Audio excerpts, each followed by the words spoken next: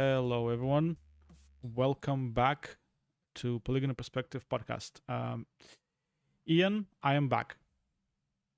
Welcome back, Serge. It's good to be back. I've been on holidays for a couple of weeks. Our schedule for this podcast isn't set in stone quite yet. We're not actually hitting every 2 weeks quite yet. So maybe for listeners and viewers, this might be not that big of a break, but for us it is. And I've been on holidays. Went to the United Arab Emirates, spent time in Dubai, Abu Dhabi, places like that. It was pretty cool holidays. I think Dubai is a very interesting place. It's a different world from the West.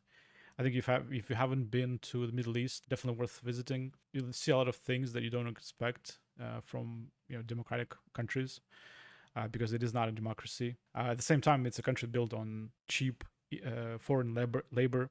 You'll see a lot of people from India, Pakistan, Bangladesh, Philippines, pretty much slaving their asses off building up this country. It's a very new country. There's a lot, if you're into history, there's not a lot of that stuff there. You'll see a lot of new buildings. You'll go to like a king's palace, and it was actually built like 5 years ago. You go to like the oldest mosque in the world or something, and it was built like in 2005. So there's a lot of things like that. It's a country built on oil, riches of the oil, and it really shows. But still, it's a fascinating country, and I definitely recommend visiting it if you have a chance. Cool. Other than that, I did have a chance to check out a couple of things that came out. So one of them is Tempest Rising. Have you heard about this game? I've never heard of this game. Right. So it's the demo came out recently, and I was checking it out. It's by a bunch of people from the team that did Command and Conquer. It's essentially their attempt to make a similar game. I think they partnered up with 3D Realms, and together they're making this new game. And they actually have Frank Lepaki on board for this, famously known for creating the iconic soundtrack for pretty much all of the Command and Conquer and Red Alert games. So I'm quite excited about this. I don't know what you think about this, but I think recently the games in this genre are kind of slowly coming back, and I'm all for it. It seems like they're just not being made by the larger studios anymore. They aren't interested. They're not. They don't. These kinds of games don't pull in huge numbers. Yeah. As far as the publishers are concerned, but it seems like indies have figured out ways to produce these kinds of games on a smaller budget. I've never played the Command and Conquer games. It's always been a series I've always wanted to get into, and I have a lot of friends who really like these games. Have you played Red Alert? No. I've only just briefly touched. I think I might have briefly touched Red Alert and then the remasters of 1 and 2. Well, they are worth playing for sure. Even today, I think the campaign at least. So I think my favorite is Red Alert 2. I spent a long time playing that, a lot of time.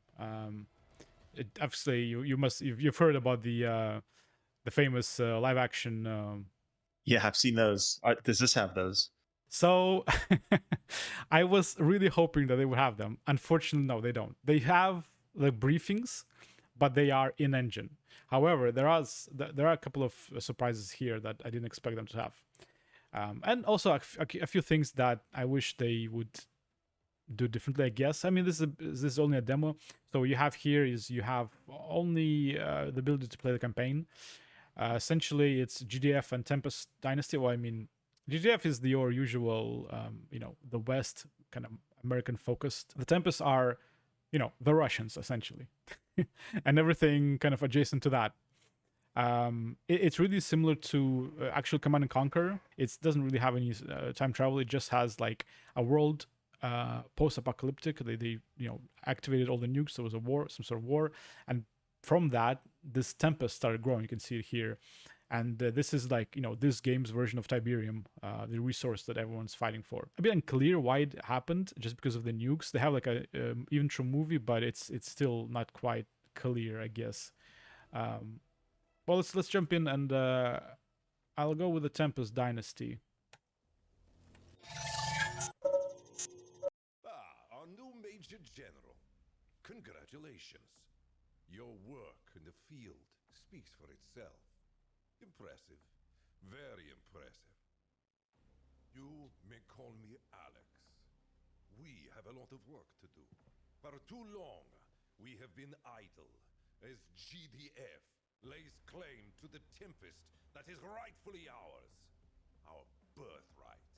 This responsibility fell to me. And with every fiber of my being, I swore that I would lead our people towards the destiny that my father had envisioned.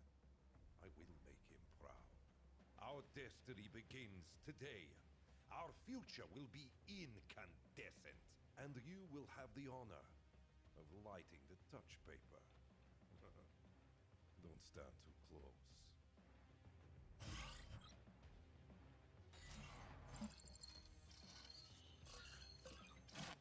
Yes, I have your signal, General. It is good to see you. My name is Lieutenant Melnick. I will be working with you as your intelligence officer for your missions. Command is opening requirements for Tempest harvesting. You will be reclaiming Tempest from Dynasty soil in the Balkans, currently under the control of GDF. A storm is brewing, General. Stand by. I'm connecting your terminal to our command systems. While I get the unplug online, if you have any questions for me, I'd be happy to help. So one of the things I did not expect here is conversation options. Okay. That's definitely not something that the Command & Conquer Order games had. You would just have a briefing and, you know, funny or otherwise, and then you would just be on your way to the mission. Here, though, you can actually, you know, ask her things and, you know, have a bit more of a exposition. I think you'll appreciate their utility. While GDF still uses stationary refineries, our mobile rig platforms refine the fluid harvested from Tempest pods on the move. We have almost 200 rigs presently deployed across Eastern Europe. The more radiation, the better the Tempest grows. The pod fluid is widely... I mean, I like everything about this woman's style. Fossil fuels don't even come close in fuel efficiency. It's easy to harvest as well, providing you're properly insulated, of course. I hear the lab coats are researching possible uses for vines themselves. That way, nothing is wasted. Right, yeah. So she was talking about the differences between GDF and Tempest and the way they harvest the Tempest.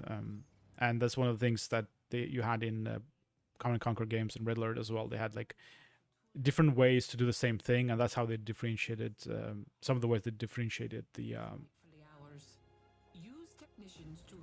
sides you could play as. And they're doing that here, but I feel like it's also one of the problems. And I feel like that's one of the problems where I kind of want this to be a bit more like StarCraft 2, actually, where the sides are so different that you have to completely change the way you think about playing the game when you play each side. And I'm a bit concerned that they really kind of don't have that yet, at least in this demo. Like, yeah, they have a different way to harvest the Tempest, but I feel like it has to be a bit more to make it interesting. I also think that they rely a lot on cutscenes here. You know, it's cutscenes in development are so expensive, right? You know, all the sound, the audio, the animation, the graphics. That I feel like they could have just done an in-game quick intro to the mission and then just be done with it. Yeah, I wonder. I mean, as strategy keeps went on, I think it became more story focused. Try to pull players in with characters and plot, and keep them caring. Especially if you want to make a sequel and you can bring back characters and things. Yeah, that's fine. Because otherwise, maybe they just want marketable things to put in the game. I guess that's one way to look at it. But at the end of the day, this cutscene right here, for example, it doesn't really show much. Some guys checked the, the harvester, and then some other guys, kind of started charging. If you think about it, all of these beats can just be done in engine, right? And for a fraction of the cost. Yeah. So otherwise, this is pretty much what you expect from a Command & Conquer game. So pretty much standard fare if you played any other RTS games. These ones, the first one for Tempest and GDF, you kind of command a bunch of these units. Then at some point you can start building. It looks okay. I wish it was a bit maybe slightly faster than it is. What's the RTS that you play the most in? I will admit strategy games are a bit of a gap in my gamography, games that I've played. Mm-hmm. But the one I probably played the most of was I played a lot of Warcraft 3 growing up. Mm-hmm. Yeah, I think it's pretty comparable. And actually, Warcraft 3 is another good example of having very distinct races, right? And the way they did it. Like Night Elves would have all of these buildings that could move around. The necromancers had undead had like, what was it, the ability to spawn buildings from one acolyte. You would just summon them, like that kind of Yeah. stuff. Yeah, the heroes with the different abilities. Yeah. So a lot of that stuff is kind of missing here. And I'm hoping that once the full game comes out, I'll see a lot more of this distinct things. Yeah, maybe in the early missions, the units you have access to aren't super distinct. But also, it's unfortunate there's only two sides. I kind of feel like 3 is like the gold standard nowadays, where you can have a lot of combination. Rock, paper, scissors. Yeah, that kind of stuff. Yeah. Yeah, actually, that's a good way of looking at that. Rock, paper, scissors. You can't really do that with two sides, right? I guess maybe not rock, paper, scissors because it's not like one race in StarCraft has an inherent advantage over the other. But 3 seems to be a good number for differentiating, giving players enough choice. Yeah. So they use a lot of these kind of barrels here. Use a lot of that in these first intro missions. I'm hoping they'll have a lot more of that kind of stuff other than just the barrels, because these barrels are everywhere. Like, why are they putting all these barrels next to every building?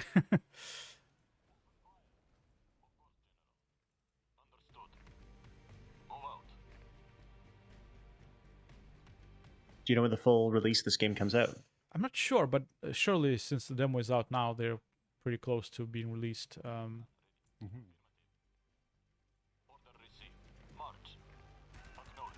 Speaking of people that used to work on the older games, Frank Lepaki's music really comes through here. I'm really enjoying it, even just in the demo.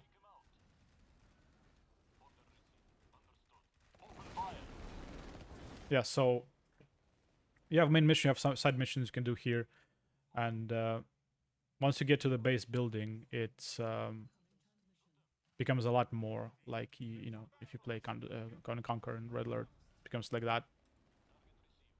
You feel at home straight away, which is, I guess, the point in a way about these games. You know, when EA announced the remakes of the first 2, I assume it was because they were gearing the franchise back up again for a new entry. You'd think that, right? They said the remakes sold really well. Hmm. But then we haven't heard anything since then. That was several years ago.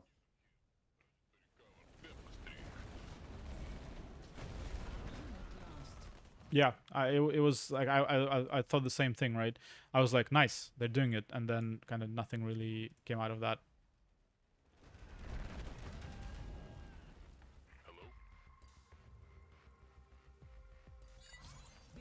Incoming transmission. Rig online. Let's get to work. Incoming transmission. Good work, General. Guard the rig while it gathers the Tempest, and use the credits to train more infantry. Unit ready. Unit lost. Our base is under attack. Want me to place a rocket somewhere? Unit ready. Unit lost. Our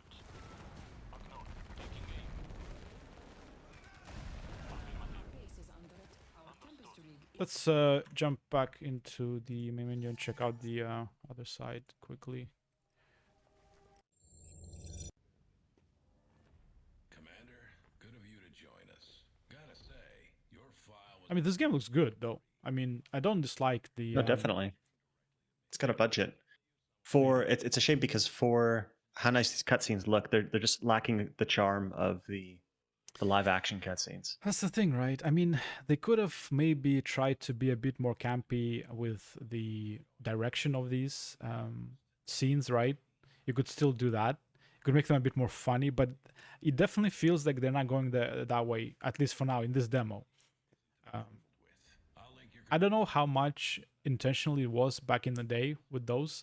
I think maybe the first game didn't really intend to be, as funny as it ended up being. But I wouldn't mind if they leaned into that nowadays. That would have been, that would been. I would have been like, yep, that makes sense. I wonder which will be more expensive to produce, live action cutscenes or these style CG cutscenes. Yeah, actually, I was thinking about that as well, and like, I kind of realized that it's probably much more expensive to do live action, right? Just because you have to pay the actors or actors more than one, whilst this one, it could be the same character artist that does all of these characters, and then a couple more people animate them. At the end of the day, it's probably a lot cheaper to do this than actually live action, and you have to like make a scene and find a location to shoot this. I can't fault them, I guess, for going this way.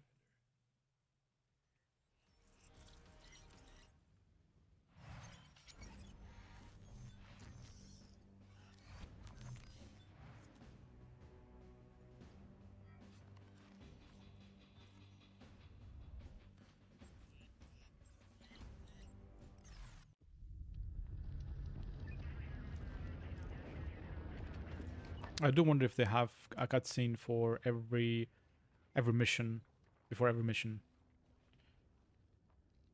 That would be impressive. Yeah, If it's a full campaign, or 2 full campaigns, no less.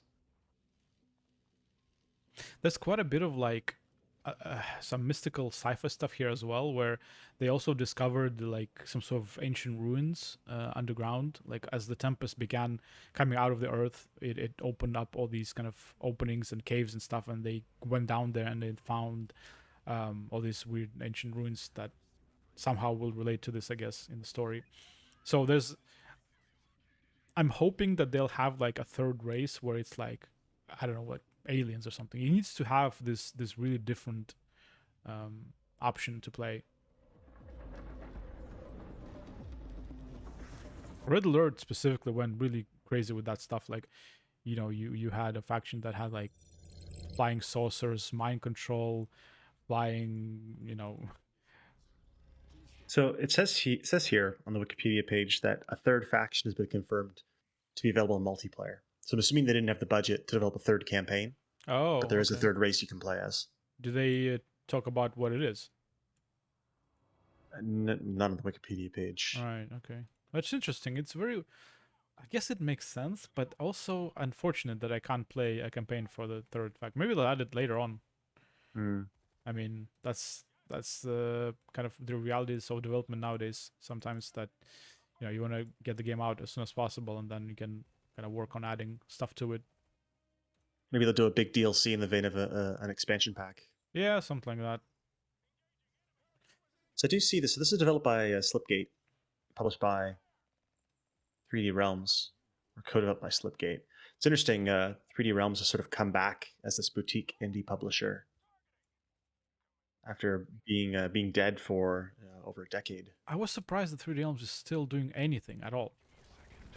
I assume it's just in name only. I think that the development team went under during Duke Nukem Forever, and the publishing side has stuck around. Right. Yes. I guess I'm just surprised that it exists in any form at this point. Yeah. And then between them and Slipgate, their whole thing has been, I guess, indie revivals of 90s style PC games. So they've been helming a lot of these boomer shooter games. That's the term, right, for these 90s style FPS games. So they boomer did shooter. yeah, boomer shooter, because I think I don't know, man. But they did like the Rise of the Triad remaster. No, not remaster, reboot. Ghost Runner. They published some games like Graven and Wrath that are upcoming, that are also early access indie FPSs. That are a lot of these are made. Some of these are made in like the original Duke Nukem engine. Using now that those games are the engines are open source, or things like they have an art style reminiscent of like Quake 1, but they're still made in Unreal. Yeah, I mean, I've been seeing a lot of that type of stuff recently in recent years in general. By and large, they're pretty good games. So yeah, certainly this one looks like it has potential. I think I think this game is like 80% there. Like I think there's definitely things that they can improve, and I hope they do. But yeah, I think it definitely has a big potential. I think the third race stuff is, well, it's apparently it's already addressed in multiplayer, so that's good. And just make sure that to differentiate them enough. Now, when you play the Command and Conquer games, you play the single player, but did you play multiplayer as well? Oh yeah, yeah. Red Alert 2 specifically, a lot of that. Yuri's Revenge, that was a good expansion.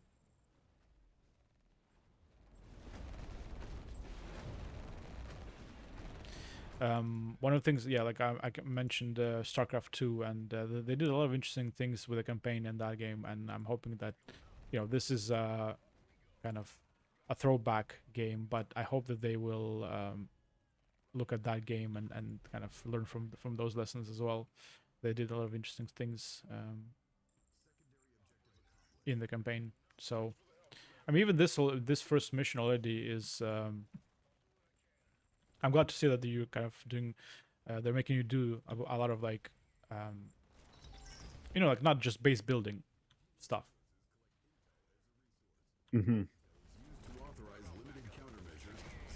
And also they have some stuff that's just not available in this demo. They have some sort of, what was it called, artifacts or some kind of system that's just grayed out in the menu. So hopefully there's going to be something interesting there as well. So do you think you'll pick up the final version of the game? Oh yeah. I'll be playing this. I keep waiting for this kind of game to jump back into RTS. Obviously, the StarCraft 2 is always there, but that game, I finished the campaign on all of the for all the races, and I've tried some of the multiplayer, but I don't know. I guess yeah, it's still there. But it's one of those types of games now that how multiplayer games get to this life cycle where it's either very new players or very old veterans that remain, and you may end up kind of playing against people that are way better than you. And I always like a challenge, but it can get a bit, I don't know. That's the story of most of my multiplayer experiences. I think it's getting into a game way too late after all of the casual players have left and the metagame has crystallized so much that you just go in and totally scared off because people absolutely destroy you. I definitely like watching StarCraft esports way more than I would probably enjoy playing it nowadays.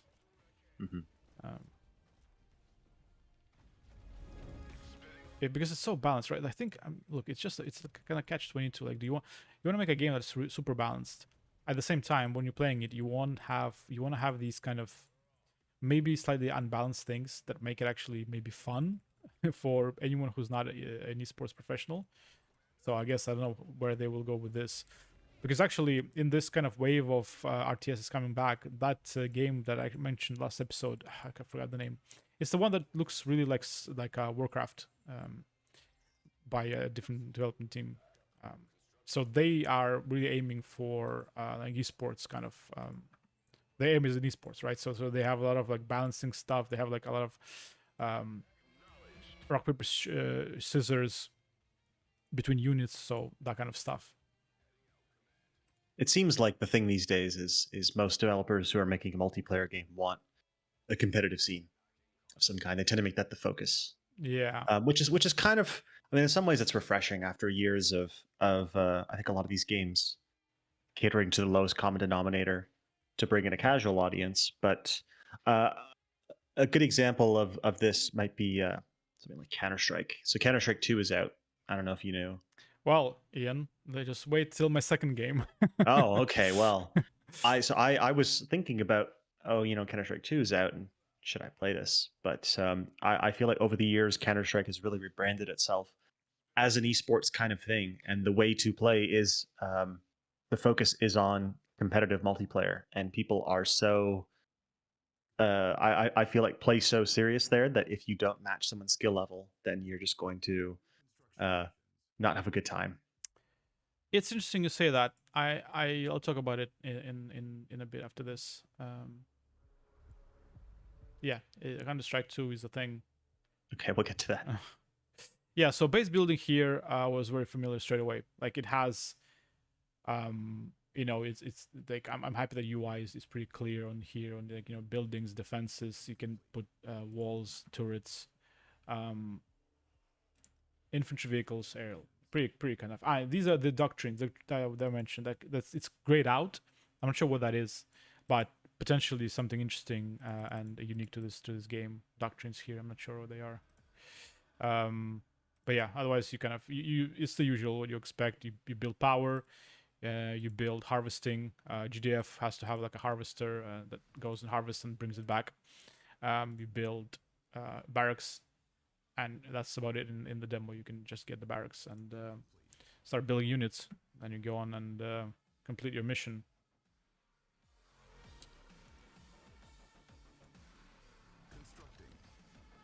So have you completed any of the demos of these campaigns yet? Yeah, I've completed them, both of them. They give you one mission for each side in the demo, the first mission.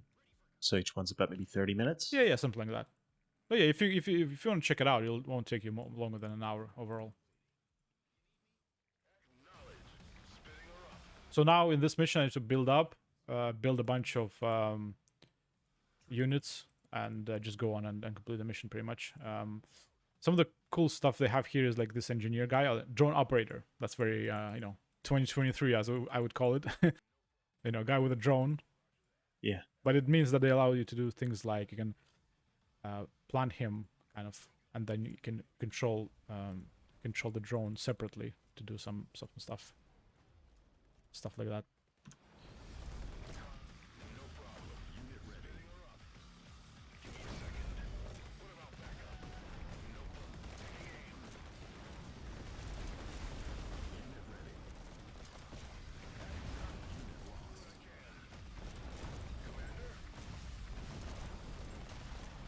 But yeah, that's Tempest Rising. Hopefully coming out soon. Nice. Yeah. It says it'll be out this year. So. Oh, nice. Oh, real quick. Was there anything that you feel? I mean, so there hasn't been a Command and Conquer game in quite some time. Do you feel there's anything here that this game does better than Command and Conquer? Even if it's just quality of life UI or things like that. Not really. Not in the demo yet. I think that question can be answered a bit better once the game is out fully and I've played a bit of it. Then I'll get a better picture. But right now, UI in all of those games were always good in my mind. I think that was never a problem. The campaigns were great. So this game still needs to maybe prove to me a bit that it's actually better than those games. It has potential, but I'll have to play the full game to actually see that. Okay. Cool. And the other thing I've been playing, which you already spoiled, Ian, was Counter-Strike 2. Without me, apparently. Yes, I actually wasn't sure if you're gonna play this, that or not. Well, we could talk about that. So this Counter-Strike 2 just came out. Pretty emotional online. I don't know if you've read anything about that. Everyone was kind of saying goodbye to Counter-Strike Global Offense, thanking it. And you mentioned something, about Counter-Strike rebranding itself to be an esports title, but I feel like that happened so many years ago. It's just I thought about 2. I thought about should I play 2, and my feeling is like Counter-Strike is really fun these days if you've got 4 other friends to play on a team 5v5. Oh yeah. But if you're playing with random people, like I feel like I'll have a good match, and then I'll have so many bad matches after that, and it's almost like I'm chasing the high of that good match I had with a good group of people. Yeah, I think that can definitely happen, but I think to this day it's such a low stakes entry into just a match. If you know what I mean, like if you have a bad match, it's so easy to just join a different match or wait for the next round or something, because they're still, to this day, they're still so quick. And actually I started playing this game and I thought, okay, I'm not going to read anything about it. I'm just going to jump in and see how me as a player who stopped playing this game at 1.6 how easy is it to jump in and just play again, and it was super easy. So again, I've stopped playing at 1.6, so a lot of the stuff I'll talk about as new maybe isn't actually that new. Maybe it's been in, Counter-Strike Go, so I'm not sure. So you have your kind of character, I guess. It's all based on loadout. Loadout just means that skin you can put put skins on different weapons as a default.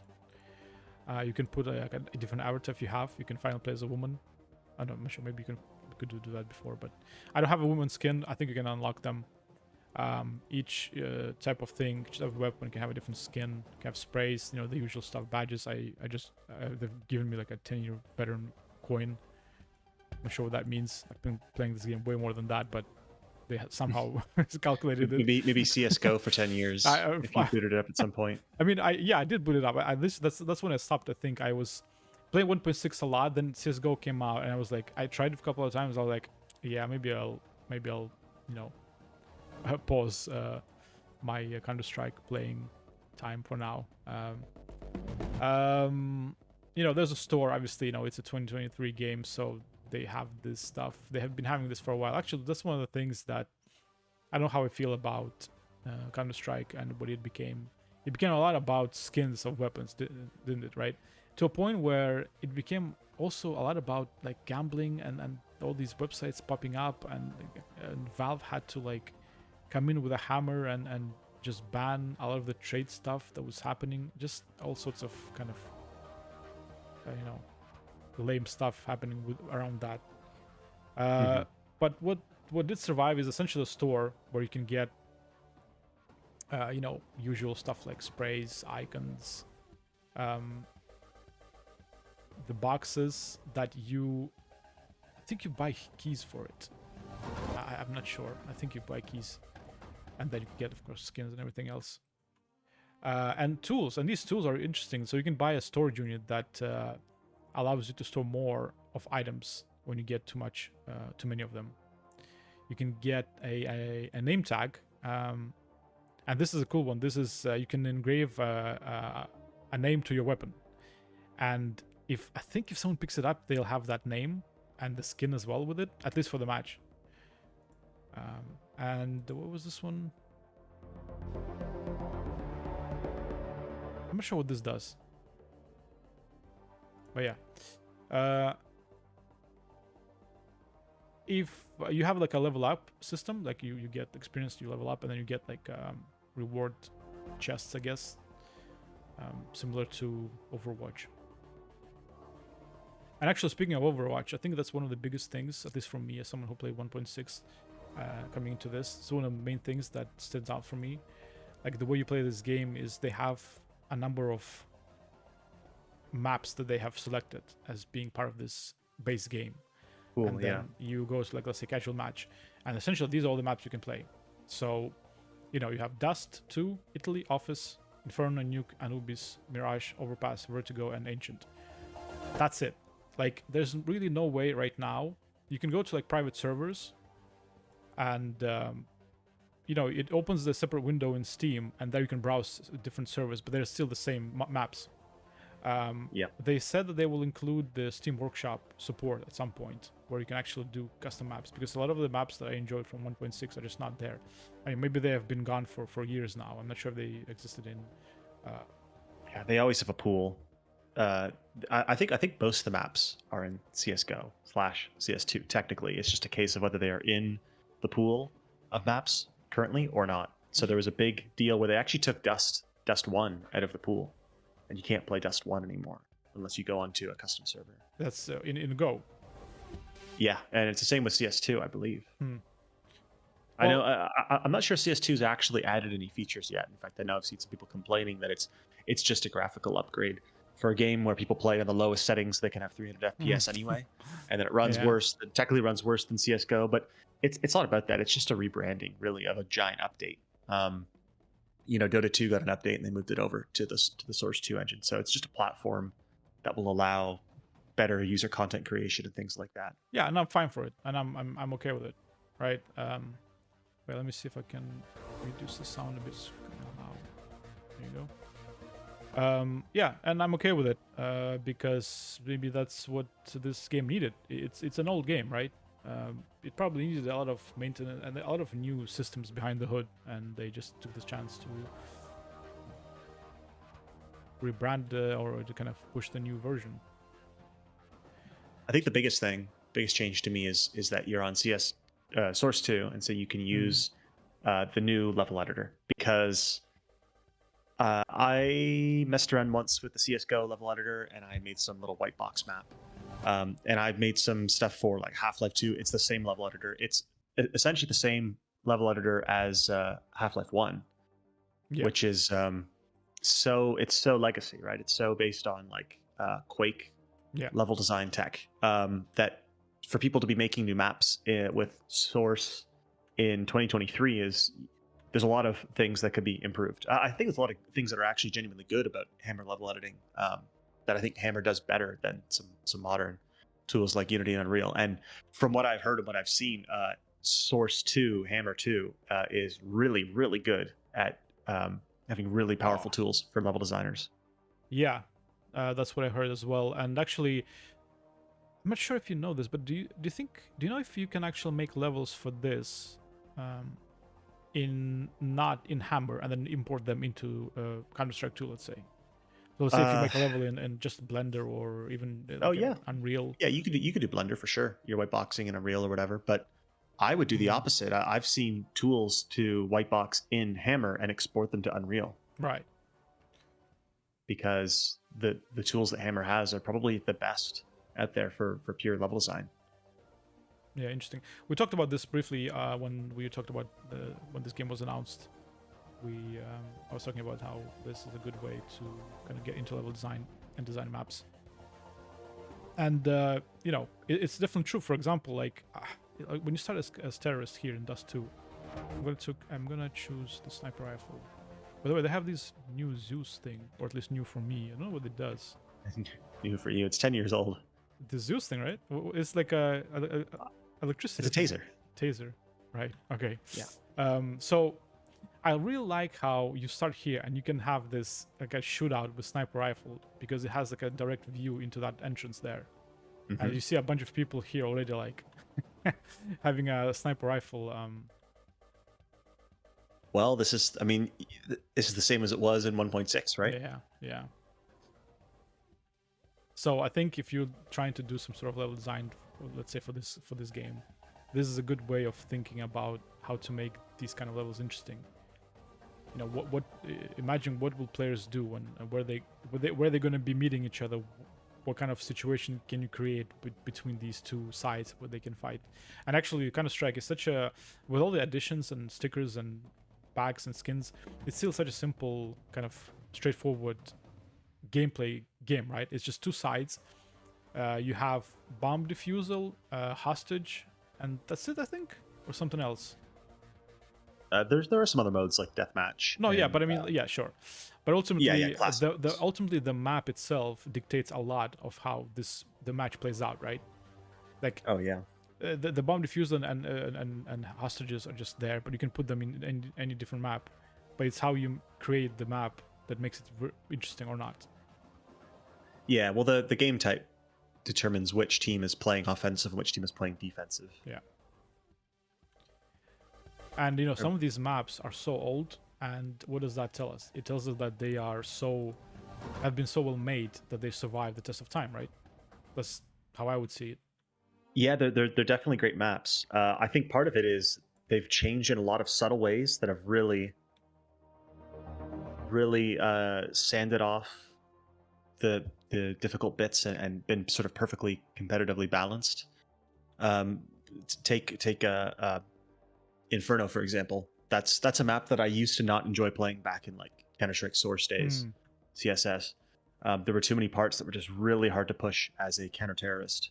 And then I was playing it in CSGO years later, and even early CSGO, it wasn't a great map. And over time, Valve made all these little changes to make it easier to hold spots, and suddenly it became a really good map.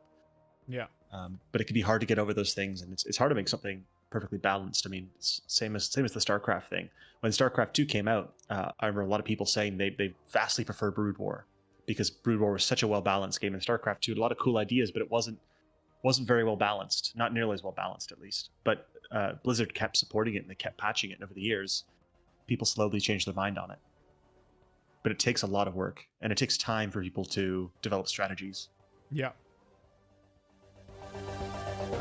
So I'm just salivating over how good these maps look.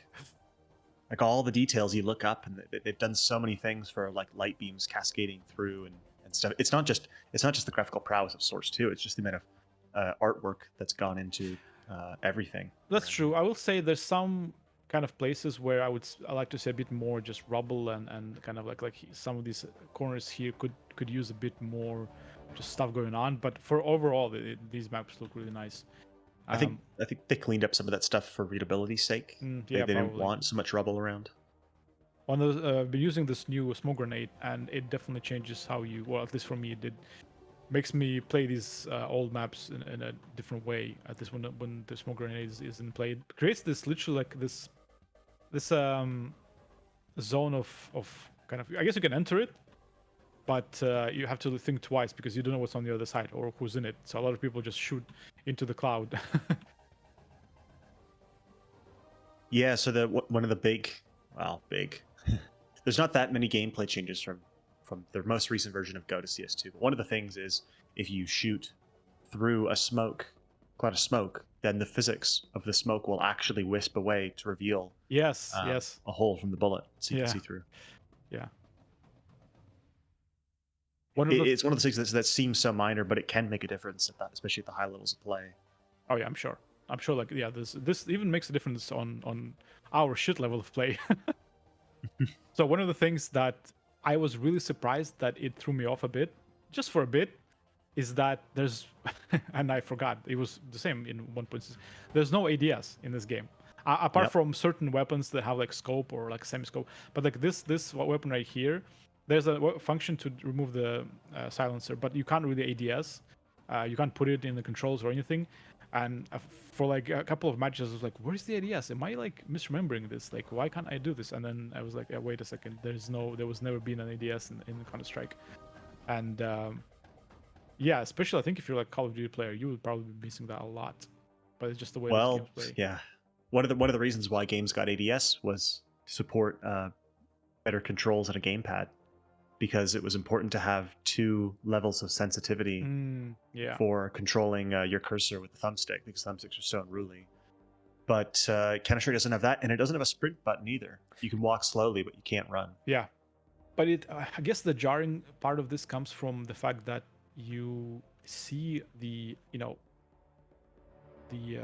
sights on the weapon, so naturally you would expect to be able to kind of use them, but you actually can't. It's just a bit abstracted. You notice as well that you can still crouch jump in the air to get on top of boxes and things. I won't make you do it now because you're making your last stand. But wait, what? Yeah, they're wanting to kick you. Why do they want to kick me? Probably because you're not checking the bomb site that you need to be checking. Oh, okay. Well, I assume they've all got. Yeah, they won. Oh no! I should vote to not kick myself. Yeah, I mean, that's a good example of this game having that, quote unquote mature player base where you can definitely get in situations where they expect you to be like just the other match yesterday, people saw my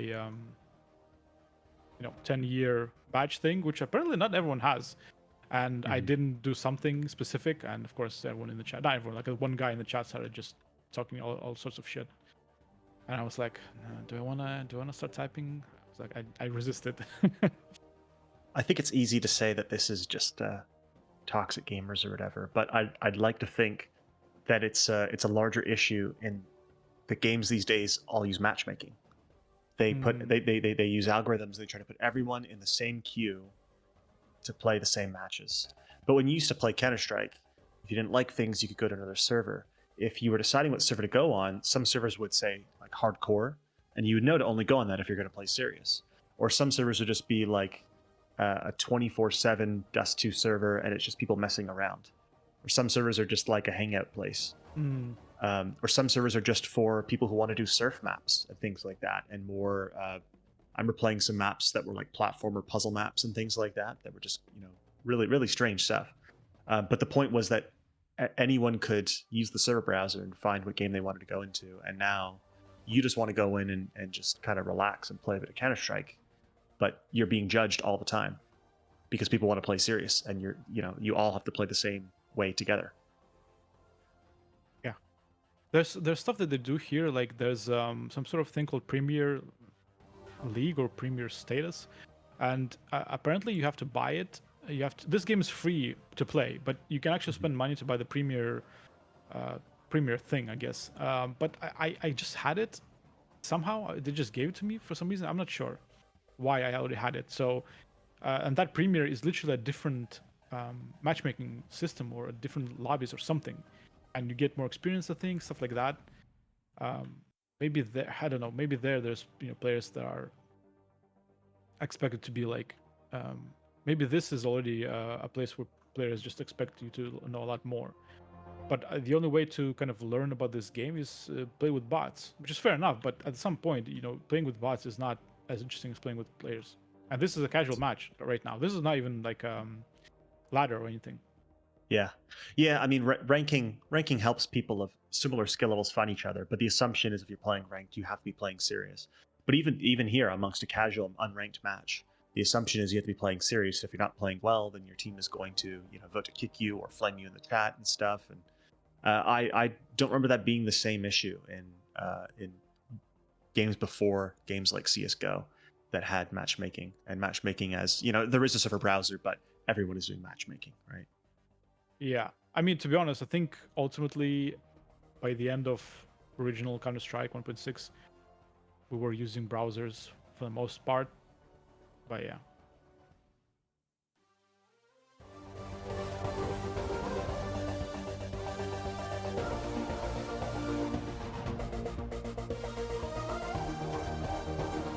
The fire, I'm not sure if it's new. I'm not sure if the CSGO had that, but that's also something that I'm not used to in Counter-Strike, and I'm often CSGO introduced the Molotovs.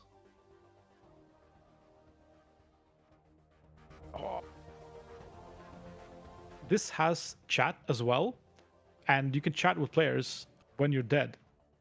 But when you're dead, you can actually change a camera mode, and you can see overview and see the enemies. I'm not sure how they're handling that, because I can just tell my teammates where the enemies are, right? There might be something. They also have a free flycam cam, which I'm quite against, because you can see. Look at this. That's not something I want to show players. You know what I mean? It's like there's no need to show players this. I love that stuff growing up. I always like flying around these maps and seeing how they were built, which maybe was good for my level design career. Yeah, but this is. I think it's great that Valve is willing to peel back the paint and show you all of the map. I think it's nice too, because if you don't want to just spectate someone, you can just look at the pretty map, or you can, I don't know, start looking at the map from a different angle and thinking about what you want to do next. Yeah, so there's casual, which is what I was playing. There's deathmatch, private matchmaking. You can do your own lobbies. You can do wingman, which I have no idea what this is. Unfortunately, this UI doesn't actually explain this to you. It's 2v2. Okay, well, I wish it would literally just say it here. Competitive stuff. And Premier, that's the one I was talking about. And I still need to play a bit more of the other modes for this to unlock. So I'm actually not sure what's the difference between Premier and, let's say, competitive or casual. I guess it's just the paid pool. I've never spent any money on CS:GO. So yeah, I don't know. I didn't either. I didn't spend on this, and somehow I got it. But yeah, let's see if we can join one more match in Italy or Office, I guess. That's another thing. It's like you can't choose, right? You can choose Dust 2 specifically if you want, but if you want Italy, well, you should hope that you can only. You have to rotate it with Office, yeah. I don't know why they put these two. Is this hostage? Because it's hostage. Yeah. Okay, yeah. But I guess if you want specific map, you have to go to like a servers then. Yep. Ah, Italy. Nice. See this? This is the problem. Yeah, so casual here says friendly fire is off, more experience, I think, or stuff like that.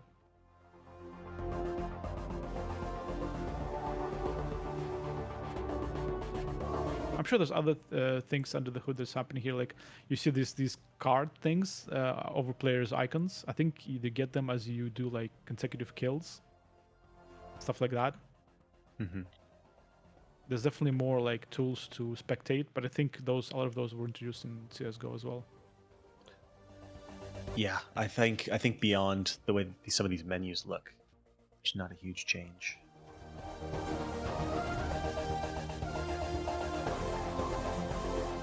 Yeah, I think overall it was really familiar. That's my biggest takeaway, and I'm happy for it because I don't know, maybe I'm an old man screaming at the clouds, but I don't mind that some of my games that I played back in the day are still the same games and that I can enjoy.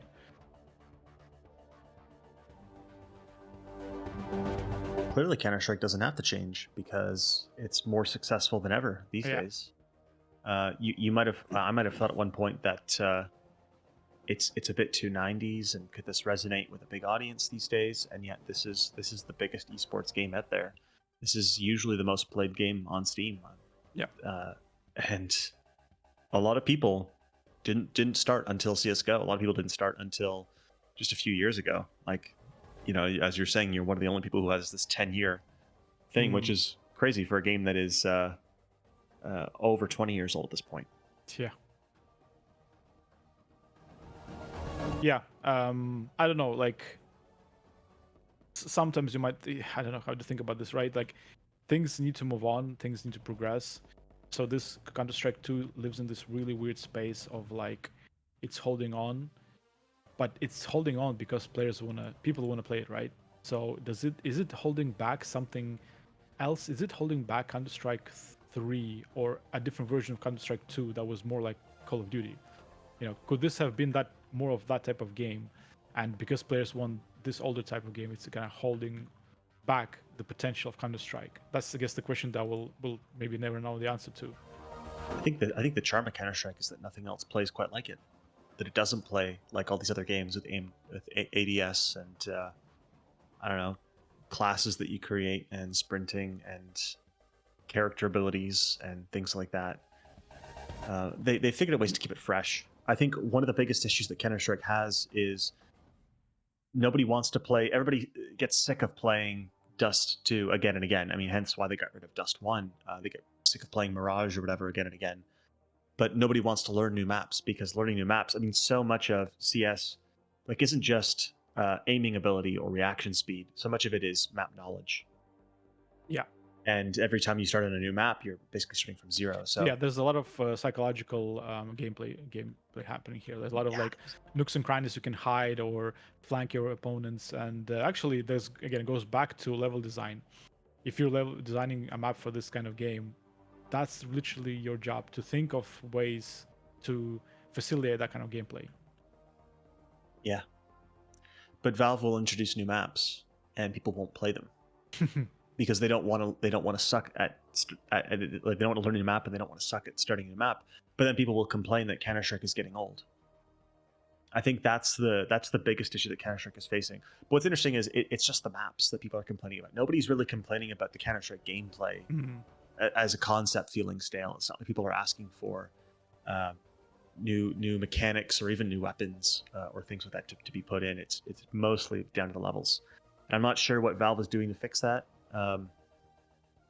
but maybe CS2 will have the answer. Yeah, probably the answer is nothing. One of the problems comes back to when these maps. I mean, even when a map like Italy got introduced, it wasn't nearly as balanced as it is today. But people were a lot more forgiving of that back then because the game was so less competitively focused. But these days, if you introduce a map, you could focus test the crap out of it. You could stress test the crap out of it, and it's going to release, and people are still going to complain that it's not very well balanced. But until that map sits in rotation for years and years and gets updates, the map won't be 100% competitively viable, right? But until then, the community isn't interested in it. So one of the things that Valve has done is they've put maps in other pools, like they put maps in the Wingman pool for 2v2. They're condensed versions of the maps, or they'll put maps in like deathmatch mode or something like that. Was Wingman part of CS:GO? It was, yeah. Okay. And basically, what they put them in these less popular, somewhat more forgiving map types, and they just polish the ever-loving crap out of them. And they can sit there for years at a time, and then the maps get introduced back into the competitive pool when they are finally ready. But it sort of means that the development time of a map means that the map is out, and then it still takes years of the map being out before anyone wants to play it, and before it's in the major modes. Yeah. One of the maps that I'm really, really missing is, I think it was called the Assault. The one with the big warehouse. And I was like, where is it? I was like looking in the menus, looking in the servers. It's nowhere. And Militia as well. That was my two favorite maps. Yeah, they're not nearly well balanced enough. And Assault is a hostage map, and hostage is never as popular as Defuse. So Valve doesn't seem to give as much attention to keeping those maps around. Yeah. I even wonder if they keep a map like Officer as a formality, because it's just not popular at all. Yeah, well, that was Counter-Strike 2. I'm enjoying it. I think I'm gonna go back to playing this game as one of my regular multiplayer games. It's time. Might as well. Yeah. Find yourself 3 other people, and maybe I'll join you. Well, I mean, we can just play together versus the randoms and stuff like that. Maybe Wingman or something. Ian, what have you been up to?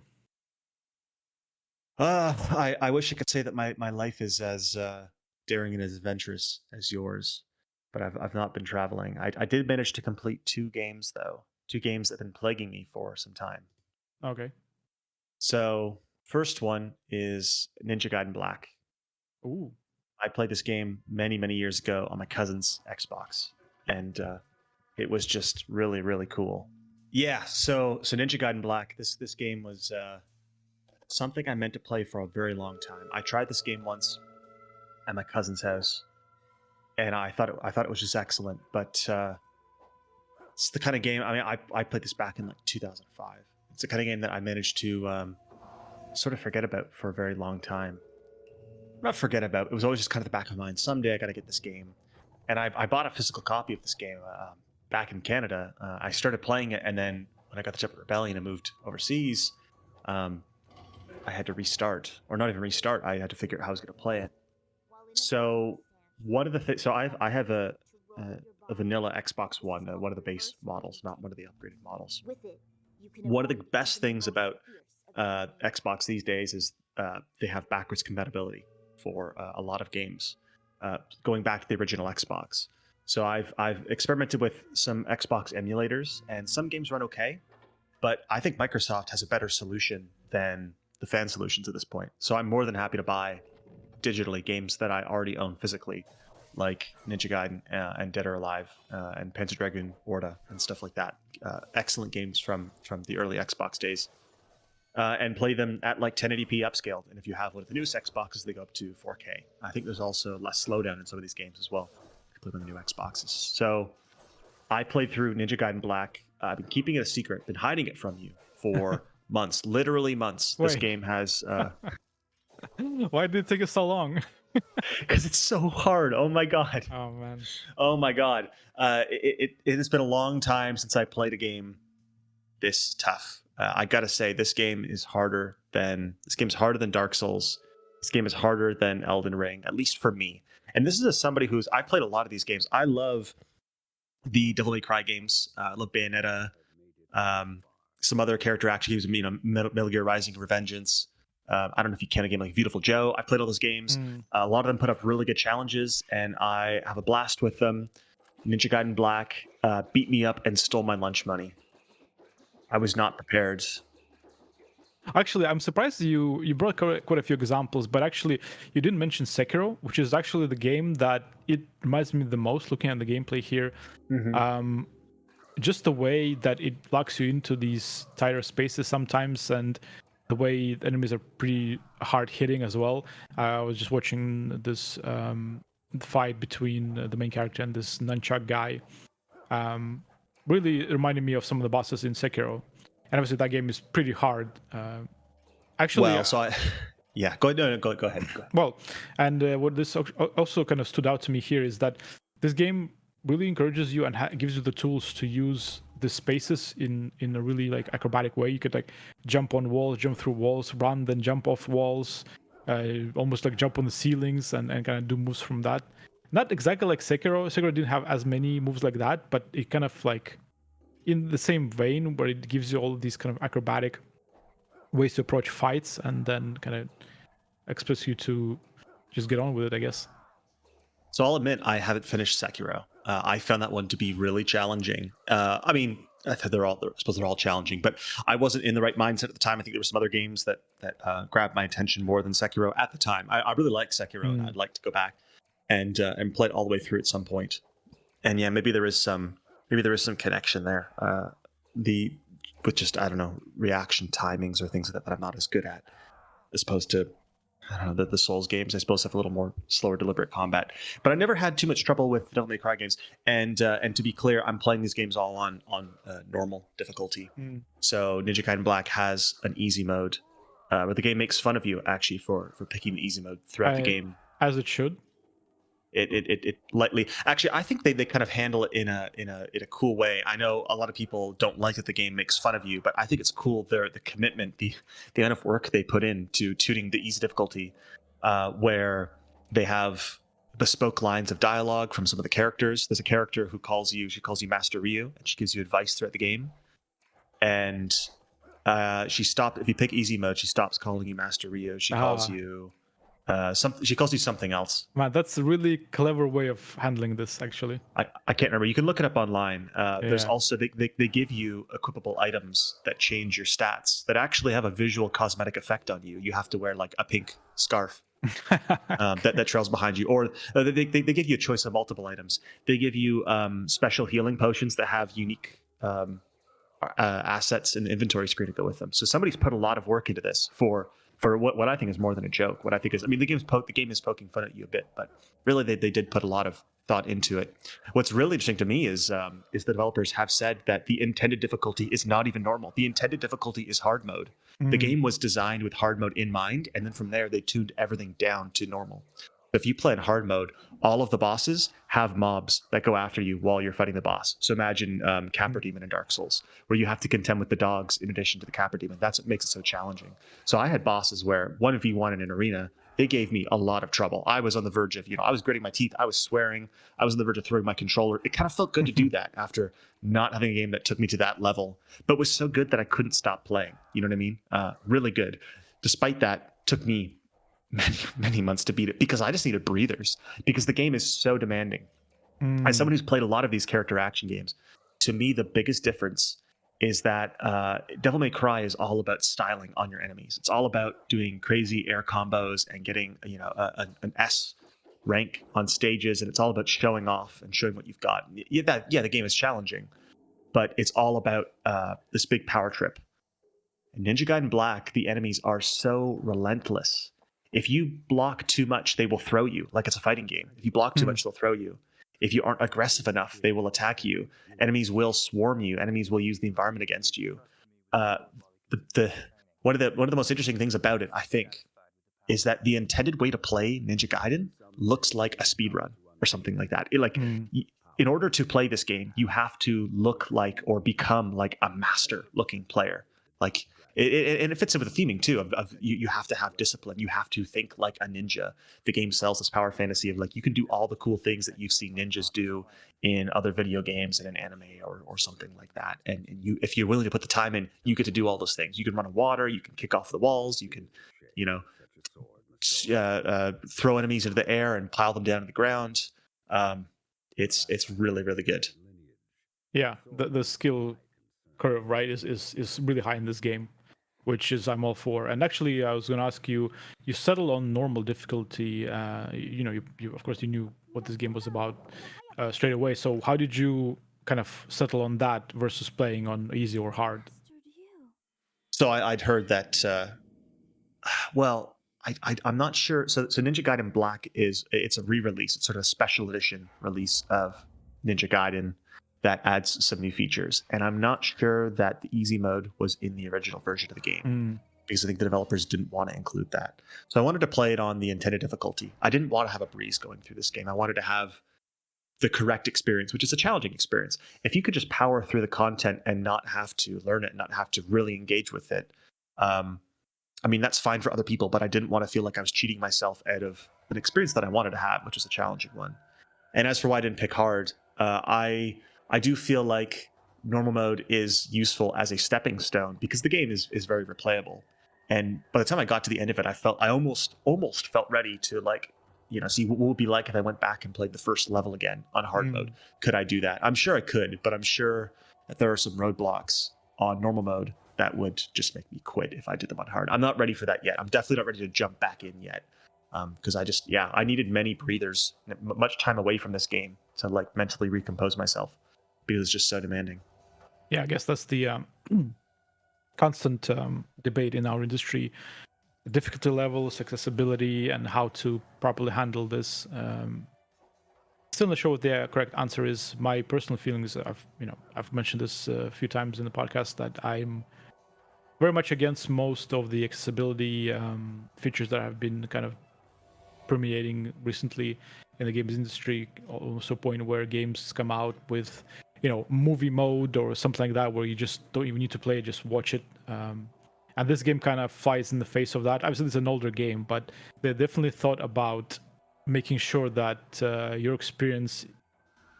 of your experience is that learning curve and that overcoming of challenge. And this game definitely seems like there has no space for people that just want to experience it casually. Should I put it that way.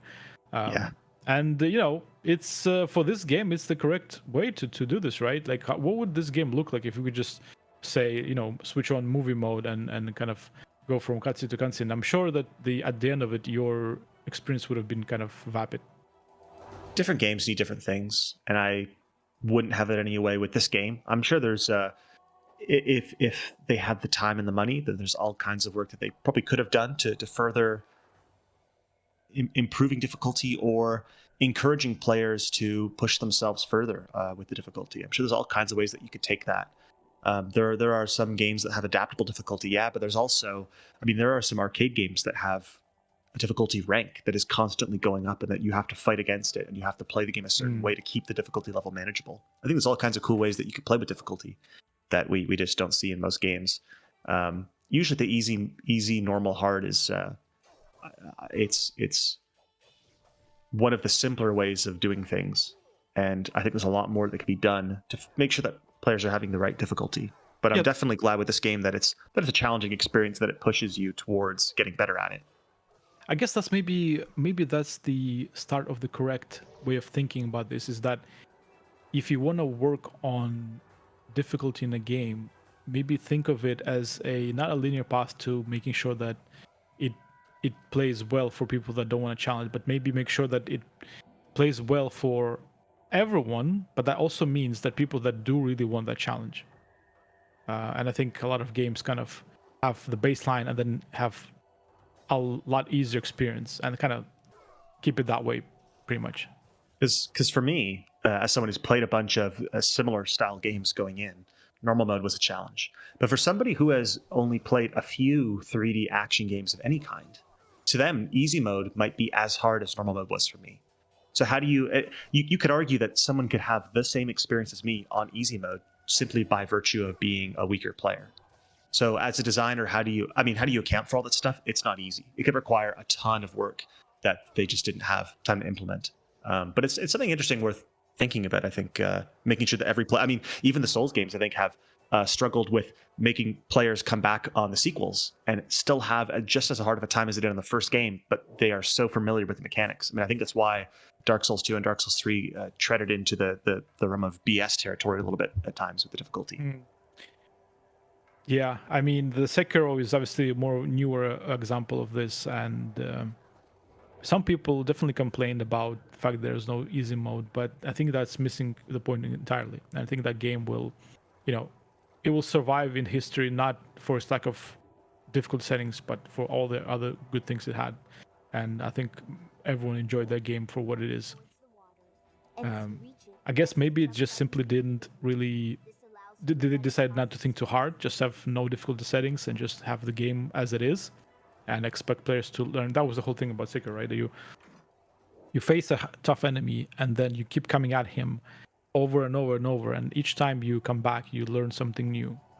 And it feels like this game is essentially like that. You're gonna get beat up by enemies, by bosses, and you keep coming back until you are that perfect ninja, and then you overcome that. Yeah, it is very much the same. I mean, I think in some ways Dark Souls can be more accessible than Sekiro because Dark Souls has an easy mode, and it's the willingness to look up where to find the best gear, and it's the willingness to summon in people for help. I mean, literally, the game has a help system built in the form of messages and in the form of co-op. And if you summon in other people, you can make a lot of bosses really trivial. Yeah. Sekiro is actually the one that is much more like you must be this good to pass through, much more like Ninja Gaiden in that sense. Yeah, or just not having equipment. Just having Souls having equipment already, that just alone already gives you a lot of options to make it much more easier for you. And obviously, games like Sekiro, and I assume this game doesn't really have equipment like you would normally think of. Yeah, so you just have your sword and maybe some skills or whatever. So you have some other weapons you can get that you can upgrade, but it's really not the kind of thing that's going to give you much of an advantage. Yeah. Cool. Yeah. So there are some sequels to this game. There are also I don't know if you ever played. I mean, Ninja Gaiden's a series spanning back into the 80s. So there were 3 of these on the NES. Mm-hmm. That are also notorious for being amazing and bone-crushingly difficult games. And there's a couple sequels as well on the Xbox 360 and PS3. So I have. Is this a remake of the first 3D game? So Ninja Gaiden Black is a special edition re-release of Ninja Gaiden, which is a reboot of the NES series. Okay, so is this the latest Ninja Gaiden game? No. So this is from 2005. So there's Ninja Gaiden 2 on the 360, and there was Ninja Gaiden 3 that both had special editions, and people often argue over which version is the best one between all of those. They have recently put out a Ninja Gaiden collection on Switch and all the latest consoles and PC. However, in the case of the collection version is not based. It's a whole thing. So Ninja Gaiden Black was on the Xbox. Ninja Gaiden was on Xbox. And then they did a PS3 version, Ninja Gaiden Sigma, which added new levels that most people don't like. And they retooled the difficulty in a way that most people don't like. And most people prefer the Black version. But it's the Sigma version that's on all the modern platforms. So one of the reasons why it took me so long to play this game was because I wanted to get an Xbox and I wanted to play what most people consider to be the best version of the game. So what have they done to the difficulty? Did they make it easier? I think they might have made it easier in some ways. They might have made it difficult in some other ways. I think they changed the way that some of the weapon upgrading system worked. Mm-hmm. The way that some of the item system worked. I could be wrong. I might be thinking of the sequel. But I know that they added several levels where you play as a different character, and everyone agrees that they don't like those levels. And they also got rid of some of the puzzles in the existing levels. I don't know if they wanted to streamline the experience and make it a little more action-focused, but I think a lot of people don't like the removal of some of these platforming sequences and puzzle sequences and things like that. I'm looking at this gameplay here, and there's a really fat man with a laser gun. I did not expect to see someone like that in this game. Yeah, tonally, it's all over the place. There is kind of sci-fi stuff. There is fantasy stuff. So this is not set in like feudal Japan, is it? No, it's set in the modern day, and you're going to a fictional country in this game to get revenge for your clan being slain. Okay. Yeah, so I have ordered the sequel. I have, in this case, most people prefer the vanilla Ninja Gaiden 2 to the Sigma 2. So vanilla 2 is only on 360, and Sigma 2 is on PS3. But at the time, the developers had built the game for the 360, and they were very vocal that the 360 was the more powerful system than the PS3 for their needs. And they actually scaled back the action quite a bit on the PS3 version, and they made it a lot less difficult because I have heard, Serge, that Ninja Gaiden 2 is even harder than Ninja Gaiden Black. Oh, nice. So I want to try the unfiltered original version, and I want to try my darndest on that. And I'm going to let you know how it is because I've heard that the game is just absolutely bonkers. So, if you want to play these games on PC, the original, well, the Black and the 2, I guess emulation is your only option. Yeah, and I don't know where Xbox 360 emulation is in. It's in a bit of a rough state. I've seen some games run okay. I've seen games not load at all. So yeah, Okay. I'm sure it'll get better in the future. But really, the best way is to have an Xbox One, so you have full backwards compatibility. From what I understand, with Ninja Gaiden Black / Ninja Gaiden 1, you can settle for the Sigma version. It's okay. But some people are very protective over Ninja Gaiden 2, over which version is the correct version, or quote unquote correct. Cool. So, what else is new then? So the other game that I finished is Broken Sword: Shadow of the Templars. So this is a point and click game that released in the 90s from Revolution Software. One of their other big games was Beneath the Steel Sky, which I played as a kid. I love that game. That's more of a sci-fi dystopian adventure game. And this game Broken Sword is much more of like Indiana Jones, kind of Uncharted sort of action movie. Yeah. But still through the method of solving puzzles and talking to people and exploring and that sort of thing. It's got really nice hand-drawn graphics. It's got good writing. It's got good puzzles. It is massive in scope. Like it's quite a long. I thought it'd be a long game for an adventure game. You go to all different parts of the world, hunting down this ancient Templar relic. It's got okay voice acting. It's got some really interesting conversations where you can ask anyone about any item in your inventory. So your character won't just say, "Oh, I'm not going to bring that up with them."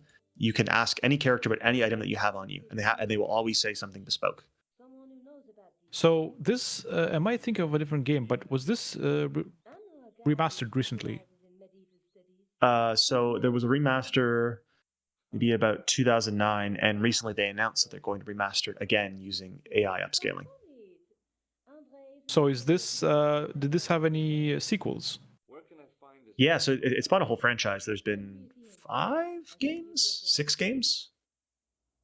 There's a woman. And you've been playing the first one?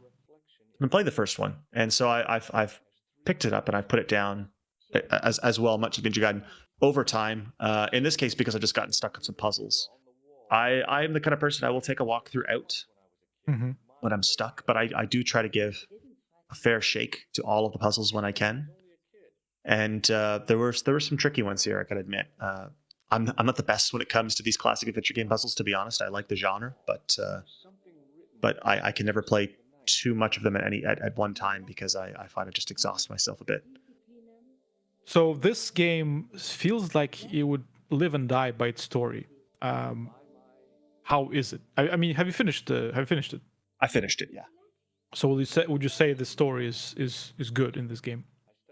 It was a good story, yeah. It was a good story. There's some fun characters. Was it the best story in a point and click game? I'm not so sure. I think I also ran into the problem where I don't know if you've ever played a game over a really long period of time or read a book or a TV series over a very long period of time, and then when you pick it up near the end and they start referencing things from the beginning, things that you haven't been reminded of in months, you're like, who's that? So that's a bit my own fault, but I did enjoy it, and mostly the characters were good, and I'm interested to see where they take them because George and Nico, you play as George and you work with Nico throughout the game. They return throughout each game on a different adventure every time, basically. A bit like Nathan Drake and Elena in the Uncharted series. Is it a long game?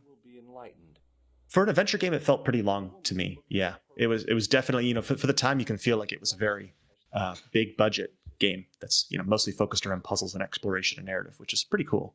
One of the reasons why I wanted to play it now of all times was because one of the writers in this game was Jonathan Howard, who's a Rebellion employee these days. Oh, nice. So he's on the narrative team on the project that I'm working on, and we work together sometimes. So I'd always meant to play this game. Like I said, I'd already enjoyed Beneath the Steel Sky from Revolution, and I'd heard so many great things about this game, and so I was sort of lucky enough to play this game and then tell him that I've been playing it, and I get to poke and prod him and ask him questions about development and things like that. And he really enjoyed working on this game, so he's more than happy to answer any questions that I ask. Nice. I've been meaning to get into the point-and-click adventure games for a long time now. Specifically, I've been looking at Siberia series. Siberia, yeah. Yeah. I don't know. I need to find time for them. There really are kind of games that you have to sit down and be in a mindset of taking it slow and reading, right? And like looking at these puzzles and thinking about them. Definitely not the type of game that you just switch off your brain, feels like. Yeah. So much of it, I think, is just inhabiting that world and chilling out and vibing in that world. To me, it's almost less about the puzzles than it is just about the fact that the puzzles make you click on everything and interact with everything and talk to everyone and think a little bit about the world around you. I think that's the most important thing. So I think so much of it is just do you like the visuals? Do you like the writing and that kind of thing? And is it a cool world that you want to hang out in? I think with the best adventure games are in worlds that feel unique to their own. Like their worlds about being a pirate, or their worlds about being an explorer, an archaeologist, or something like that. Then you want to inhabit that world. Yeah, I keep thinking that these types of games are so incompatible sometimes with the way like a lot of gamers nowadays, where they can't even be bothered to read really anything on screen, or item descriptions, pickups, notes, or anything like that. They just want to get past them and get back to the action. So it feels like this game is literally like the worst kind of thing for those type of players, and it's really hard. Like if we had to make a game like this today, it would be a challenge to design something that would attract everyone, like all sorts of players. How do you kind of, or maybe it's impossible. Maybe you just need to worry about players that really enjoy this type of game and making sure that they are having a good time. Do you know anything about? I think these games were really successful back in the day, and they were successful with usually a different audience, because maybe slightly older gamers or more patient gamers or more women would play them, people who weren't as into something like a shooter. And then over time, I think the business just moved towards more action style games for a lot of different reasons. And these games have sort of died out, and I think they still sort of exist from time to time as these retro throwback games. But I think more than anything, the spirit of these games has evolved into modern indie games, like walking simulators and stuff like that. When I played like The Vanishing of Ethan Carter, or when I played well, the games like Layers of Fear, Gone Home, and Layers of Fear, those games definitely carry the spirit of these adventure games with them. But there's still something different about these 2D, like hand-drawn. I definitely want to see them come back in a bit more than they have, maybe. But games like Layers of Fear are in the spirit of these games, but they're not really the same type of thing, really. Yeah, to some extent, they are just sort of a I don't want to say a dead format, because obviously people still buy them, but they have. It's weird that these games used to sell millions of copies, and for one reason or other, they have just become this niche thing. And maybe it's because it's just been so many years since any publisher put actual money and weight and marketing behind them, that they're always an indie thing now. What's that other one that was also kind of popular back in the Monkey Island? Well, Monkey Island, yes, but also Gabriel Angel, or was it? Yeah, Gabriel Knight. Gabriel Knight, yes. Yes, the Sierra point and clicks. Those games had enormous budgets. Myst as well. Myst was huge. Myst, yeah.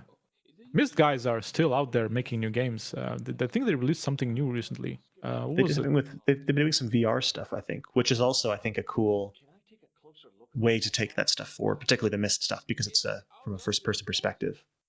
Well, perhaps I will have to look at the list of games I have to give you and consider adding some adventure games to the list, so we can get you to dip your toes in the genre. Mm-hmm. Yeah. Firmament is what they released recently-ish, 2018. Okay. Cool. Well, that's what I've been playing lately. All right, cool. If that's all with you, then we'll take a break and come back with news.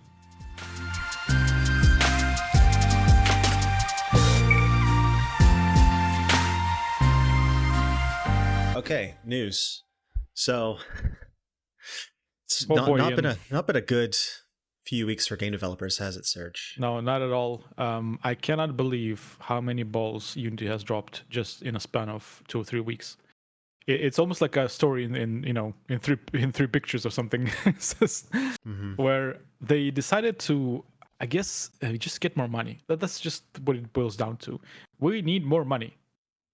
So they said, I mean, there was a bunch of changes, but I think the one that stood out for everyone was the one that said that they want to charge for every install of the game, which just created so many logistical problems. And there was so many, especially indie companies, that said that that would decimate their income entirely, or it would make it impossible to even create games on this engine. It's a silly metric, and they claimed that even older versions of Unity would still be beholden to this new thing, which I think is legally not allowed. You could take them to court over this, but they still thought that they could do it anyway. And unsurprisingly, they have backpedaled on some of these things, not all of them. The biggest one is that until Unity 2024, that version of the engine, you still get the original royalty scheme. So developers that are currently making games in Unity can ship whatever it is that they're working on, and then they can find another engine. And I think that's just what it's going to lead to, because even if they turned around tomorrow and said, we're firing our CEO, we are rolling back everything, trust has still been breached. The fact that you could be making an engine, or you making a game in this engine, and tomorrow you'd have millions of your own dollars invested in it, and tomorrow they could rug pull you like that and say, actually, we're changing all this stuff, and you have to comply with all this. I mean, that's always been true. That's kind of always been a potential issue when working with other people's engines. And so you do have to just have faith in this company to not screw you over, basically. And Unity has shown that they are willing to do that, right? So I think a lot of people developers are going to be abandoning Unity at this point, even if everything rolled back. It's really sad how we'll never know how many games and projects would have been made on Unity, and there never will be, or how many games will just never be made at all, because they just can't afford to switch to other engine. And what you said about trust is really, like, this is the key, right? It's like at some point when you get used to using something in a certain way, there comes like a point where a critical mass of time where you cannot change how you approach that thing. And when companies try to do that, everything falls apart, and they just don't see that. It's just like, imagine if Steam today said, we're going to be there's a new charge, and if you want to keep using Steam, you have to pay monthly fee. How many people would grab a pitchfork? You have to kind of understand how people are using your product and how long have they been using it, and what that will do to everyone that is engaging with what you're selling. And I don't know how much truth to it that is, but a lot of people were saying that some of these changes that they went back on was because they would have to fight Nintendo and Microsoft for money, essentially, and their lawyers. And who wants to fight any of those people? Well, yeah, because what if people download your game for free off of Game Pass? Who's going to pay for it, right? And they said that Microsoft would pay for it. So yeah, sure. Yeah. Oh man, this they dropped so many balls. I cannot believe. And what's even more egregious is the fact that John Riccatello sold 2,000 shares a week before Unity revealed its runtime fee. Oh, yeah. That is such a scummy move, and this guy should be just chased out of the office with a whip. All the biggest shareholders of Unity sold millions. Yeah, a bunch of them did. Yeah, but he is obviously the face of Unity, so I don't know. I think this man thinks he's living in like 1987 or something, and it's not 2023 where your every move will just be exposed immediately. Do you really think that he can just sell so many stocks and then make this change and nobody's going to notice? Well, maybe he doesn't care. I mean, I don't know. Now what happened eventually is that now they're sending all these apology open letters and saying how they want to regain the trust of the users and developers and everyone else. Well, how are you going to do that? You've broken it so hard now that man, I don't know. It's really not a good time for Unity at all. Yeah, I wonder how much longer Unity will even be around in its current state, to be honest. Because nobody's going to use it anymore. There's no point. Unless you're making maybe a free-to-play game. I actually think it's going to survive. It's going to be in that state of always having that scummy past behind it. And yeah, maybe it'll just mean that it will never reach the heights that it could have reached before. I mean, Unity's been doing things for years that have been ticking people off, even compared to other engines. They've been taking on all kinds of U.S. military contracts and neglecting features that game developers want because it would better. They've been focusing on things for military simulations and stuff like that, from what I understand. So, I haven't worked in Unity for a few years, but when I started as a for-hire developer, I did several projects in Unity. I'd say Unity is an engine I have a decent amount of experience with, and I don't know anyone who's working in Unity who has been happy with Unity for several years now, to be honest. Leading up to this, a lot of people have been eyeing Godot in the indie scene. Yeah, I haven't have much experience with Unity, so I don't want to comment on the actual usability or ease of use of the actual engine. I just know it was one of the, at the end of the day, no matter what, it was one of the top 3 or top 5 engines of our time, really. Like, that's what everyone's using. That Unreal Engine, Godot, yes, but Godot is still, like... It's very new. Deeply indie, yeah, and that. So...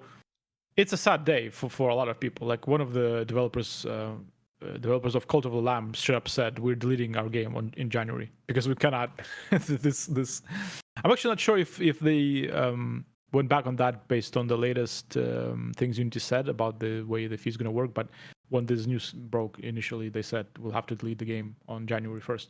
So if you haven't bought Cult of the Lamb, which apparently is a pretty decent game, you have till then.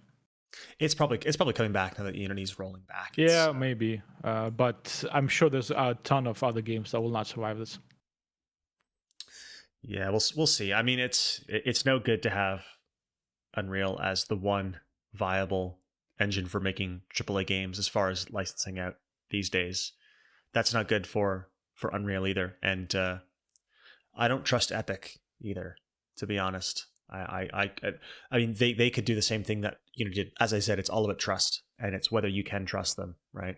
And well, we shall see, right? But if you're making a game and you're making a AAA game and you don't want to write your own engine, you are more or less at the whim of Epic at this point, which is a scary thought. Right, that's Unity. We'll see how this unfolds. I'm sure this will be years-long affair for Unity, and ultimately, I honestly think that a lot of developers, even on the Unity side, were probably just kind of victims of that as well.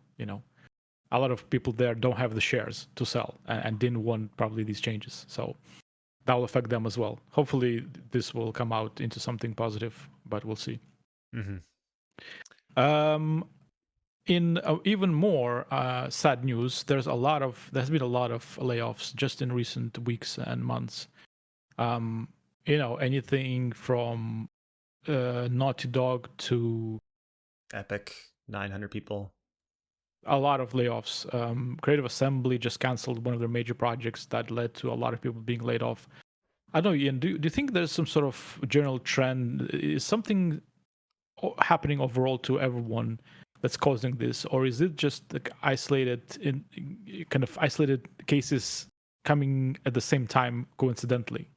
Well, at the risk of sounding like I'm rattling off stupid shit and getting called out for it, my assumption is that these are publicly traded companies who are getting in trouble with, or not in trouble with, shareholders are unhappy because the global economy is bad. So during COVID, there was the speculation that maybe video games are recession proof, because when every other industry was suffering, everybody went and bought copies of Animal Crossing and bought a ton of video games and stayed inside during COVID.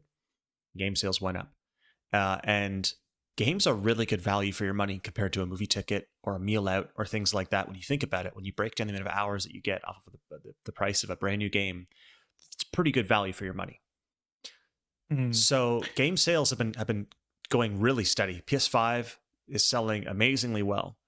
But my assumption is that publicly traded companies, the shareholders, all of their investments, their other investments, are being impacted by this global recession that it seems like everyone's facing, and they want to see the companies that they're investing in cutting costs. Even though profits are up, they want to see costs being cut.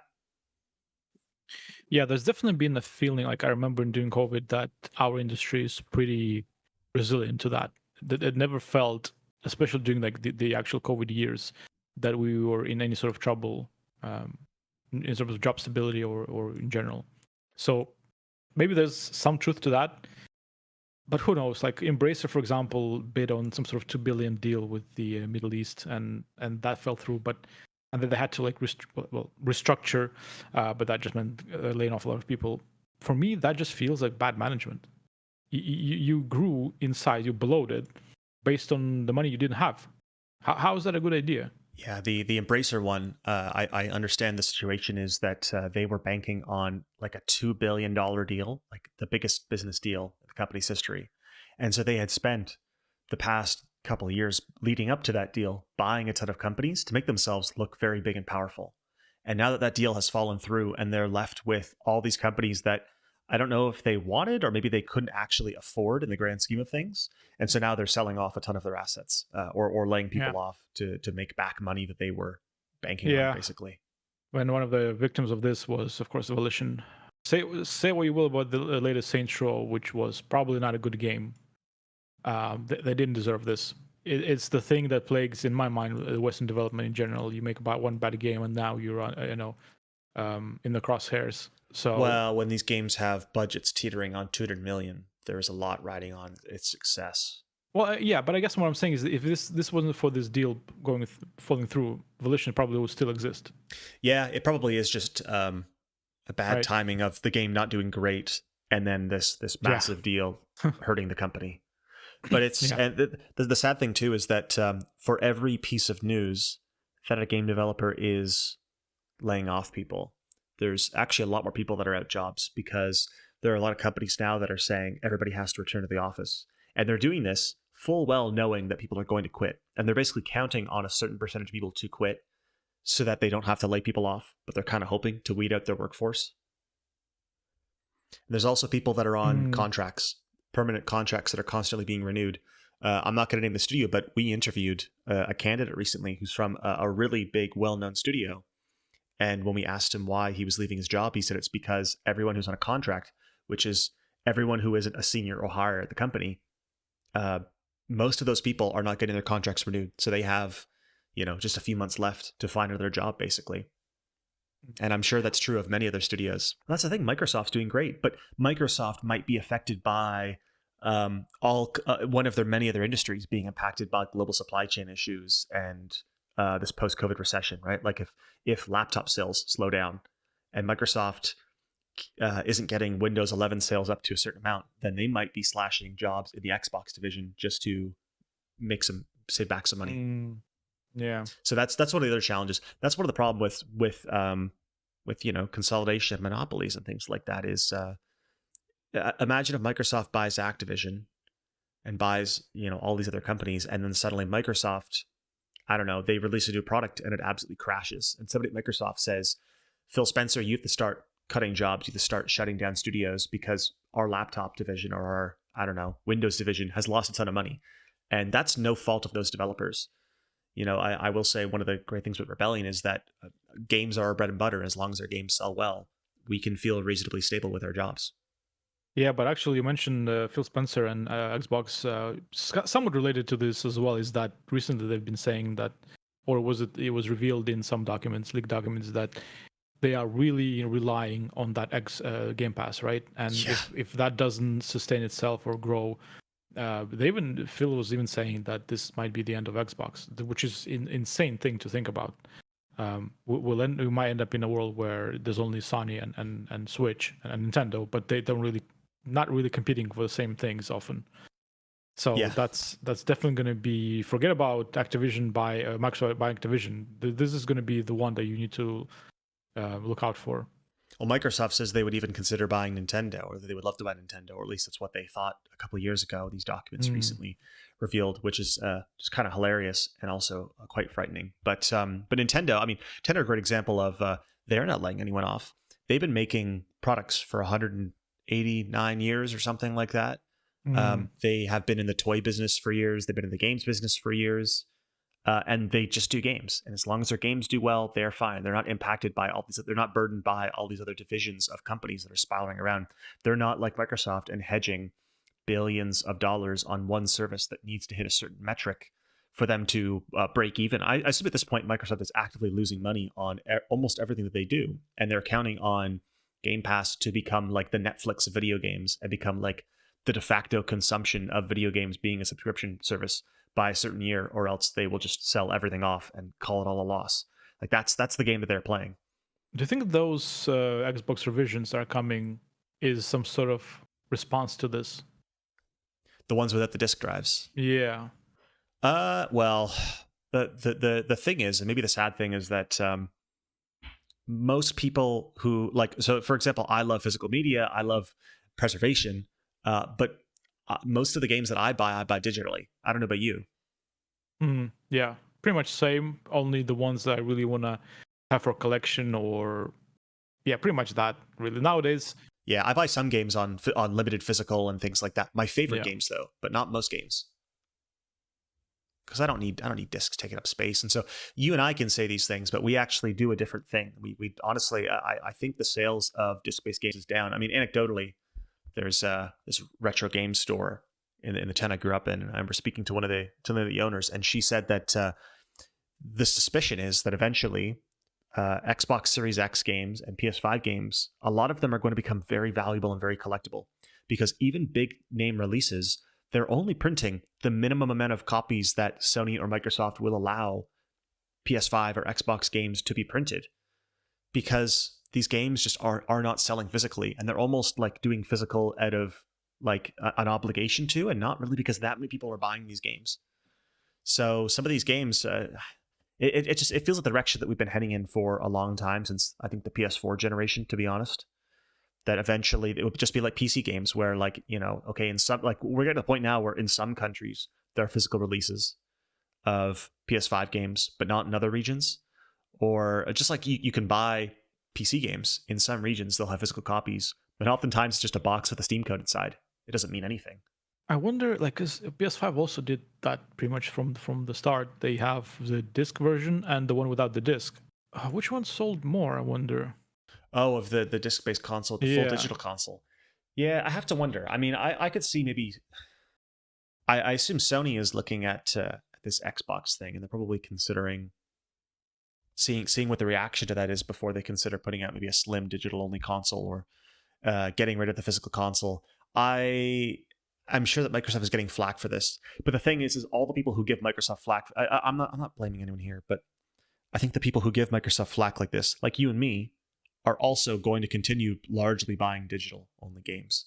And I think ultimately Microsoft is just going where the money is. And if you think about it, for developers and for everyone involved, it's better to just have digital games, because you get more of the sale, the percentage of the sale, right? That way the disc manufacturing company doesn't need to take a cut of things. It makes arguably the distribution of games a lot simpler and easier and things like that. I mean, that said, I still love physical, but in terms of preservation, it's a whole other can of worms. Because, I mean, can you imagine someday when they shut down the PS4 store and everyone's trying to put their PS4 discs in their PlayStations, and they're getting like the 1.0 versions of games that don't have any content or are incredibly buggy or something like that? I mean, that's not preservation at all. I think the next generation is going to be the one where something major, it'll be a major shift in how we consume games. It might even go beyond just having the Game Pass, because it looks like even that isn't really stable enough to sustain these models. So there will have to be something new, right? Imagine something completely different to what we have now. I can't even imagine what that would be. Yeah, who knows? I mean, everyone is trying the subscription model, and I don't like subscriptions in general. I think that maybe the better way to do it is, well, I think it is good that it works okay as a side service, where it is just a bunch of old games on subscription, or it's games that are a few years old that are on subscription.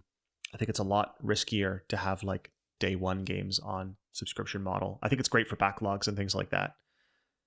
But I'm gonna assume that the PlayStation 6 will not have a disc drive, and I'm gonna assume that.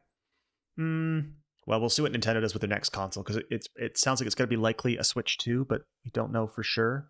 I think that will have cartridges. I think Nintendo will be maybe one of the last companies to stick with physical media. They seem to be a bit set in their ways in some aspects. Yeah, I think actually, well, just my prediction, but something like the Steam machines will come from Microsoft or Sony. It'll be an Xbox that essentially is some sort of mini PC that simply plays PC games, and they will refocus on just making sure that the PC games are, is what they are pushing, and you'll simply be buying a PC that simply connects to your, to the TV, and then they'll have their Xbox themed, maybe even version of Windows or something like that, and you'll just be playing essentially games that you can play on the normal PC as well, and there won't be any kind of difference between versions like there is now. The Xbox branding is a little weird. It's a bit of a legacy concept, really, from back when there was a division between Microsoft's console and PC gaming. And at this point, when you're buying a Microsoft game, you're getting it on two platforms. And like, as someone who owns an Xbox, what is the point of an Xbox anymore? It's just a box that only does a fraction of the features that your PC does, but you largely plug it into your TV. Although you could plug it into your computer monitor the same way that you could plug your computer into your TV and do everything that your Xbox can, plus all of these other features. It's almost a bit silly at this point, and I feel like Microsoft themselves are a bit confused as to what they actually sell Xboxes for. Yeah, and it is almost like just a consoleized PC at this point that they do. I know from what I understand, they don't really make any money off of it, and they don't really need to, because they're not in the business of selling consoles anymore. They're in the business of selling games and Game Pass subscriptions. Yeah, that's why, I guess if you if you start looking at it this way, if everyone switched to their subscriptions and like game streaming, I guess it's not game. The Game Pass, does that give you game streaming as well? You can stream games, but right. More so, I mean, streaming. I don't think streaming. They've tried it a lot, and I don't think it's ever really going to work because of latency and things. You just can't have any latency when you play a game. Nobody wants that. But that's the dream, right? Well, not having to own a PC and just playing it off of a server somewhere. But that'll never work. It'll never. I mean, currently it's an option. Like, you can be. I think Microsoft that's best right now, where the majority of Game Pass games are being played by being installed to your hard drive. Like, you basically have to have a ginormous Steam library that you pay a monthly fee to have a bajillion games in your Steam library. But if you want, you can install Game Pass on your cell phone, and you can stream games to your cell phone, and there are touchscreen controls for those games.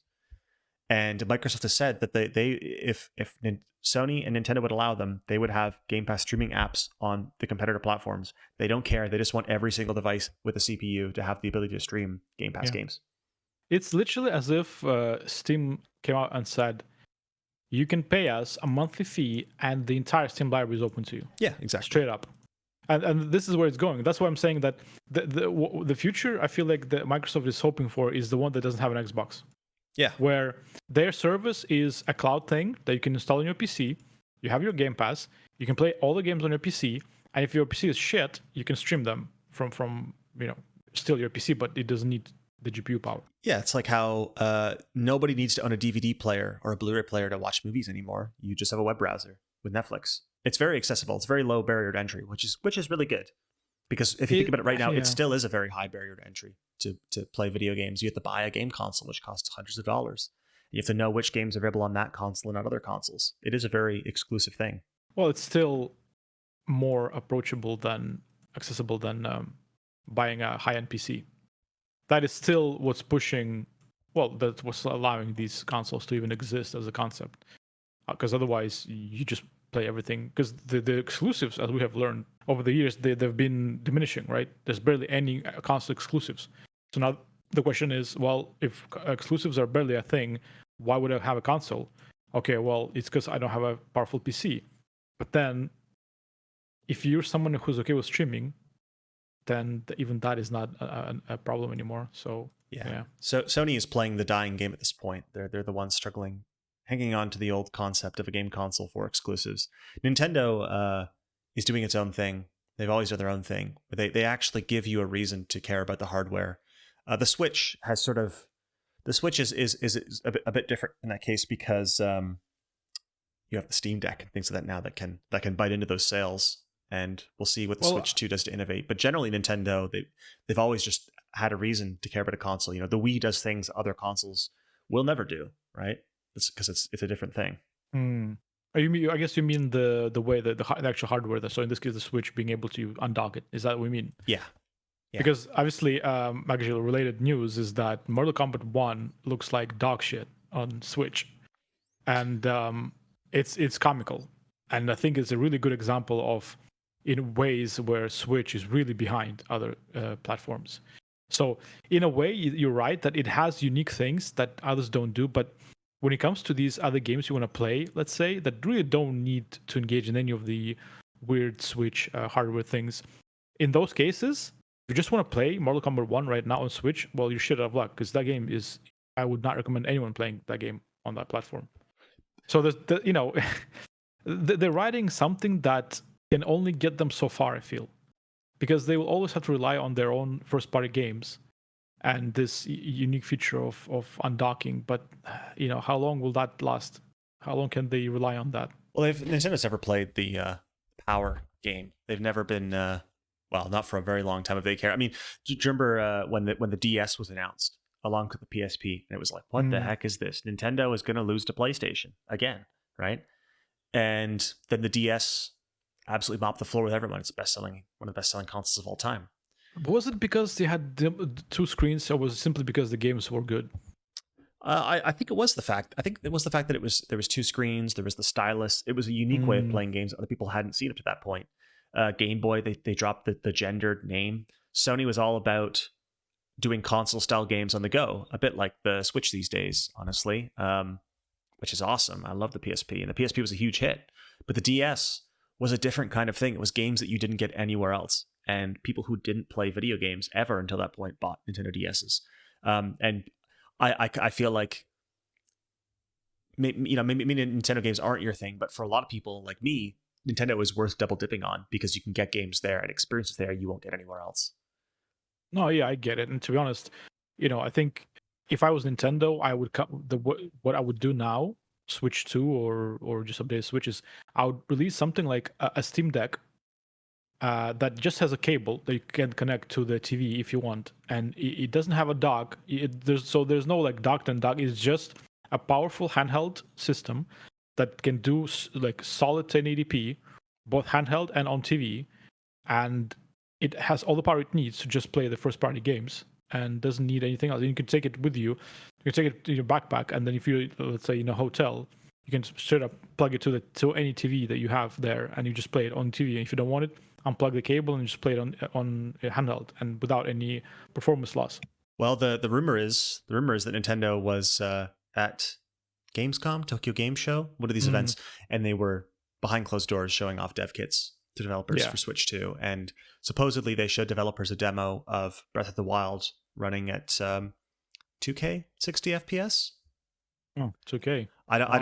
Don't quote me on those the resolution, but the suggestion was that you're getting at least PS4 level performance, if not possibly higher.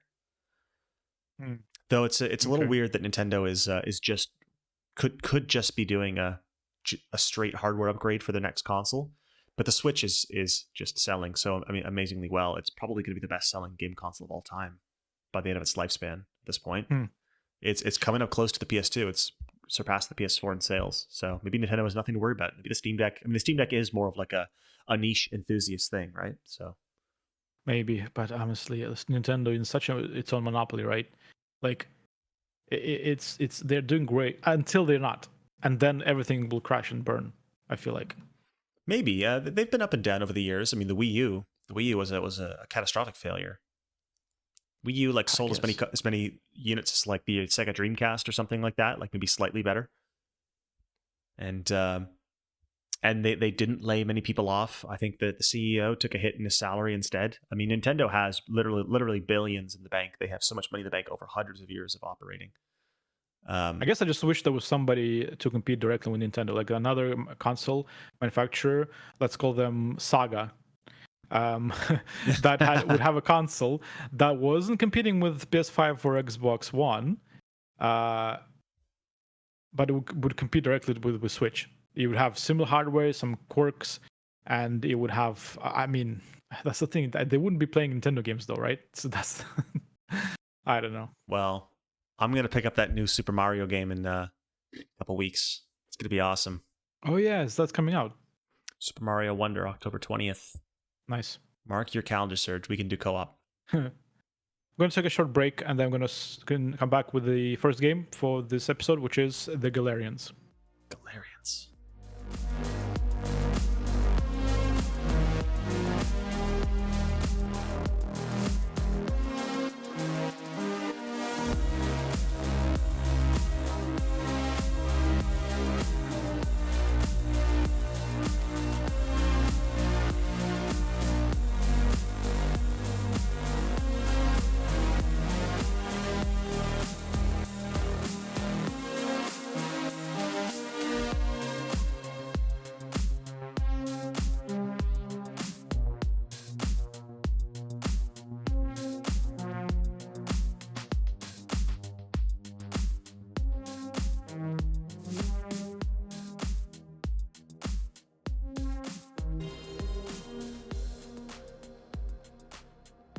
We're back with Galerians.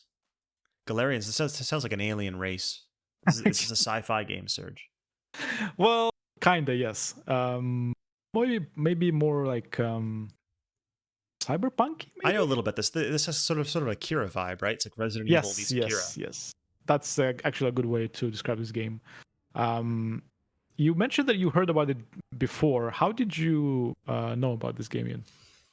Probably on a list of hidden gem PS1 games or something like that. This game has its fans, right? There's a sequel as well, isn't there?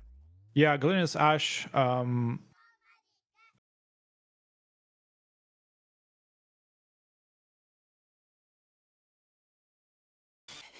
Yeah, so this game came out on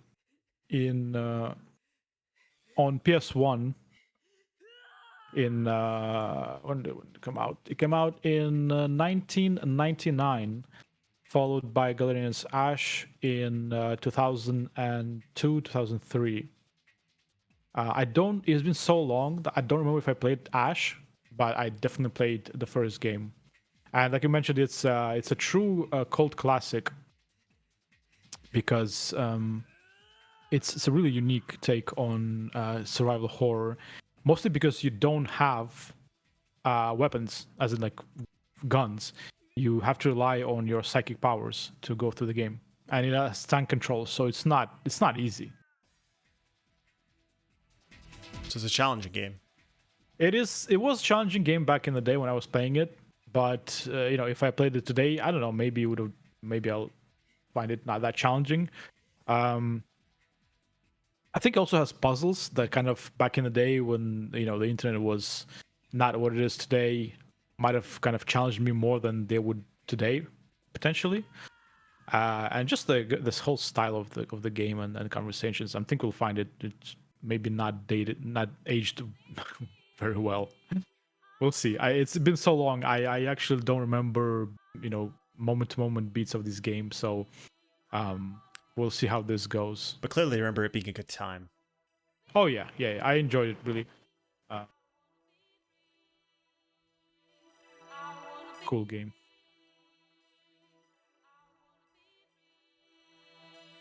Big budget intro. Yeah.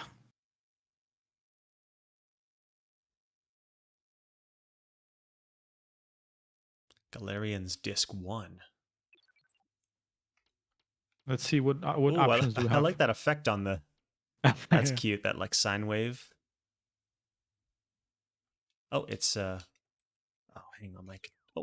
Oh, no. I thought it was something wrong with my controls, but it's. What the heck? Oh, it's one of those games you have to press start Oh, to okay. confirm in the menus.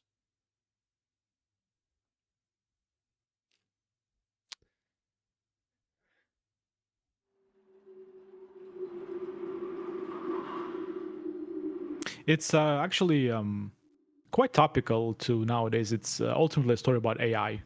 So, you know, maybe a warning of things to come.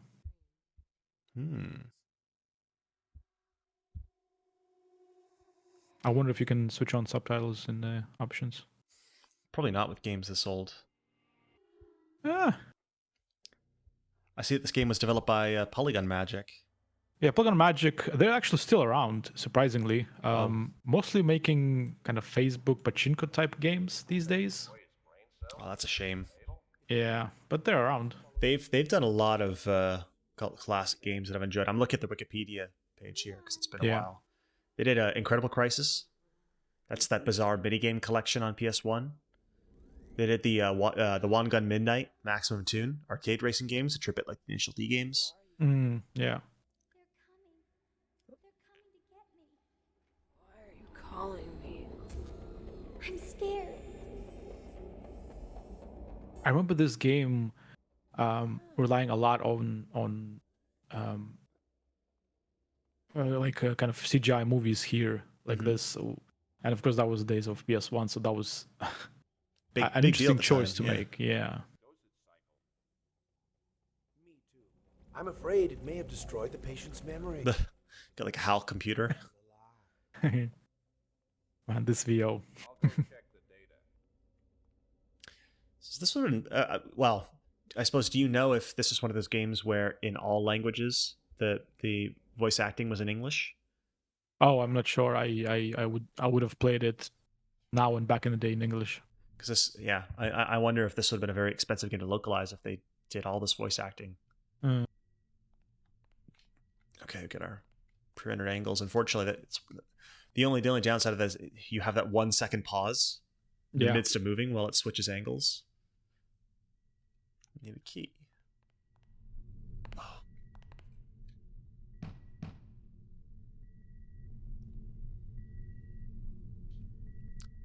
Yep, definitely not gonna budge. I like the use of large red button light to grab your attention to go there and check out this. Drugs. Beject.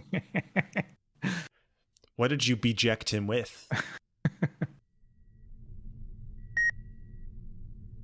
Melotropin.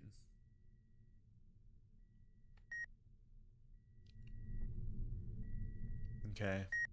So another quite a unique and very brave thing that they did with this game on the design side is that they decided to have these powers, essentially all these different drugs that you can find, be very finite.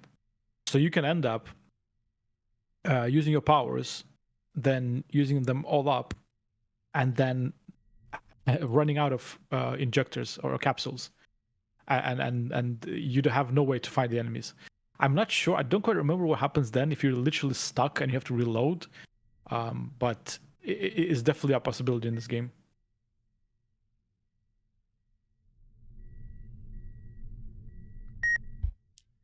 Hey, this guy a lot of drugs. Yeah, he's into drugs.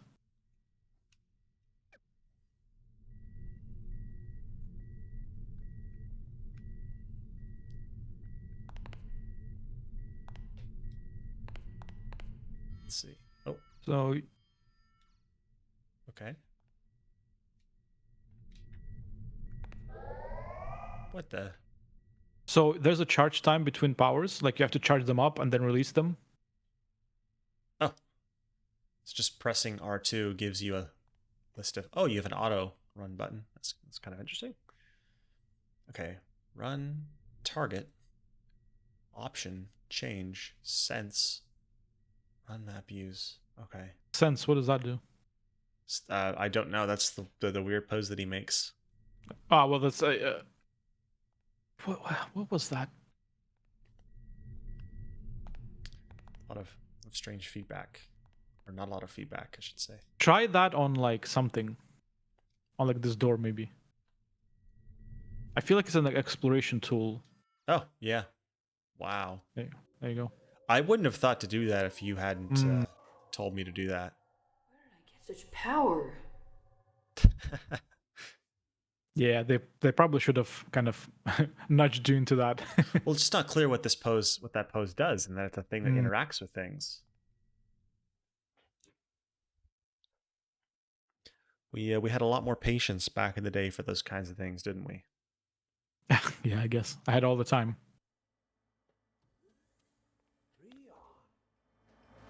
Like I probably would have gotten stumped, to be honest. Return to your bed now. How did I get this power? Why can I do this? This sounds like a Nine Inch Nails song. Like to the point of copyright infringement. I just administered the PPECs. What? It's all because of the psychic power enhancement chemicals. Clinic Chief Lem. He knows all about it. Clinic Chief Lem.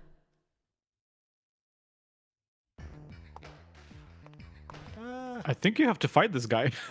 Or not. Can you go to settings and see if you can actually switch on the subtitles, maybe? Sure.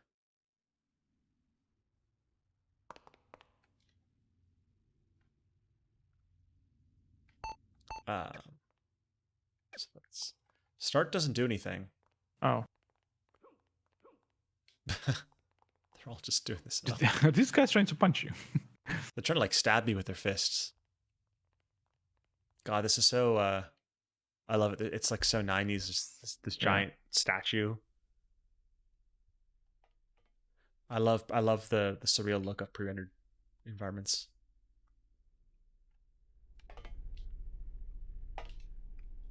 Man, I guess I kind of maybe didn't pay a lot of attention back in the day, but this now, looking at it now, this looks so much inspired by Resident Evil. Just the way this moves and this delivers you clues and everything else. It's so Resident Evil. It's essentially might as well be Resident Evil mod.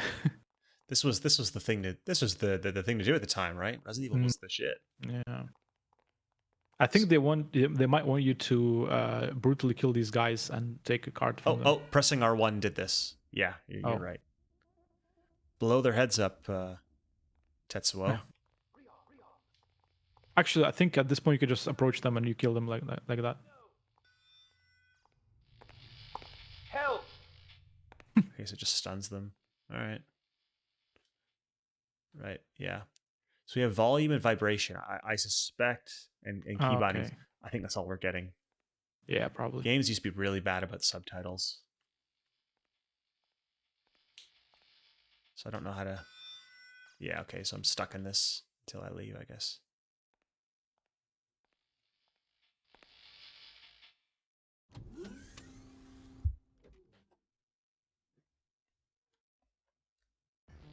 I remember this game having pretty fun boss fights. They have a cast of characters that you meet and you have to fight them.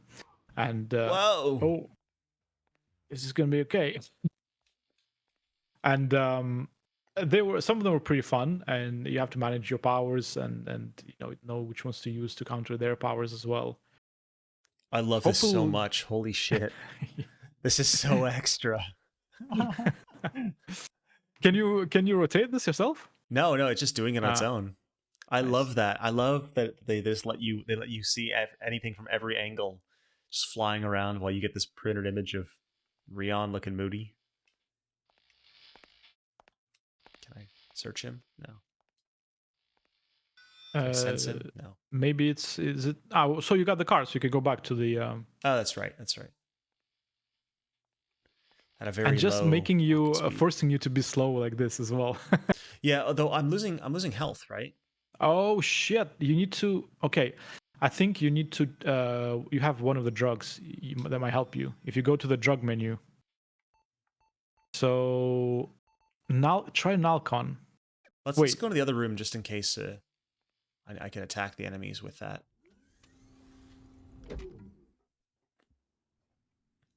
I'm not sure how I view the document that I collected at the beginning. But,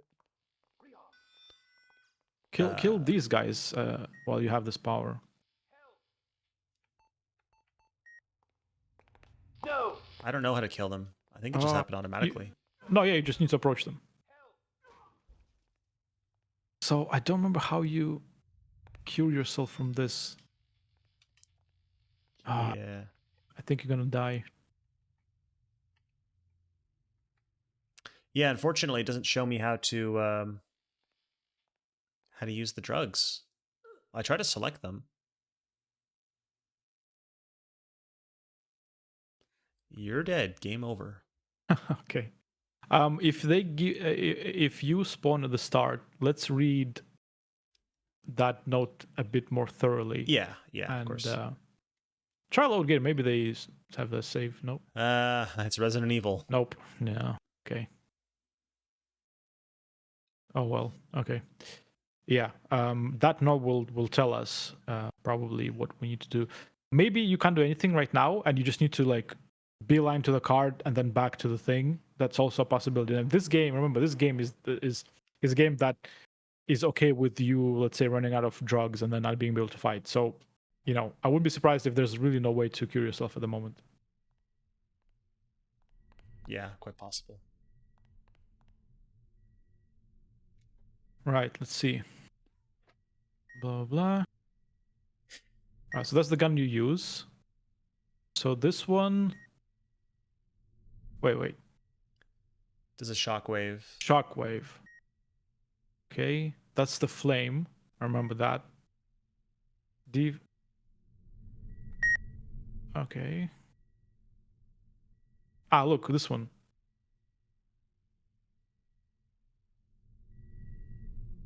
Yeah, so you need short. Do I need short, or is this what's going on right now? Or like, maybe is it the... yeah, you need the... There you go. Yeah, I need this. This Delmitor. So I guess I just need to run.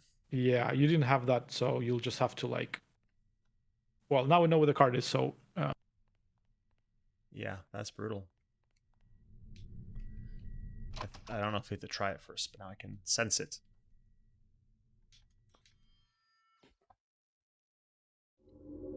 At least you can skip cutscenes. It's always nice. Yeah.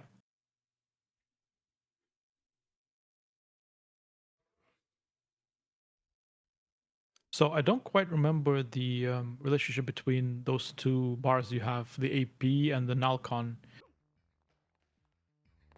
There's nothing in here, right? Just come back later. Well, the card, right? Wasn't it here?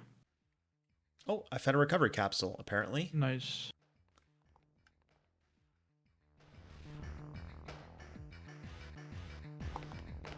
You go.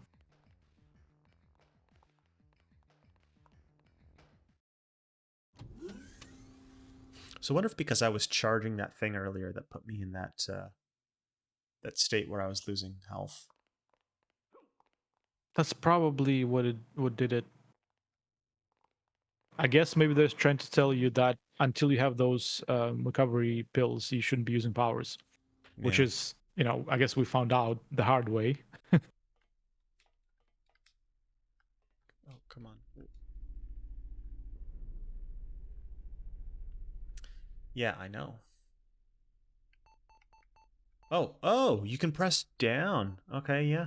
Oh God, maybe you had the pill. What else do you have there?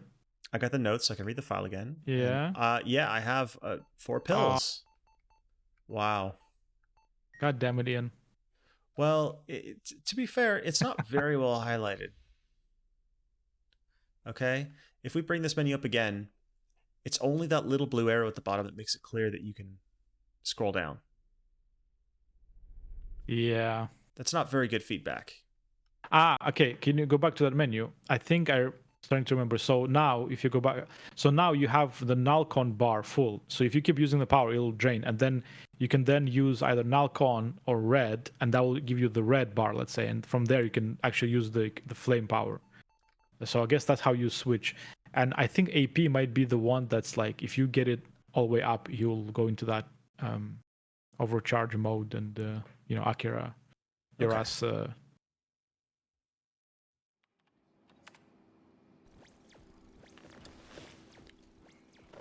What the hell are those doctors up to? Well, it looks like the rabbit's out of his cage. Return to your room, and you won't get hurt. There's something terribly wrong with that man's body. Oh.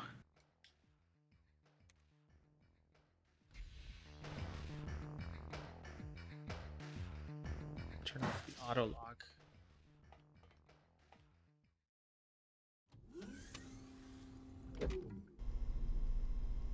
You'll have to fight at some point, Ian.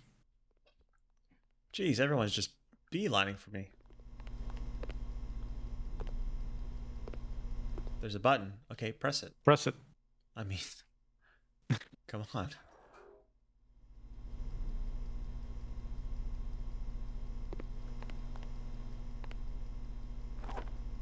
Oh man, these angle changes. I don't know why they're messing with me. Who am I? How long have I been here?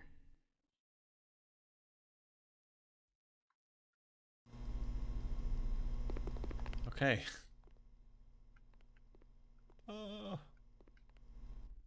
Wait, was this where I came from? No. Right? Is it? No. Thank God these humans can't go through doors. Yes. Right? Oh shit. I do feel like, Resident Evil gets a lot of leeway with its AI that you just don't get in a game where you're facing human enemies. Like the fact that the enemies, they aren't very good at attacking you makes a lot of sense when they're zombies. A little less so when they're people. It's one great example of where the narrative dressing is really important for selling the fantasy of the gameplay.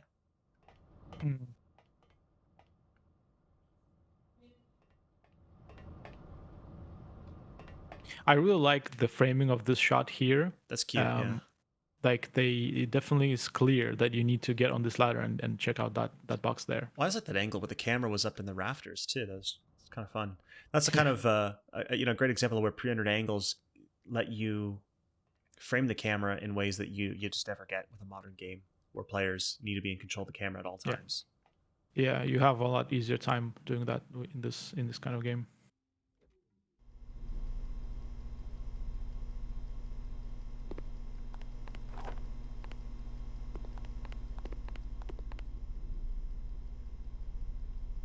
Everything's a big glowing switch, red or green switch in this game.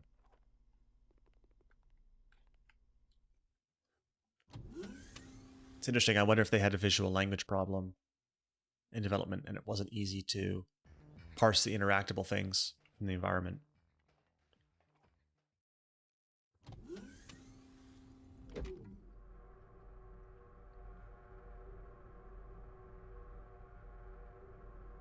Oh, the guy's sleeping. Maybe you shouldn't wake him up. Oh. Oh. Don't let him get away.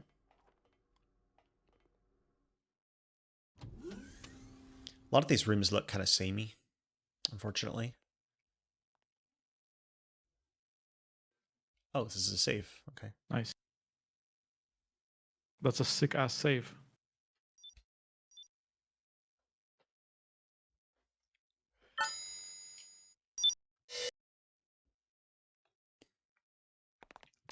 But, well, maybe I'll wait to get a few more rooms. Actually, this looks like a Star Wars room. Those lights. Yeah. Yeah.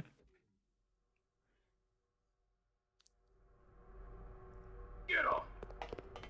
But, when you're doing level design, when you're building a level, you want each area to be a recognizable landmark so players can orient themselves, especially in a game like this where you're backtracking through areas. Yeah, I guess they rely on they gave you the map straight away. You don't even need to pick it up, you just have it. Yeah, you have this map, which is all right. In fact, I like that you can pop it up during gameplay. That's something Resident Evil didn't have at the time.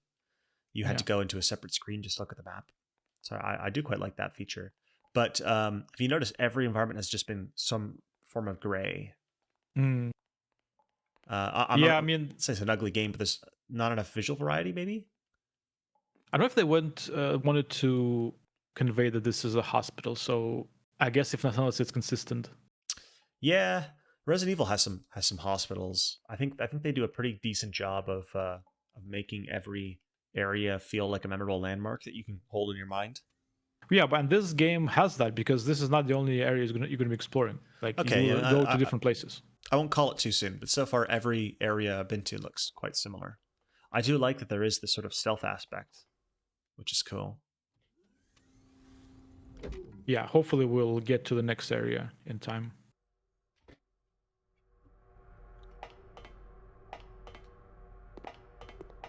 To be honest, I feel like maybe actually running past these enemies isn't a bad strategy because considering it's not easy to fight enemies in this game and your resources are limited.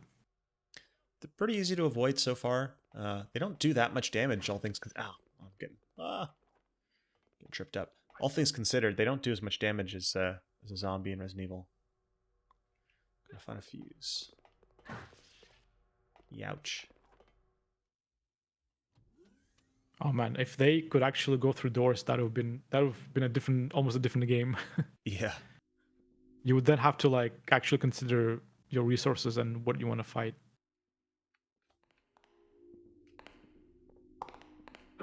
Hey, wait. Oh, he's blocked me. Oh, no, he hasn't. No, I wanna. Oh, I can't get. I don't think you can go there. No. What does it do? I wonder.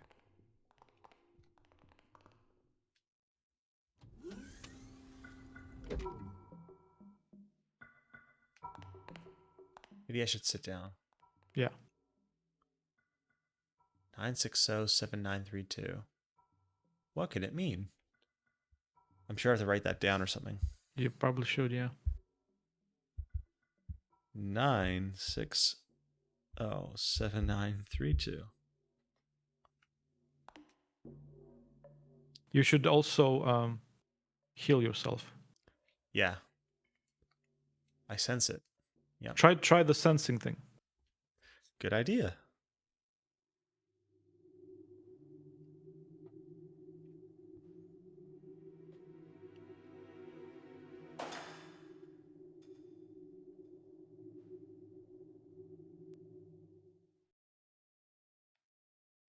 One thing that is weird is that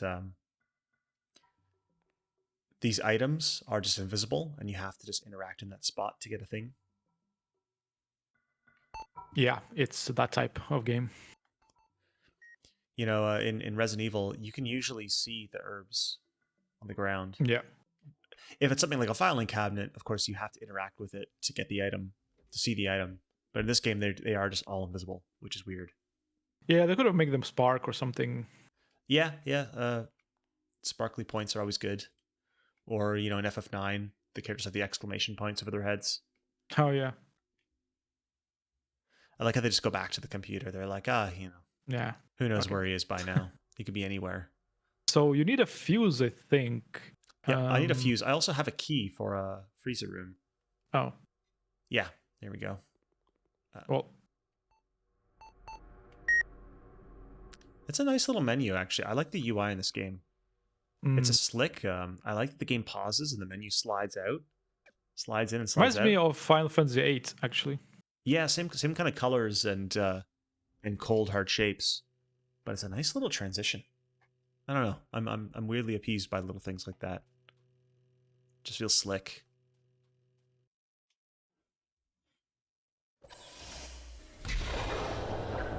This had to be an expensive game. 3 discs, all these CG cutscenes. They translated this game into English, full voice acting. They were betting on this being the new Resident Evil. Well, yeah, I probably, but it became a cult classic. I don't know. I'm not sure how well it did back in the day. I mean, well enough to make a sequel. I mean, I barely heard of it, right? I wonder if this is one of the reasons why Polygon Magic makes Facebook games these days. They had some bets that didn't pay off.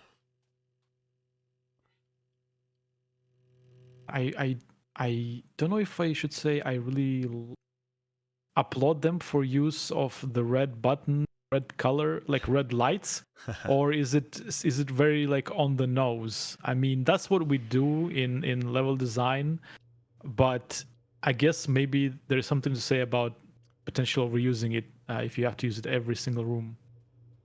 How can it be stopped? Yeah, I think that says that that they had some issues with. Oh, okay. They had some issues with design, with players noticing what was interactable and what wasn't, and so they went with Maybe the very obvious solution, I think. Because these environments are quite Spartan, right? Like you look at this, and it should not be hard in a room this low poly or low detail to see what needs to be interacted with, and I never found that a problem in the old Resident Evil games.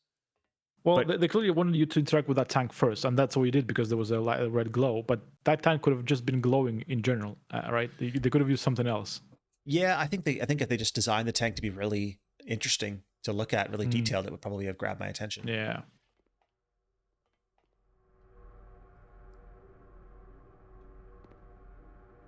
A fuse. You didn't? Did you find that? Ah, you did. Yep, I'm making progress. Nice. These are I mean, this seems to be a lot more linear than Resident Evil. Usually, Resident Evil lets you. I mean, this game lets you wander around, but you have to collect an item. Yeah, to use it a lot. I'm actually I'm quite surprised that you are making good progress so quickly. I kind of expected us to get stuck quite a bit in this game, but so far so good. Yeah, not that I've attacked anyone. So I've opened up this this shortcut, but I don't really have any items that I didn't have before. You know what I mean? I need a key for this. So I still have the freezer room key, which is not going to work there. It's a nice sound. I got the B-ject. What does the B-ject do? I think it's just a general thing that you use to inject yourself with stuff. So I wasn't able to use. Like, I had these drugs, and I couldn't use them because I didn't have the B-ject. But now I'm assuming I can. Not that I really need to use them. No, because you have full Nalcon, so you should you know if you need to, you should use that first. Yeah. To be honest, I think if you use anything right now, you'll go into that Akira state.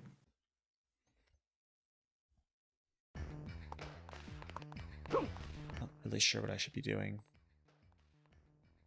Guess finding a key to that cabinet, maybe? Well, yeah.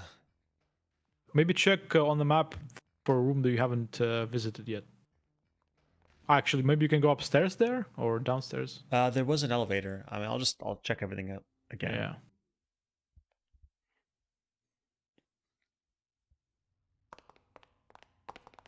I like that. Yeah, you can keep the map up while you're running around, and it saves the map being up between rooms. That's very handy.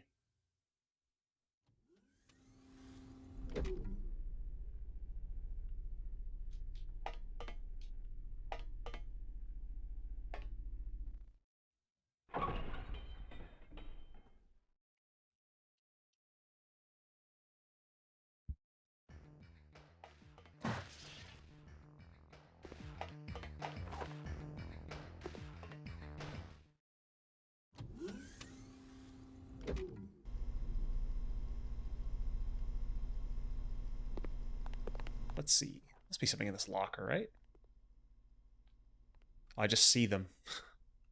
I feel like I feel like I need more than that. I need them to say that, oh, they're all locked. You know what I mean? Like, why wouldn't you try the lockers?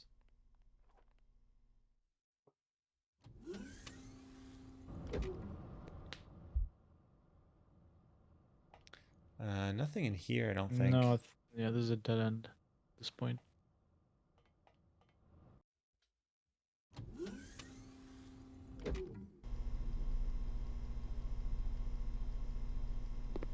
That room with two scientists and like a large chair thing, maybe there's something behind those scientists that you can pick up. I mean, they're trying to stab you, but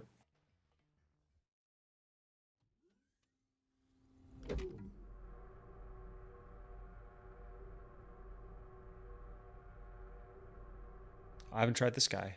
Yeah, that door behind him. Ooh. Okay. I woke him up. Did This that way, this lock way. had like a combination thing? Did it? I don't know. I don't think it did. Because you do have that code you wrote down. Maybe not.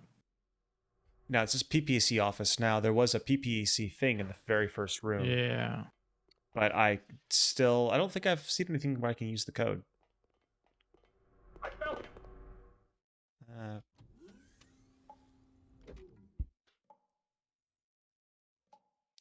don't think there was anything in here. There must have been something in here that I missed. Like a drug in the toilet or something, right? That's what it's got to be. Probably not. It's just a toilet. I mean, it's weird that this room doesn't have any purpose. Nope.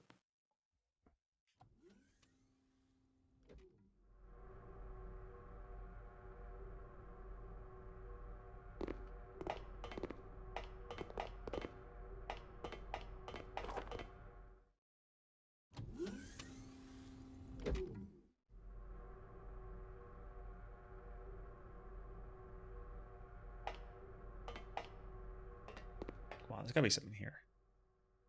He's just saying, can I go to a lower floor? But I want to... Okay. Maybe I could blast it open. So that's what I got to do. There you go. You need to blast it. So... Well, you have everything you need, but you actually just should heal yourself first. Well, yeah. You have... I think Nalcon is the one that has the shockwave, so you I have just use the... Yeah, you just... Well, no, you just use the power. Okay, that's weird. So it's So this game has, like, the sense and the charge. You can... well, how do I... Right, okay, so now you cannot use the power because you have to move this thing from you. I mean, you should probably kill those guys first before doing that. Well... No, because they're not going to bug me. No, well, potentially, but it's a free kill because you have this thing now. It's a neat mechanic.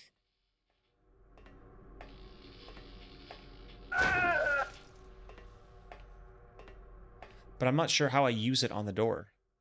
No, you're gonna use the shockwave thing, which is you will use the Nalcon bar. So, yeah. So first, cure yourself of this by using the Demeter drug. So go into the menu. Yeah. And use this one. There you go. Now, so now go to the door and charge up your power. No, just use the charging. And now use another button to release it, I guess. There you go. Yeah, but that didn't. Maybe you just need to stand in a specific... Well, it says you have to blast it open. I think I have to use this, right? Flame blast. They said the name. Yeah, maybe. Well. There you go. What?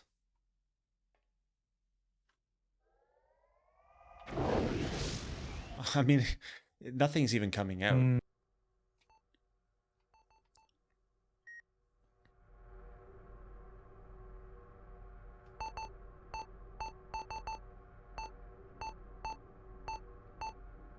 I mean, you couldn't go back to Nalcon.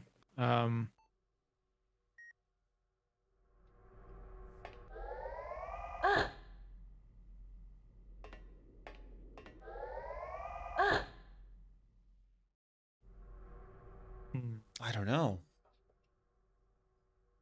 Maybe it's a power you don't have yet and you have to find it? Maybe. Let's hunt around.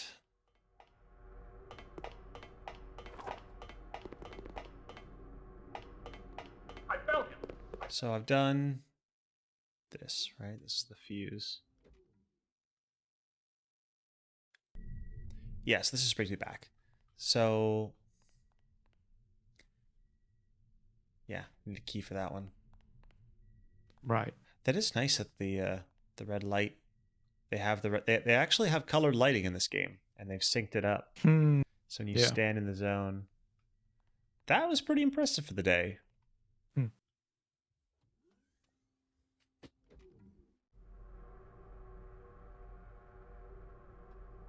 looking way.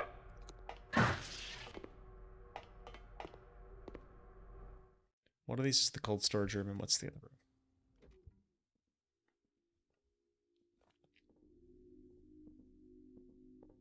Right, this. I can interact with one of these terminals. No, he just wonders what they do. Oh.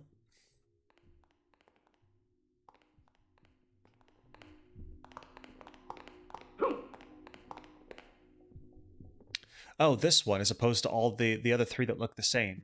Yes. Gives you the What is this key. key? Which key is this? But of course, it's the PPC key. So Okay. Now I can go through the Nice. shortcut. Oh my goodness. Yeah, so then that might give you the new power that then you can use on the elevator. Ooh.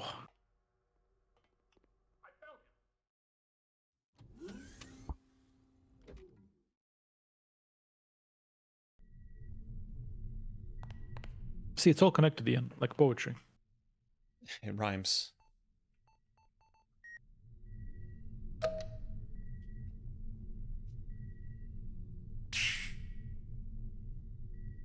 Oh. Oh, liquid explosive, as opposed to the explosive powers that I have that do nothing. Oh man, I did not expect that. That do nothing. You literally have a shockwave. I mean, doesn't this game supposed to be about the power fantasy of... Yeah. Whoa. This guy. You have... Oh! Okay, you have to use the power on him. I have to? I have to? Well, I guess you don't need to, but he's there No, to come fuck on. you up.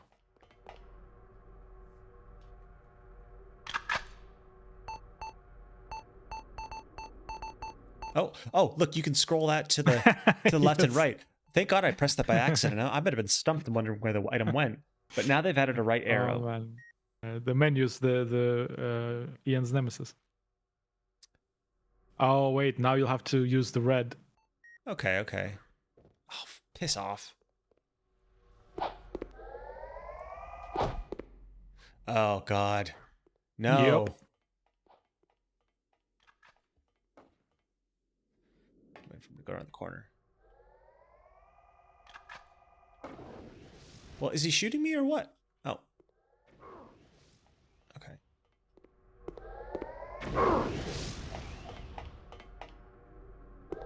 Oh god, he's still alive. You should heal yourself. There you go. Oh god, I didn't expect him. Keep up a fight. Yeah.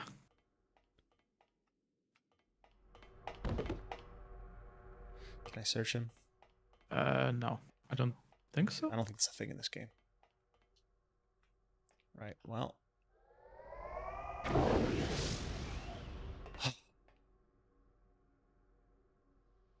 Maybe I should use my power again. Well, what the... Keep using it?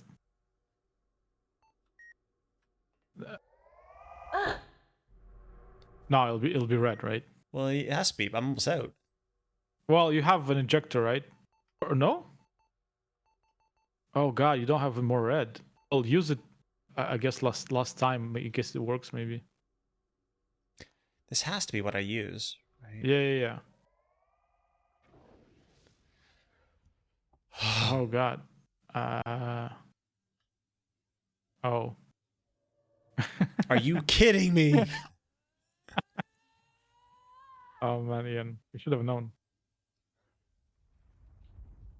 I guess it's a good thing they did it this way, because if they relied on you using red and you run out, you're shit out of luck.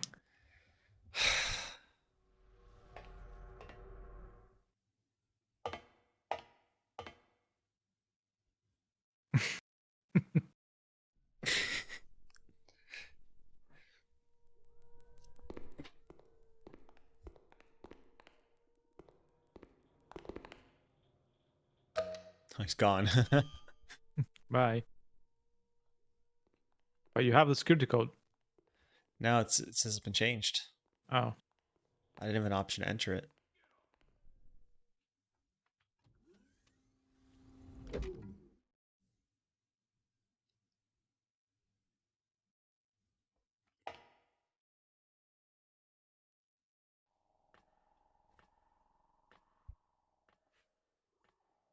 Why does he have a choker?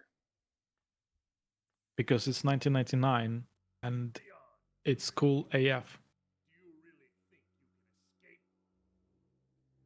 Who are you? I'm Lem, clinic chief of this facility. You are the most promising subject so far. Return to the isolation ward. Your brain will short if you continue to overdo it. I miss this kind of VO. You refuse to listen, eh? Yeah, bring this back. Yeah. Terminate you. Everyone's trying too hard these days. And lock all security card slots. You have nowhere to run now, do you? You've deeply disappointed me, Rion. I also imagine having this kind of room with this TV like screen setup in the hospital. I think What is going I on? think I saw this room of this tree of TVs in Cowboy Bebop or something. Yes. Do you think Rion is a mistranslation of Leon? Maybe. I feel like his name is supposed to be Leon. Well, yeah, there's a button. I think it's weird that you have to interact with things multiple times. At some times, but not others. Like you have to interact with the door this thing once, so he knows there's a button there, and then press it a second time. But you don't have to do that with doors. It's not like you have to prompt the door for him to say there's a handle here, and then you can interact with it. It's very inconsistent. Yeah. Oh, okay, that's where I came from. Okay, we're gonna go back in this room. I'm gonna point out that every door looks the same. Yeah. In a square-shaped room with the same looking walls. Considering they have all the power to frame it perfectly, sometimes they really don't do it that well. Yeah. So Resident Evil might have like the room might be a different shape, and the doors might be different assets. You got a wood door, just put like a door. a sign over the door, right? Exit and entrance, like just glowy green thing that shows what it is. Yeah.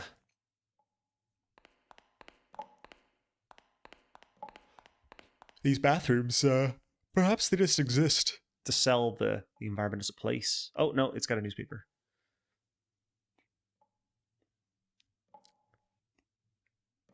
Okay, Albert Steiner.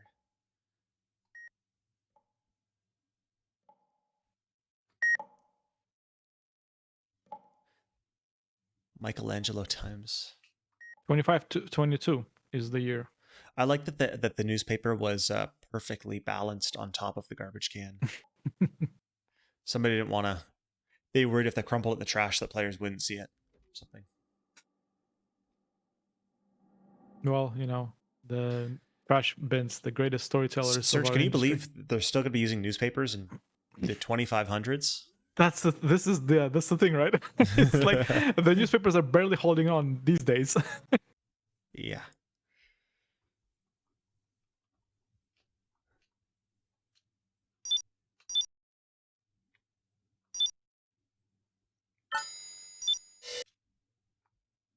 So you don't remember? Was this?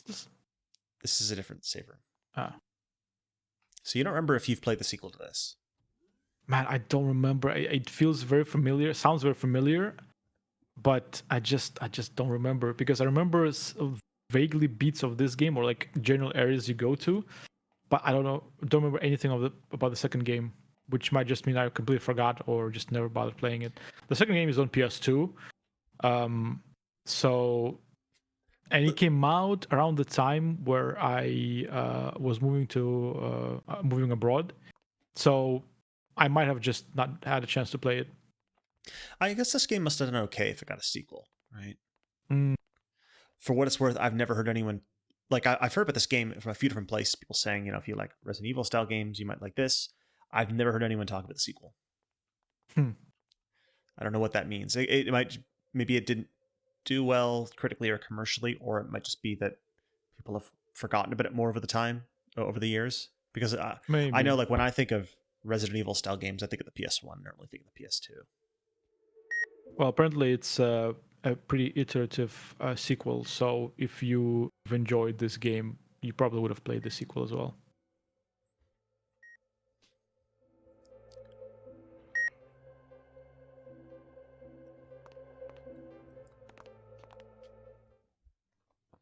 Some of these scientists really, they just did not see me.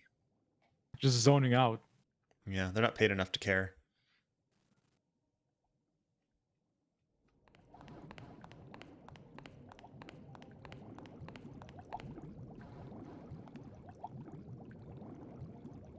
Big fetus. Try the sensing thing Yeah. on them. Nope. Oh.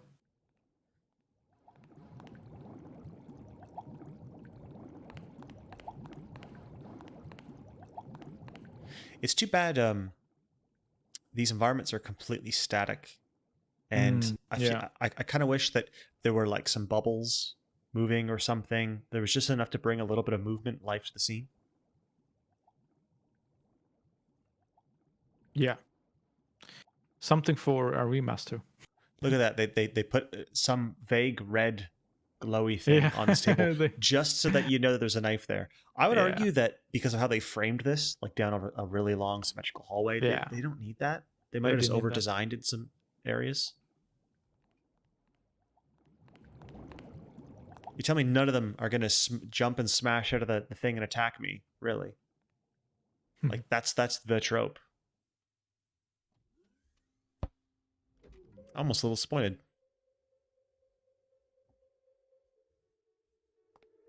So what was that key?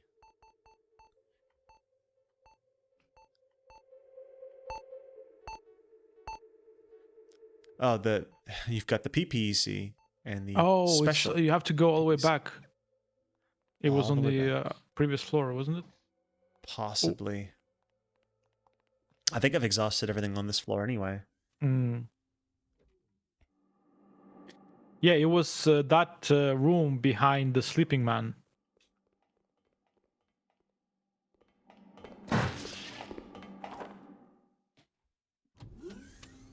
We still haven't used the passcode thing. Yeah. Wrong room. Get the map out.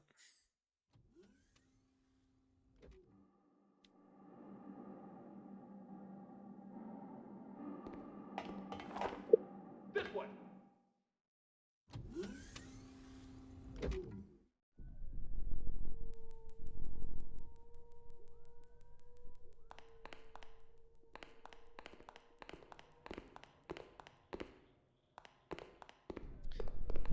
Upstairs. I found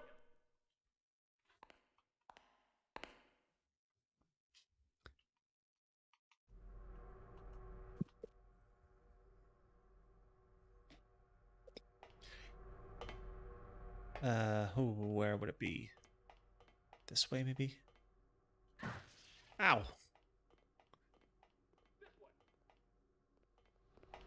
This way. Not there. Right? Do you remember where it was? So this is the cold storage room. This isn't it.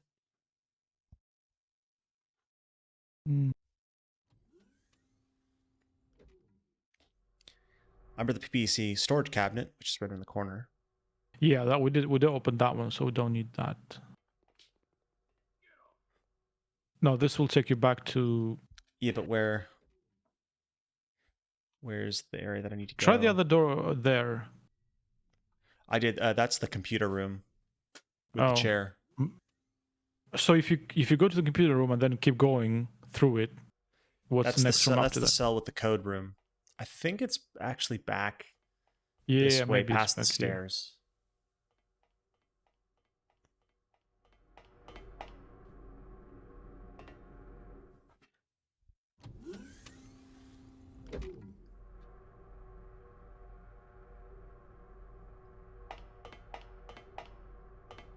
Yes, because that one is the one that's still... Is it this? No, this is the bathroom, isn't it?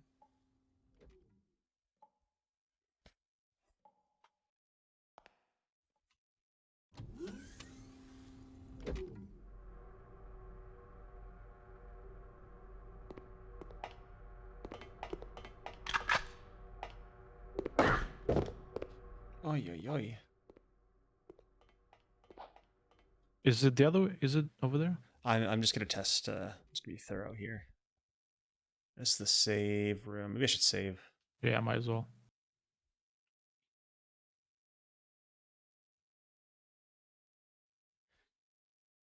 We're pretty bad at saving when we do these playthroughs. Especially when one of us, usually you, dies and loses progress.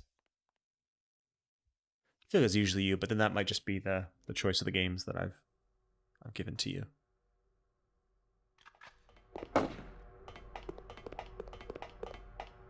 I like that you can actually dodge some of the shots.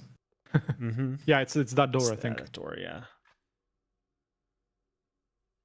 Yeah. Oh, good thing the menu pauses the game. Can you imagine? I don't know. Do you think that being able to avoid all of these guys so easily is something they should have addressed, or is it fine? It just depends on if you want it to be about this kind of dodging around enemies, or if you want it to be. I think it kind of works because you're trying to avoid these enemies largely. Like, you're powerful, but you're not. There is this kind of push and pull where your character has this power, but it damages him, so you can only do so much. Wait, no, I didn't get the new code, did I? No. But you wrote it down, right? So can you not use it?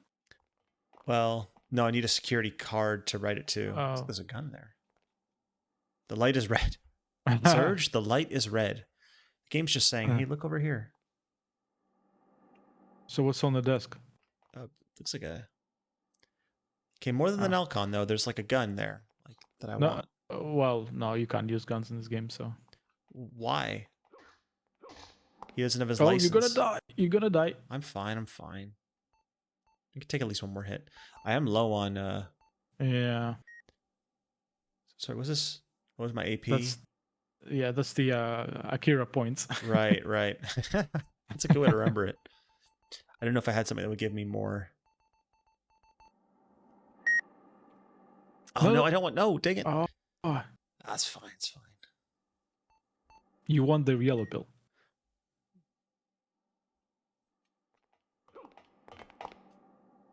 So, Yeah, so are you missing something here? Like, there's nowhere else to go. Well, so what's that? Got out of the way. I feel like you should just kill these guys. Maybe I should. Give me one good reason not to, Serge. So there's a security card slot, and it looks like it can write a new code. So I'm assuming I need to get a security card and put a new code on it, then I can use it to unlock something. Okay. And I think I know what number code I would use, but I need to find a security card. Where would I get that? So not in this room then? I guess. But this is the only place you can go to, right? Can you actually use a random card you have in your inventory on that? Oh yeah, that's worth. What do I have? Because you have at least one card, right? Yeah, let's do that. Oh, that's kind of cute. You're rewriting the same card. It's a little twist on the key puzzle. I mean, I feel like these guys are more just a nuisance than anything. I think that's the problem. Enter the new code. There you go.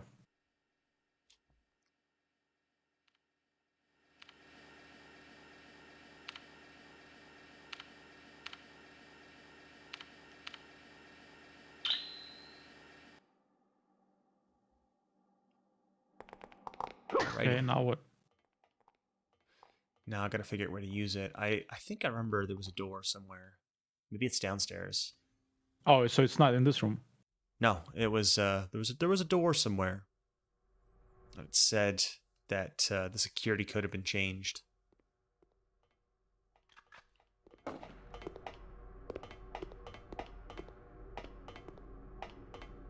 gonna try downstairs. Yeah, there was a door that said that. Where was it?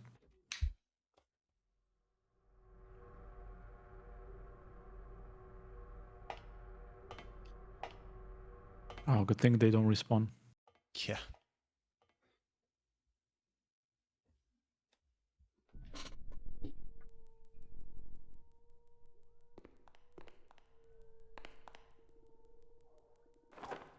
There you go.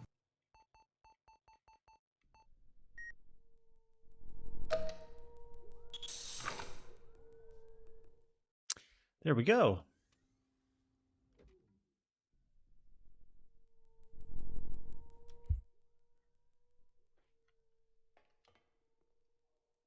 Uh-oh. What? Blood. No, I think that was just marks on the floor, arrows for the doors. Was it? Yeah, Come on, I'll show you after this. Recovery capsule, nice.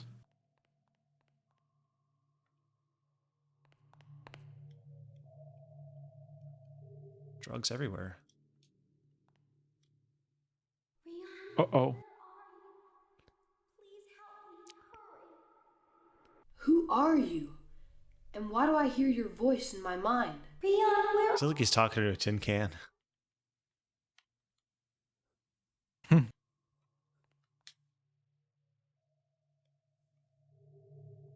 Ah, your medicine pouch is full.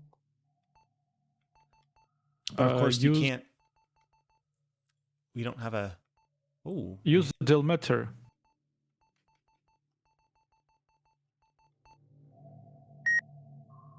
And you can refill your red if you have it, because the bar is empty, so might as well.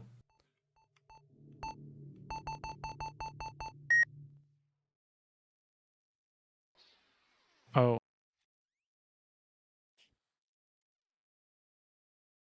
Is that the first time you do that? I guess that's why. Guess so. Whoops. Whoops.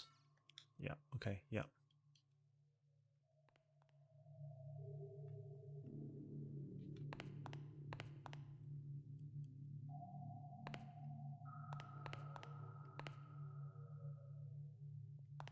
Okay. Oh, wait.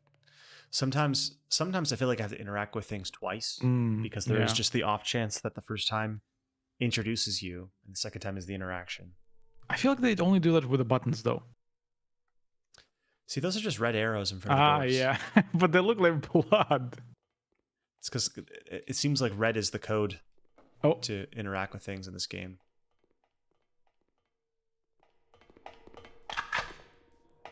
Yeah, pro strats. Come on, Serge. Step it up. Look at that. I wish I could remember what I did in this level. Like if I kept fighting them or trying to, I think knowing me, I would probably kept fighting them with powers. Yeah.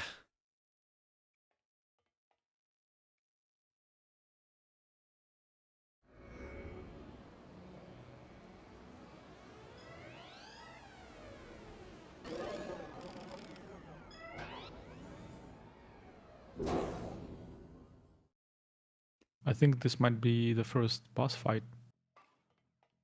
Whoa.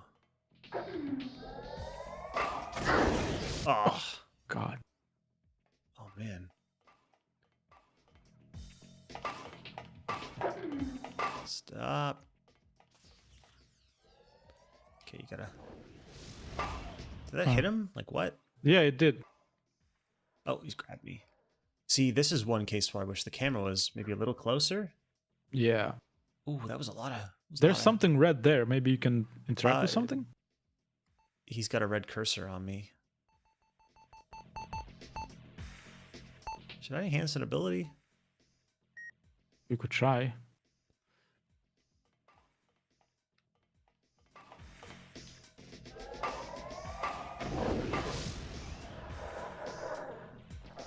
Don't let him get close to you like that. Yeah, yeah. There, you see in that top right corner, there's something red. Oh. Yeah, I'm gonna grab my grab this.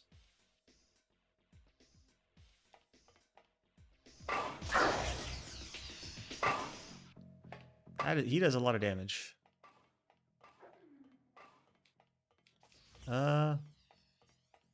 I can't seem to interact with anything up there. That is just a red herring. Can you go on the left around here? Yeah. What the heck? Okay.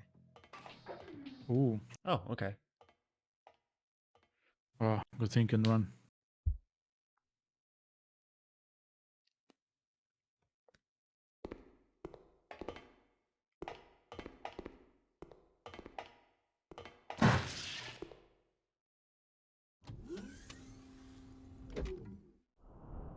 It's weird that they framed that encounter so boss-like, but then you could just run away from him. Yeah. Kind of like Dark Souls.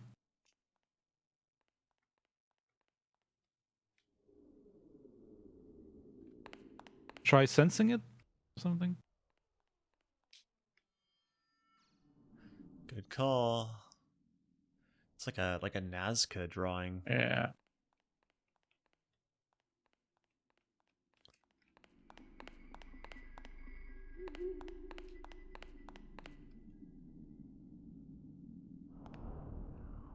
So I can't even interact with this thing in the center.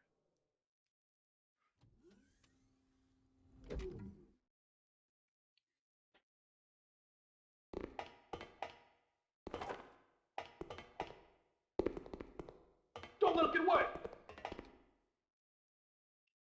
Oh.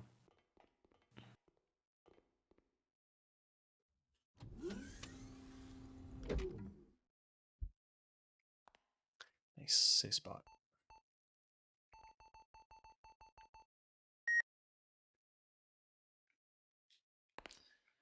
Take a minute. We're about an hour in. I mean, we can go slightly more to see if we can actually finish this area, but I don't quite remember how long it takes.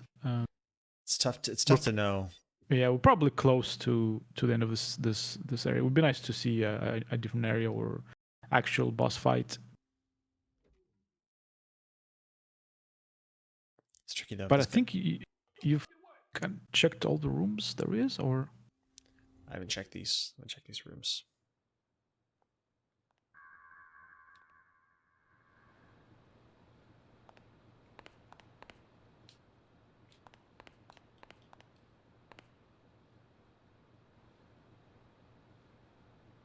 control room key. Which one was control room? That's the problem. It's Oh, isn't it the eagle room? No? is it? We'll find out.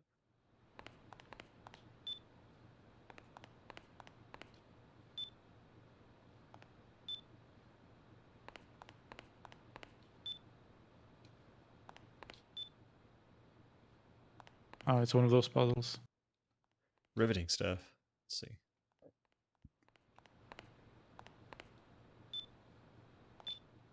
No. Oh gosh, I did it in the wrong order. Oh, hey, I did it. Never mind.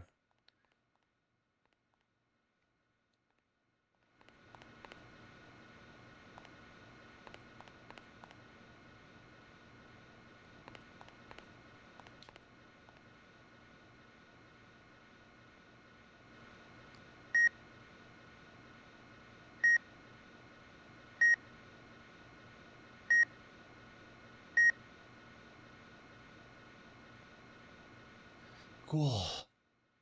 No, it's okay.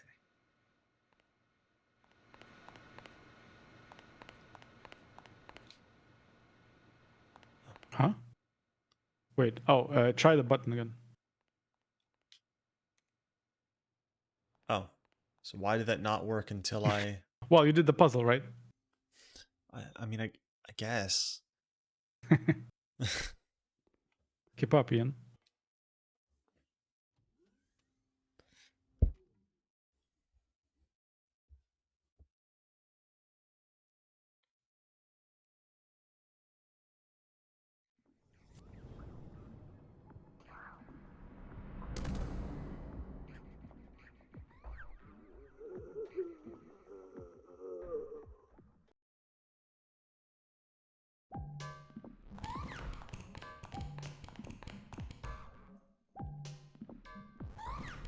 Okay. Feels like I've still got a way to go. Yeah. I don't remember these guys. They look freaky.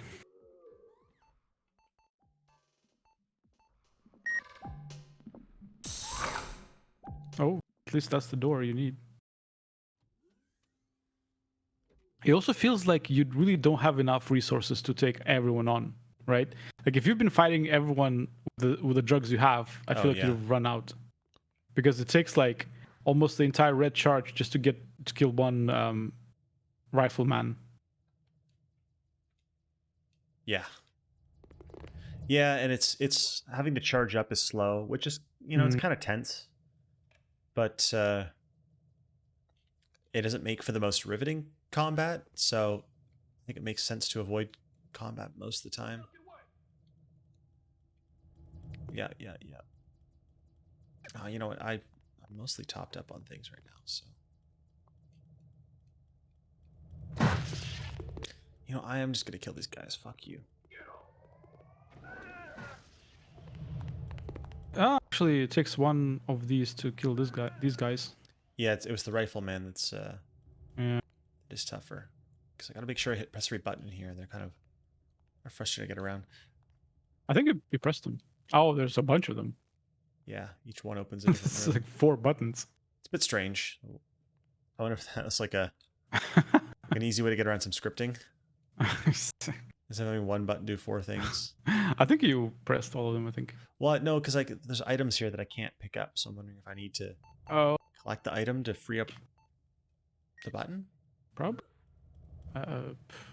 No, that would be weird. Like that would be really weird. Let's see. Yeah. Nah. Okay.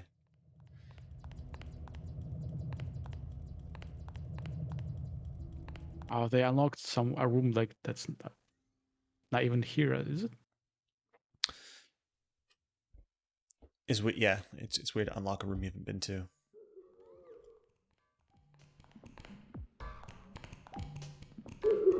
Yeah, wow, we still got an upstairs to go through. Yeah, I might as well call it. I'm actually don't remember how long it is. Might be quite a bit longer still. Yeah, the boss fights are, yeah, I guess you can imagine them. They're like slower. You know, you'll be facing other children, I guess, that have powers as well. So they'll be using some kind of, I don't know, let's say fire. You have to avoid it. You have to use your own thing.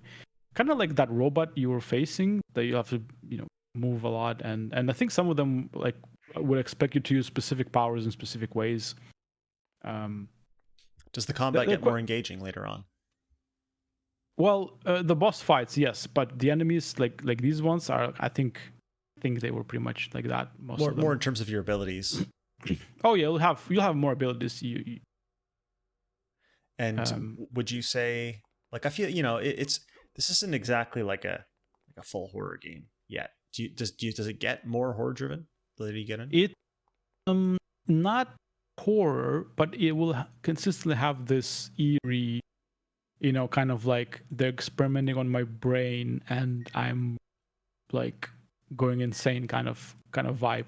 And they also kind of match the city or the world to that as well. Like I don't remember there any place being at night. So I think at some point you go back to your home and you explore the house, and it's also kind of like really creepy and I think at some point some government people show up, stuff like that. So it's more like not scary, but more like X-Files. And so there ends up being quite a variety of locations. Aside from the cheesy delivery, is the story memorable? It seems like it's a big focus. It's memorable.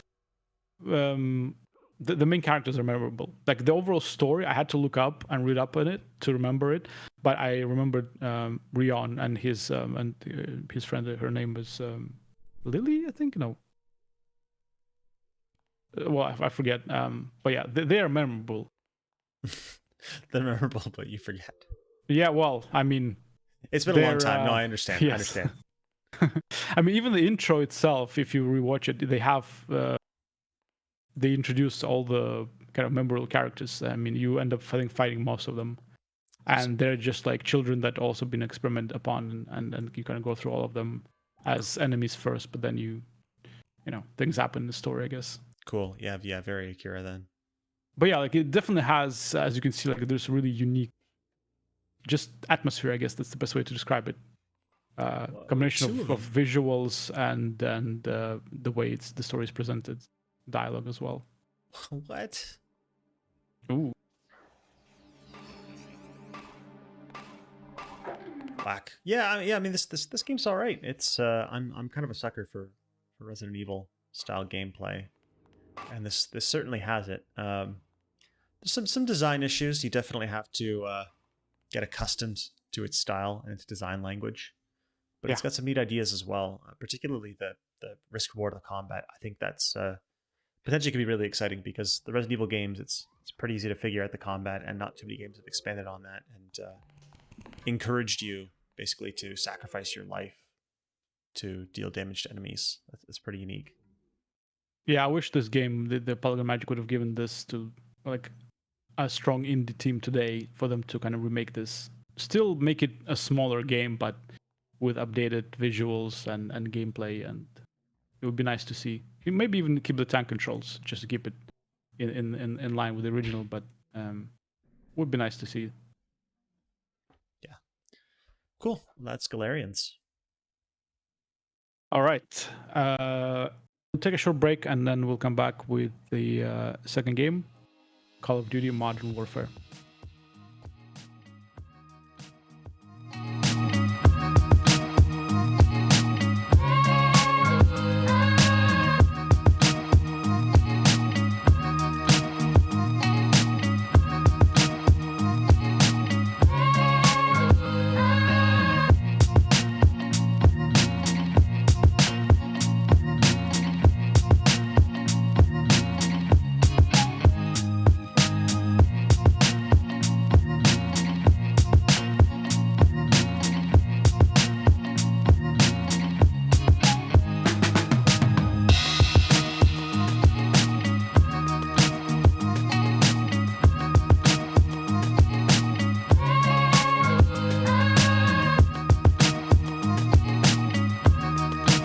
And we're back with Modern Warfare, not 3, 1.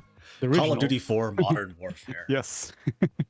Not the 2019 Modern Warfare, not the 2007 Modern Warfare, the 2016 remaster of 2007's Modern Warfare. All right. Yes. I think I mentioned before in previous episodes that I've never actually finished any Call of Duty games. I used to play Medal of Honor quite a bit, but then just kind of. Which one? A lot of them, all of them, until all the way until the bearded one. I didn't play the bearded one. So you play like the PS1 games and the PS2 games? Yeah, even though nowadays I'm quite against FPSs with controllers, I played and enjoyed those old games on PS1. Well, and they were something different, right? They were a little different. Yeah, they were, and they were really kind of this magical, dreamy version of World War II. Kind of Saving Private Ryan, that kind of stuff. Whereas Call of Duty, I feel like always was a bit more on a realistic side of things, right? Well, so Call of Duty is created by much of the team that did the early Medal of Honor games.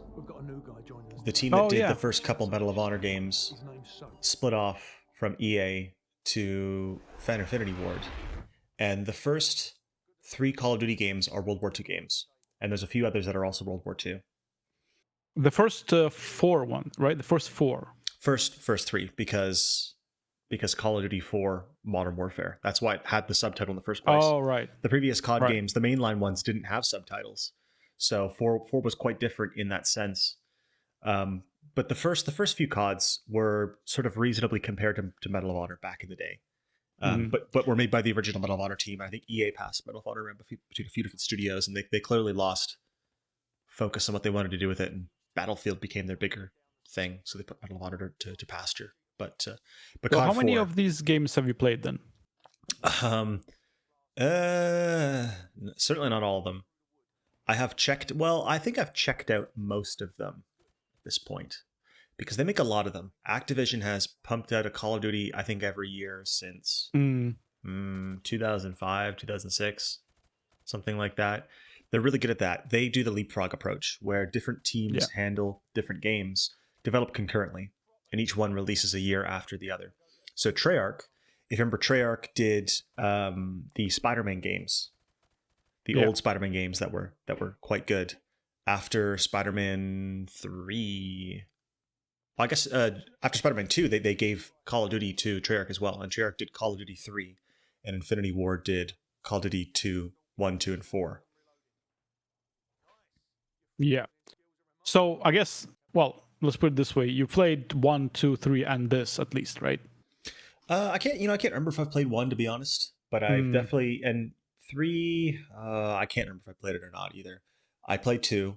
I played a lot of 4, and then I played some of the later ones. This is the game that I don't want to say put COD on the map because COD was always a popular franchise, but this is the game that made Yeah. it a huge deal, and then it was the sequels that made it into like a global sensation.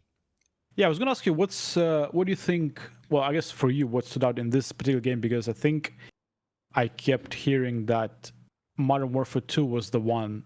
It was the one that was everyone was talking about, right? That was probably the height of popularity for the franchise in terms of like smashing all the records and being the biggest deal when it came out. But COD 4 was, I think, the watershed moment where everybody had to play Call of Duty suddenly. This is the one that really set it on the path. Modern Warfare 2 is a good game as well, but there is a very troubled development story about the COD games where great team made this game. Activision was kind of, being the publisher and being the money person and being very tight with deadlines and things like that. There's a story of how Activision said to them, you have to ship Call of Duty 4 in 2006 if you want the next game to be called Call of Duty 3. Otherwise, we're giving 3 to a different team and you have to make 4 instead. Imagine if, I mean, you could think of a metaphor, right? Imagine you've been working on a franchise and someone says, if you don't bust your asses to get it out by this season, then somebody else gets to take the name. That's a crazy thing to live through. Yeah. Oh, man. Sort of holding their own franchise hostage. And then there is a story of if you can deliver Modern Warfare 2 by this date in 2009, then you'll get these big bonuses and things like that. And Activision did not give the team members their bonuses. And I believe they took it to court with Activision and they successfully sued them. And after that, they left. They left Activision to make Respawn, who made the Titanfall series. And Titanfall is kind of like what COD used to be. Like shortly around, like Modern Warfare 2 was maybe the peak of popularity for the series. And after then, I think that's what it became cool to dunk on Call of Duty, because I think the stress of putting one out every year and losing some key team members, at least on the Infinity War team, cost a lot of quality. And, Call of Duty is, it's sort of come back a little bit in recent years. It was a joke for quite a while, I feel. And meanwhile, the Titanfall games have been received super well. Titanfall 2 didn't smash any records, but everyone who played it agreed that this is, one of the best shooters in years, maybe the best one since COD 4. I mean, no matter what, it's not a good look when your own team has to sue you for proper compensation that was promised and then leaves you. It doesn't it's not a good look. So this is Call of Duty Modern Warfare Remastered. We kind of thought about playing the original, but in the end, I kind of wanted to try this one. Ian tells me that the campaign is pretty much the same. That's as much as I read as well.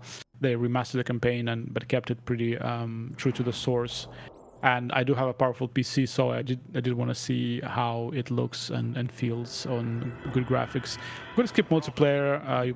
Anyone who wants to play Call of Duty in multiplayer will probably be looking at the latest games anyway. The campaign is where it's at. Everyone's praising it, so we're just going to look at that. I do want to mention the graphics again, because the settings themselves are extensive. You can do a lot of settings here. Yeah. And I pretty much cranked all up to 11. And there's some of the settings here are even say, hey, if you have extra GPU memory, just switch this on and we'll use everything there is. Cool. Yeah. The new CODs are really good for graphics options. This should be interesting for me as well, because I've played so much of the original, but not in a while. And I have not seen or played this version of the game. So it'd be interesting to see how much of a remaster it is. This almost it almost looks like a full remake, like looking at this. Like maybe running the same logic as the original game, but I think they've changed every asset, every texture from what I can see. Yeah, it looks pretty good. It was 2016, 17. I mean, this looks like it was made yesterday.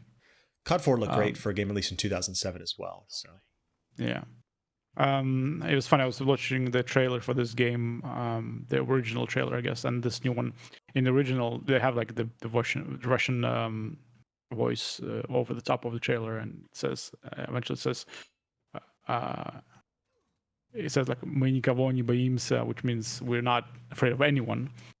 But in the original, at the end, it says the war is a lie. But in the new, the original it says the war is a lie at the end, but in the new one, it doesn't say that anymore. Yeah. This feels like a very topical game as well, specifically to the last couple of years. I mean, the setting is, I mean, for this game in 2007 is meant to be sort of, what's the phrase, like 15 minutes into the future. Like this is what you could have imagined a conflict to be about 10 years in the future. And I don't know if they did some research or if they're just, paying attention to the news. You can make some assumptions about what the world could look like.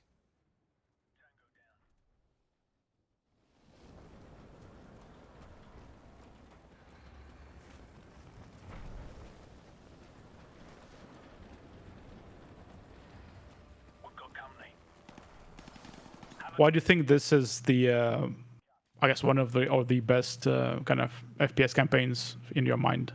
What stood out to you the most? I think what sticks out is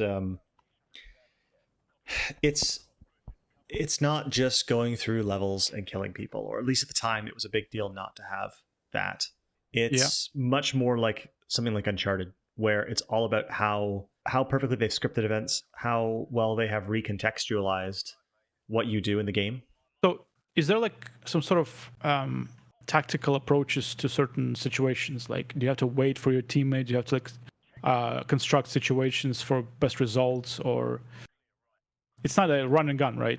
There's not a ton of branching, but the game definitely encourages you to slow down. I mean, the whole point of that tutorial was to get you thinking that you need to check your corners, you need to sort of proceed slowly, you need to use flash grenades and things like that to make sure that the coast is clear. You need to aim down the sights and do you get efficient. punished if you are kind of too fast or too clumsy? You'll see when you play, I suppose. Certainly playing on veteran, you're going to have to be, play well. Yeah. I think you can change the difficulty at any time, though. Does that affect achievements? Probably. Speaking of those, in Counter-Strike 2, I forgot to mention, it only has one achievement, and you get it straight away. On Steam. I guess they like kind of gave up on that. Yeah, they're kind of pointless. I mean, they definitely make you feel like you're part of this team in this sequence. It's all about getting you in the right mindset and making you feel like you're part of a squad and have to proceed carefully.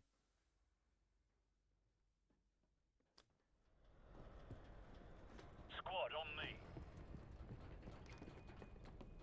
This is also the first game I can think of where you had to aim down sights. If you think of console shooters before this, you never had to in Medal of Honor. You couldn't do it in Halo up to this point. This was the game that finally felt like an FPS that was really designed for a controller. And I think the first time where like playing on a controller felt 100% natural for playing a shooter.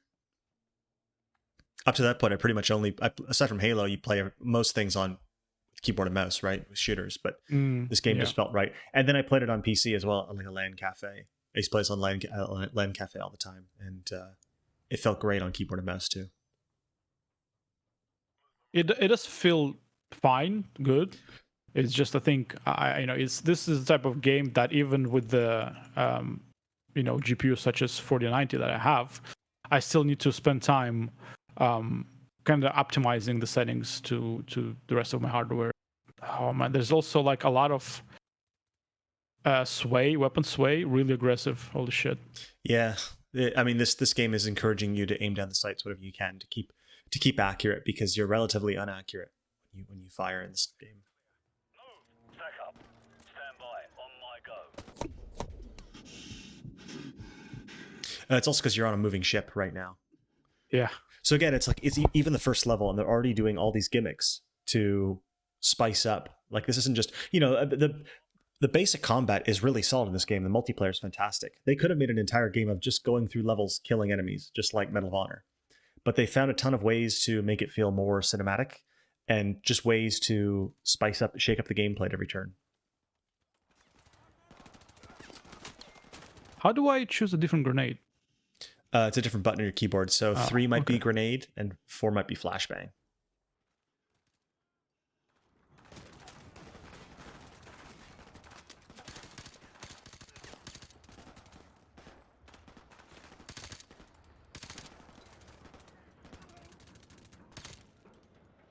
I like the Russian VO from actual Russian speakers. Oh, nice.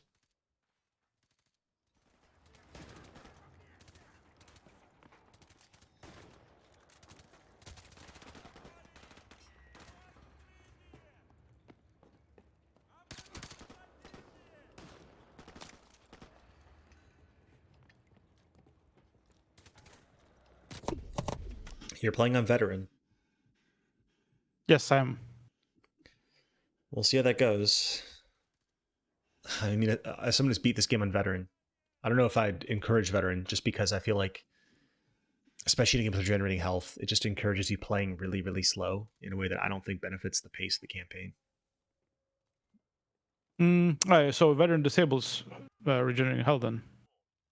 No, it doesn't. It's just that because it's a hard difficulty and you regenerate health, the best thing to do in veteran is to like pop out, shoot an enemy, you get hit once, and you have to duck behind, and it just drags down the gameplay a bit. Bravo 6. We've found it. Ready to secure package for transport.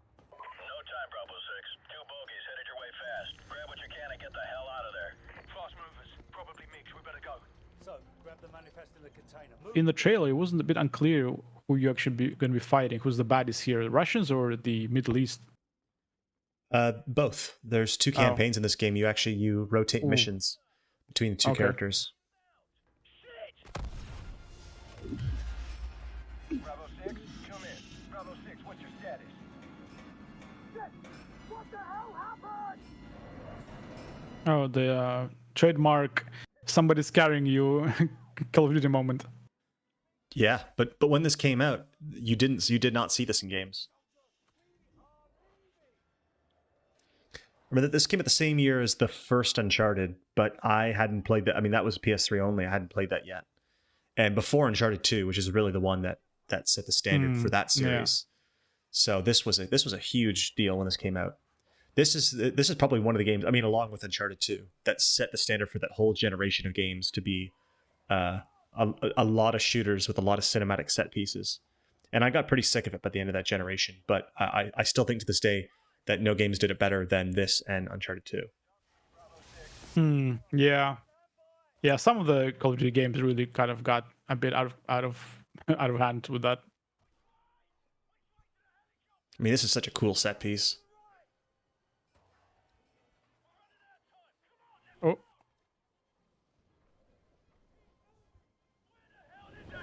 You went the wrong way. Where am I going? Oh, this way. Or is it this way? Yeah, keep going. I was not fast enough. I broke the. You broke the scripting. Where the hell is it? Keep moving!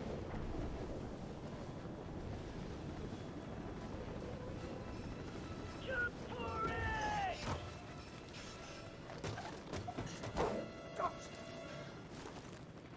We're all aboard! Go! Roger that. We're out of here. Baseplate, this is Big Bird. Package secured, returning to base. Now. I mean, ironically, Uncharted 2 had a similar problem of like cool Uncharted 2 and 4 actually cool moments that you better not fail because then it kind of breaks the. Yeah, you have to. There's like an unspoken contract between you and the game, and you have to play by its rules. You have to believe in the story that it's telling you and play along with the set pieces.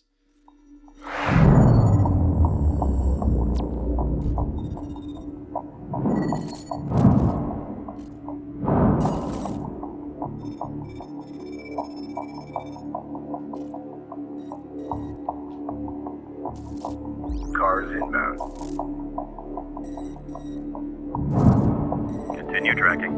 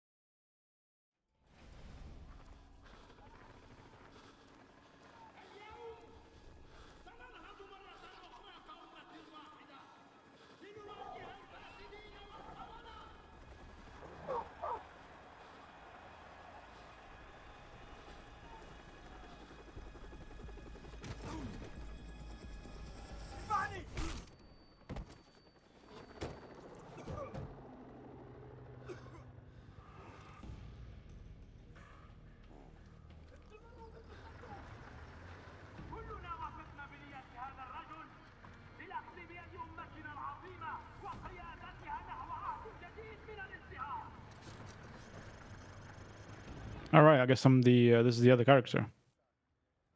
I think you're playing as a journalist in this part. Oh.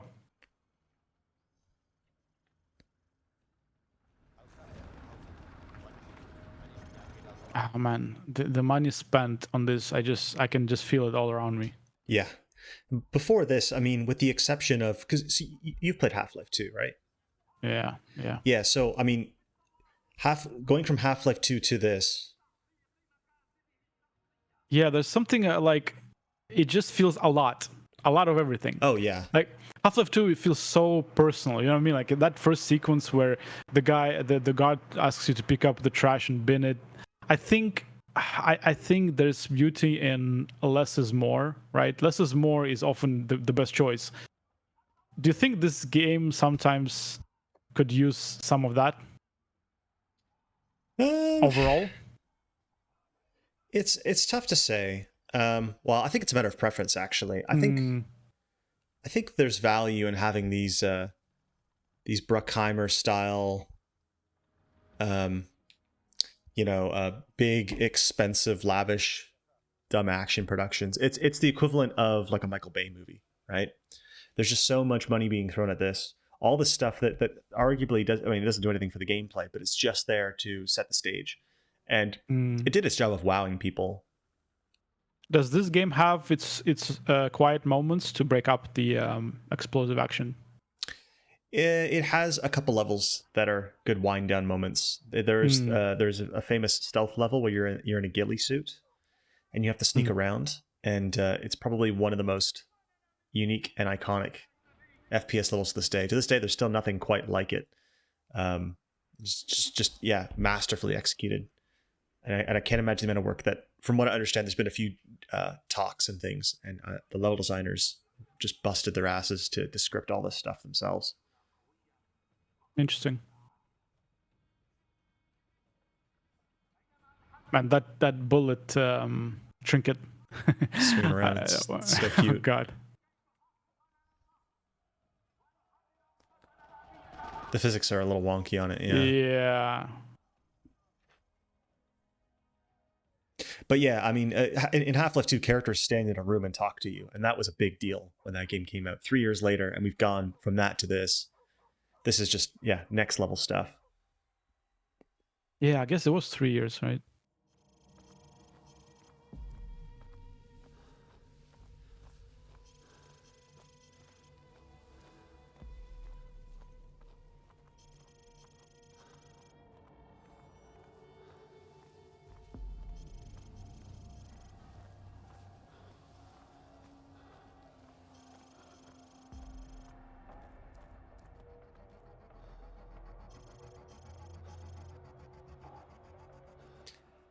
I guess one of the best things about this game too is there is just no fat. Like, as soon as you get even just a tiny bit bored of shooting people, they figure out some way to do a thing like this, or have a stealth level, or flip the script on its head.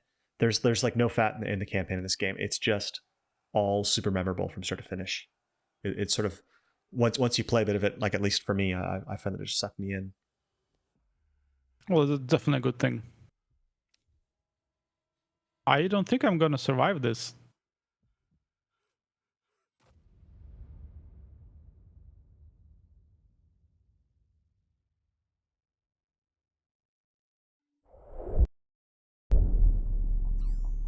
Captain Price, Al-Assad just executed President Al-Falani on national television.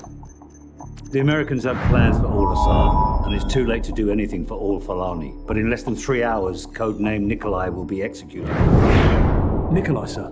Nikolai is our informant in the ultra-nationalist camp. He supplied the intel on the cargo ship operation.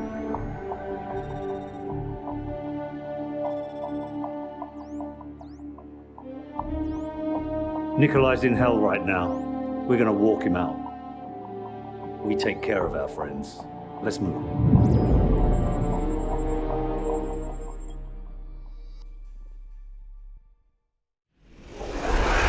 Nikolai is a traitor to Mother Russia and should be killed. Gosh. Oh, goodness, Serge. All right. Cool hat. Captain Price, the man with the cool hat. So my character doesn't speak, I guess. Yeah, you're always a silent character in these games.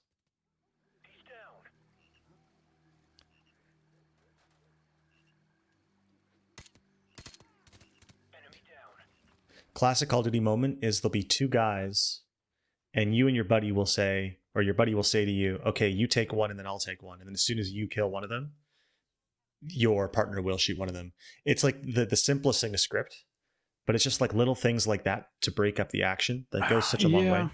I mean, in this case, he shot first though, because I was aiming, and he was like, yeah. So they always have ways to mix. Sometimes it's like you could have shot both of them there, and the game would have just continued on as normal.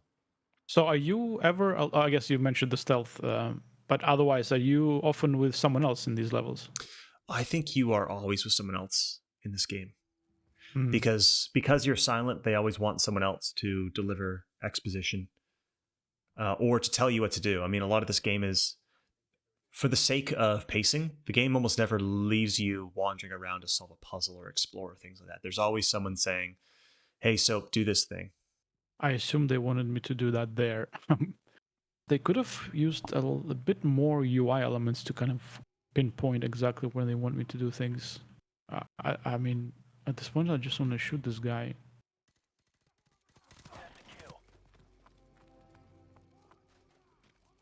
There you go. There's another guy there. Nice. I do like that they let you do other things, do it yourself or.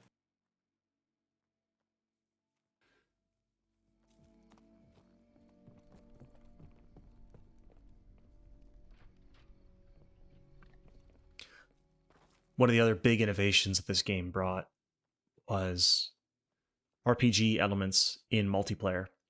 So in this game, you didn't just pick a loadout. You didn't just find weapons on the map. Instead, it's you have a class that you build, and when you kill enemies, you gain XP and you level up. And when you level up, you unlock new weapons, new attachments for weapons, and new skills that you can equip to your character, to your class, for use in multiplayer. Was this one of the first games that did it? This is the first one I could think of that did that. It was a huge deal. And every game started doing it after this. You're with us. But you could pick a weapon and you could say, I want to put a red dot sight on it, or I want to put a silencer on it, or I want to put an extended magazine on it.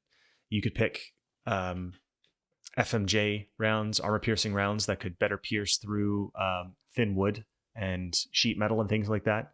You could put a grenade launcher on the front of your assault rifles. You could pick classes that made you drop, if you had a grenade, when you died, you could drop a grenade on your body so that it would explode after you died if someone was near you, or ones that let you run for longer. There was even some more oddball ones that let you listen to the enemy team's voice chat. And all the sequels started playing with all kinds of different things. They let you do different kinds of loadouts. Like you could sacrifice a skill point to equip a shotgun as your secondary weapon instead of a pistol. Stuff like that.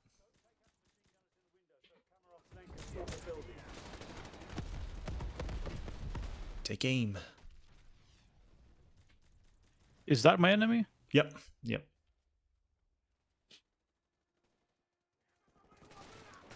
Take out the machine gunners in the windows. That's what he says. All right.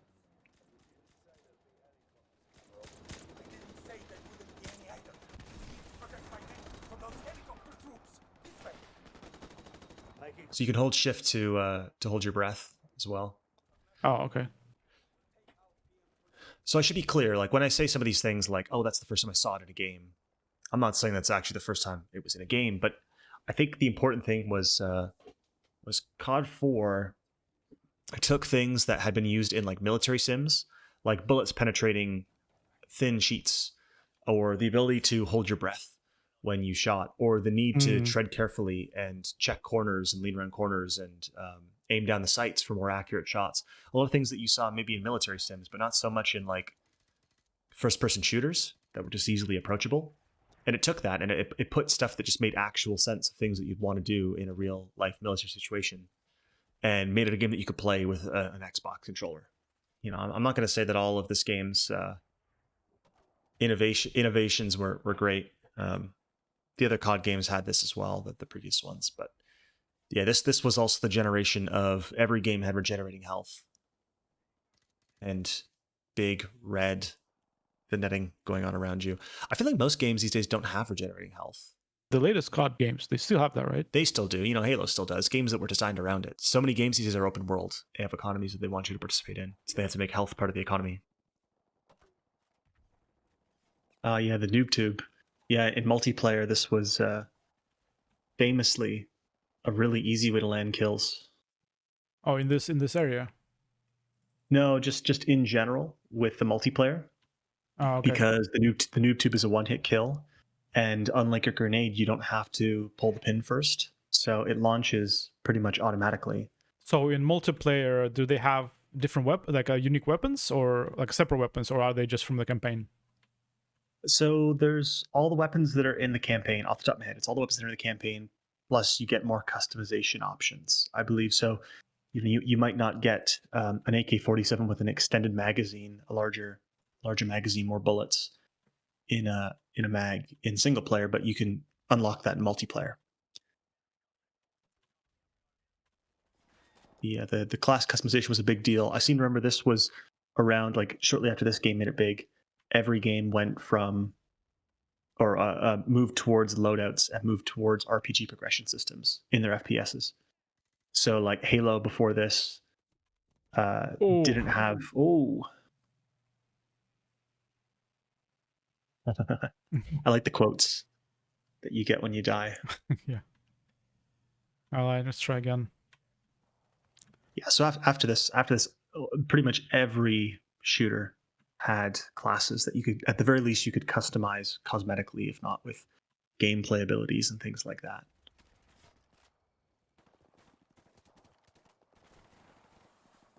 And I don't remember for sure, but I also think this might have been one of the first times that you got kill cams in multiplayer. So after you die, you get to see the last 5 seconds or so from your opponent's point of view. I wish they would add that to single player as well. That would be actually pretty cool. Oh, yeah. Oops. Sorry, Gaz.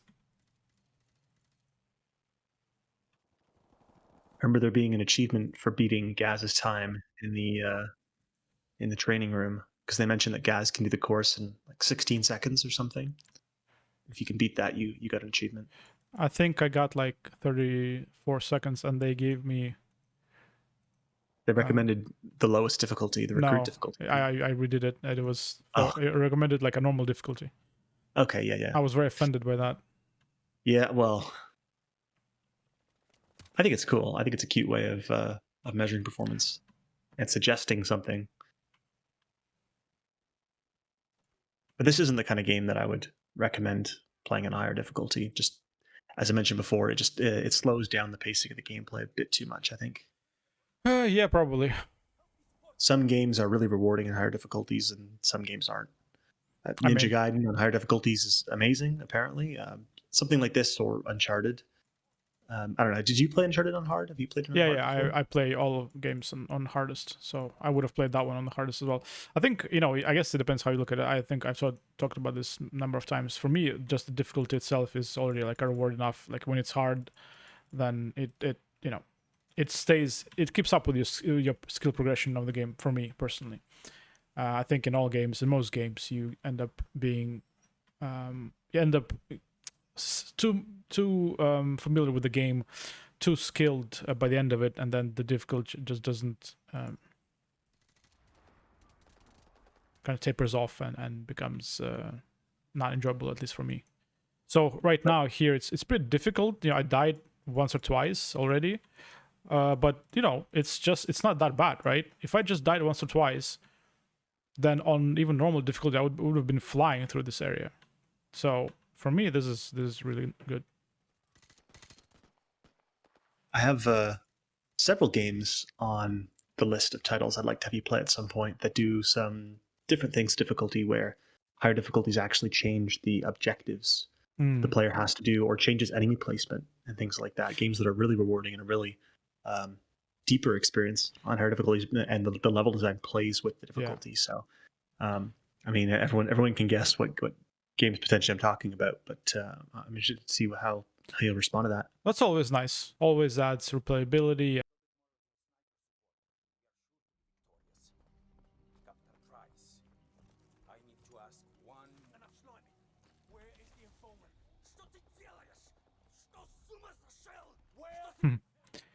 I praised the Russian VO before. This guy is not a Russian native speaker.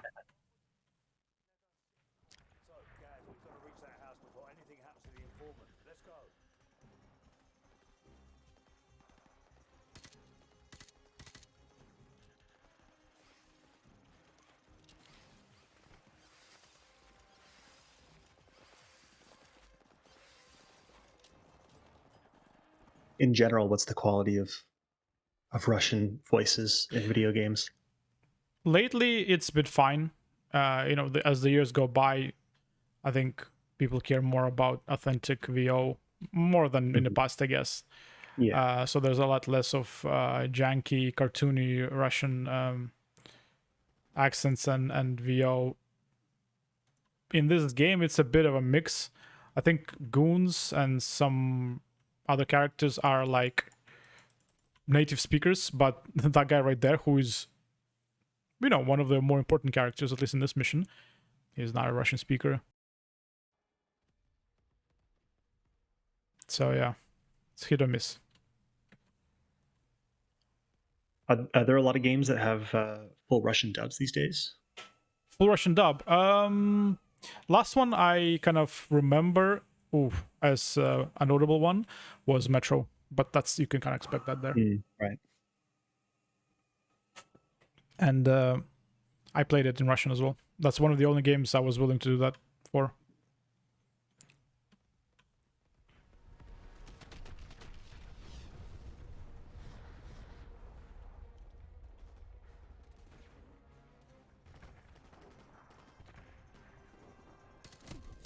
Oh, okay. This core is a corridor of death. I need to be careful.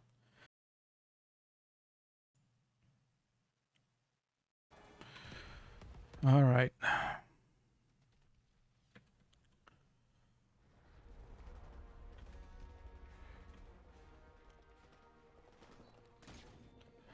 I really like that flashbang. Well, not in this instance, but like before, last time I died, I threw a flashbang and it blinded the enemies and they were like crawling away.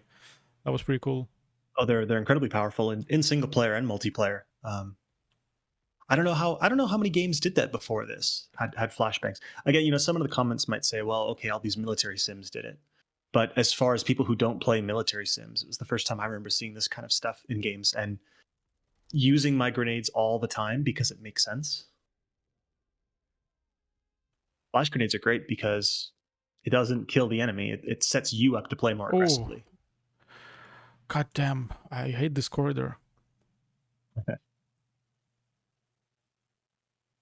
Could you go around? No, but I'm too stubborn to quit, so I'm gonna keep trying. Ooh, that's what I'm gonna do.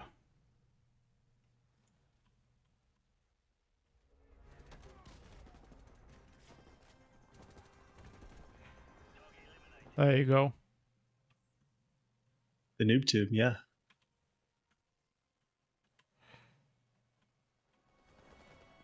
What do you have a pistol as your secondary weapon? You could pick up one of the enemy weapons on your off. No, I do have a pistol. I have a sniper rifle as well. Oh yeah, nice. Oh, check out that guy.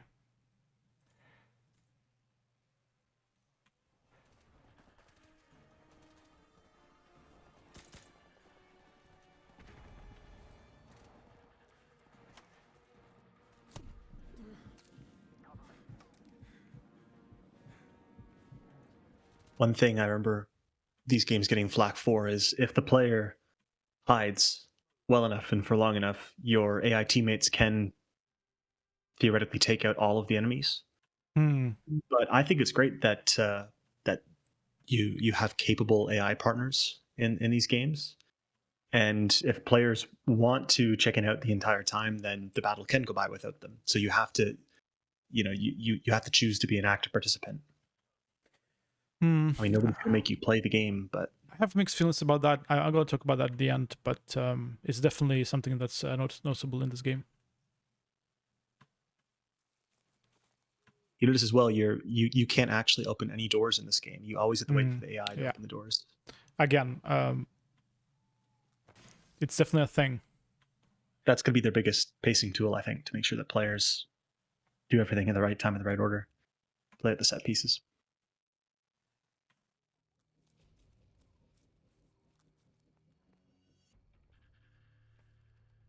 Ooh, night vision. See, here's another way they're mixing up the pacing in the level.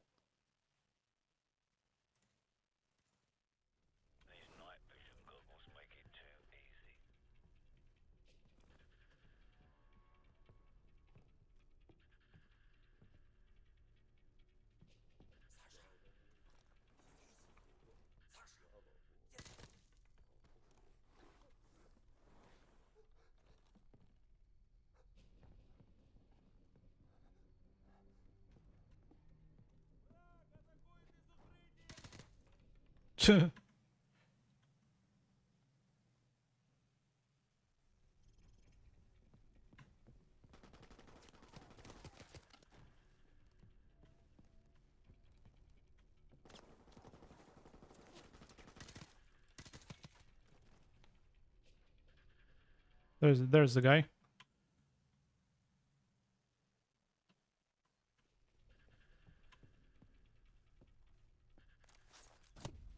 Oh God. Oh man, I was like, job's done. Oh, it was a Yeltsin quote. Yeah, they've picked a lot of Cold War quotes.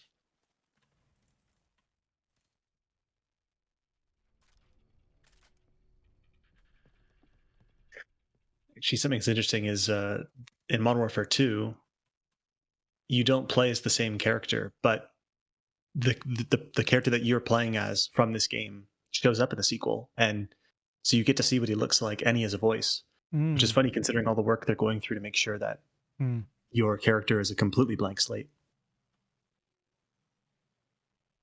I can still fight. Thank you for getting me out of here. Big Bird, this is Bravo 6. We have the package. Meet us at LZ1. Over. Bravo 6, this is Big Bird. We're on our way. Out. Let's go.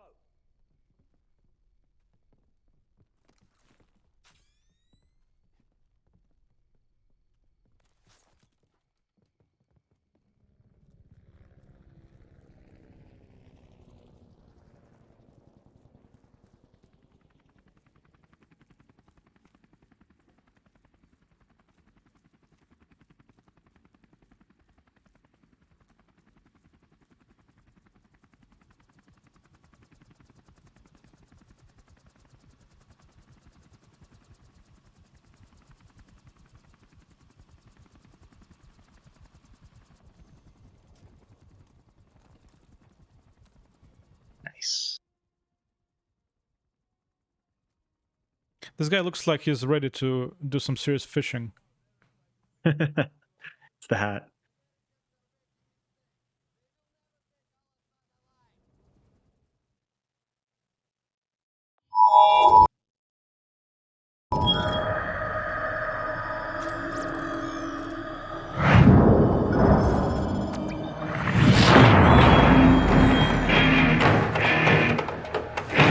There you go, there's that mission. And then just when you think they couldn't shake things up more, you switch over to another character in the Middle East, an American soldier with a different squad. And whereas the SAS ones are more of like a covert ops, these ones are more like big D-Day kind of campaigns. Secure the perimeter and grab Al-Assad. Hurrah! Lock and load.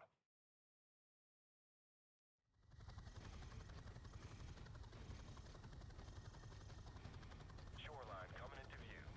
Copy, Striker 6-4. Peak dry in 10 seconds. Copy.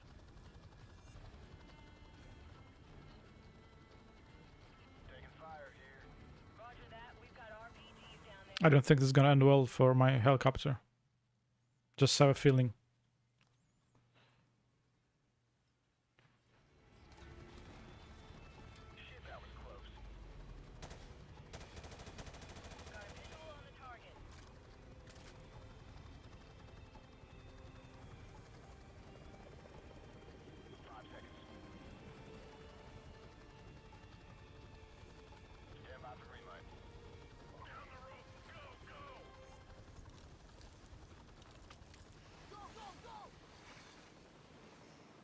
Is it funny too that when this game came out, Middle Eastern military games didn't feel played out? In fact, this I should say, I don't have to mention this at this point.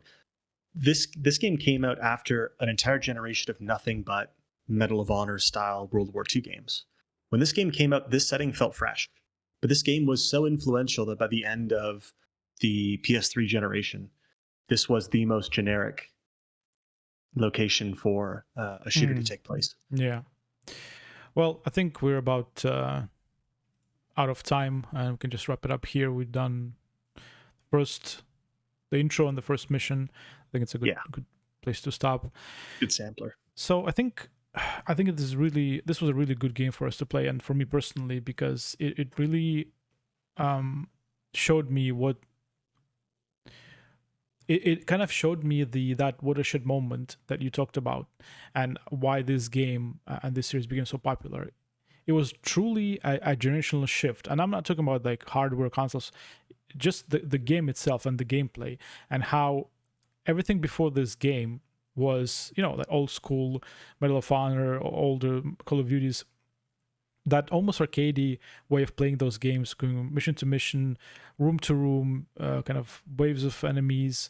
Now, obviously, those games also had their own unique things. Like, I don't know if you played the older Medal of Honor games, but one of them had the mechanic of kind of a spy mechanic where you would infiltrate like a base, and you were able to show the documents to enemies. That was really cool. Underground. You could just show you just randomly show the document and they will let you pass. So they had certain things, but those games were really, like, I guess at that time, the tech was just not there yet, so they couldn't really craft these scenarios that this game has. And this game, and actually you also mentioned Uncharted, which is a good example. This game was the first one that kind of concerned itself with providing you with really highly constructed experiences rather than just a shooting galleries. Like everything from not being able to open the door to having every mission having these characters that you have to follow. Every single mission is concerned about providing you this roller coaster, right? And even like games that we make nowadays ourselves in Rebellion, like we make them, like Sniper Elite 5 is a sandbox game. Ultimately, we give you a level, okay, sandboxy level. We give you the tools, and you can approach it many different ways. While this game is more like a roller coaster, right? It starts, it wants you to follow the character, the pace, and then it's really trying to construct these specific scenarios for you. And when they land, they are impressive, right? What can you say? They're interesting, and they capture that movie gameplay, I guess. And I think. So maybe some will say, and some have said over the years, that this also could be a problem with Call of Duty, where, if you want a bit more freedom, maybe you don't really get that here.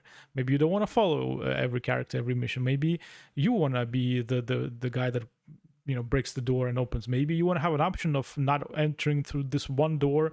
Maybe you want to find a different way in, right? So you don't really have those options in these games. But I think if you approach these games with a certain mentality, right, you can definitely enjoy them. And I can see how this game was the first in a new shift, a shift in new way of thinking about these games. Yeah, what's funny looking back on this after so many years is, I mean, how influential this game was, that it defined. It might be the defining title for the seventh generation of consoles, but also how of its time and place it is. I mean, these days there aren't a lot of games like this. There aren't a lot of linear roller coaster games. I don't know if it's just that people got so tired of them by the end of that generation because it just absolutely dominated the market, that now every game is a big open world sandbox. I mean, for a lot of reasons, I suppose. But there aren't that many games that come out these days that are like this. I mean, even when you play a game like Uncharted 4, The Last of Us Part 2, those games have sandbox areas. They give the player more freedom because today players expect a large amount of freedom in their games. Yeah. So there really aren't many games that are produced like this anymore. It's true, right? Because now it's kind of the old and the new are merging. That is where we are currently, I think. I feel like they're trying to merge what was good about the old school and what was good about the new school. So like now you have cinematic moments, scripted events, but then also a bunch of sandbox areas or kind of things like that in gameplay, and it's interesting. You definitely, I don't know, I feel like I think you can still make this kind of game today, and people, I mean, obviously Call of Duty always sells well. I mean, Call of Duty Modern Warfare 3 just came out, right? Or was it just came out, right? Yeah, or it's just about to come out. Yeah. I can't keep up with them. One of them is about to release this fall anyway. So technically, that one is only the third game in this sub-series, right? Because there was... Well, they've rebooted it again and called a recent one Modern Warfare, even though it's a totally new game. Right, yeah. But technically, it was this game, then Modern Warfare 2, and only now it's the third one. No, there was Modern Warfare 1, this one, Modern Warfare 2, Modern Warfare 3, and then in 2019 they released a new series of games called Modern Warfare 2. Oh. Modern Warfare 3. Okay. Yeah. Not confusing at all. Yeah, I mean, I guess just going away from the Call of Duty as a specific franchise, just talking about in general about this type of FPS, this style of FPS. Yeah, like I said, for me, this was really an educational kind of moment where, because I haven't played this game back in the day, I kind of skipped that. It was around the time when I went to uni, so I didn't really, I didn't even have a powerful PC for a while. So when this came out and became a big thing, I just kind of just went past me. So I never understood why this was so popular. I would have always wondered. So, and now I can definitely see even with this just first hour of gameplay, it's pretty clear why this game became so popular. Yeah, and I think this game got a bad rep because this is the game that got tweens. It got kids playing first-person shooters on Xbox Live, right? This game. I mean, Halo did it as well, but I know a lot of people lamented this game for bringing a lot of bad tropes to a whole generation of very linear games that are built around thumbsticks, where you aim down your sights and you run really slow and you have big blood red vignetting around the screen when you take damage. Yeah. Like the game was in some ways maybe a little too influential for its own good, but I think that's also given the Call of Duty series maybe a bit of an unfair reputation. I mean, these days the quality has been so up and down because they have to release one every year. It's like Madden, but this game and a few of the others just hold up really, really well to this day. And I do wonder if people maybe sleep on them a bit and haven't. There are a newer generation of players or people who miss them at the time, like you, who don't check them out because you just hear bad things about them, which I don't think is true at all for this. I think I would have played this anyway eventually, but now I know when I do play it, I'll probably enjoy it for what it is. Like, nice. But yeah, when a series is so old, you'll get all sorts of opinions. Like no franchise is immune to kind of all sorts of voices liking or hating it, right? Take any series, Final Fantasy, whatever, people will have their opinions. People should just play it themselves and figure out. As popular as this franchise became, I like, you can't get the full picture without playing the game yourself. I guess that's my point.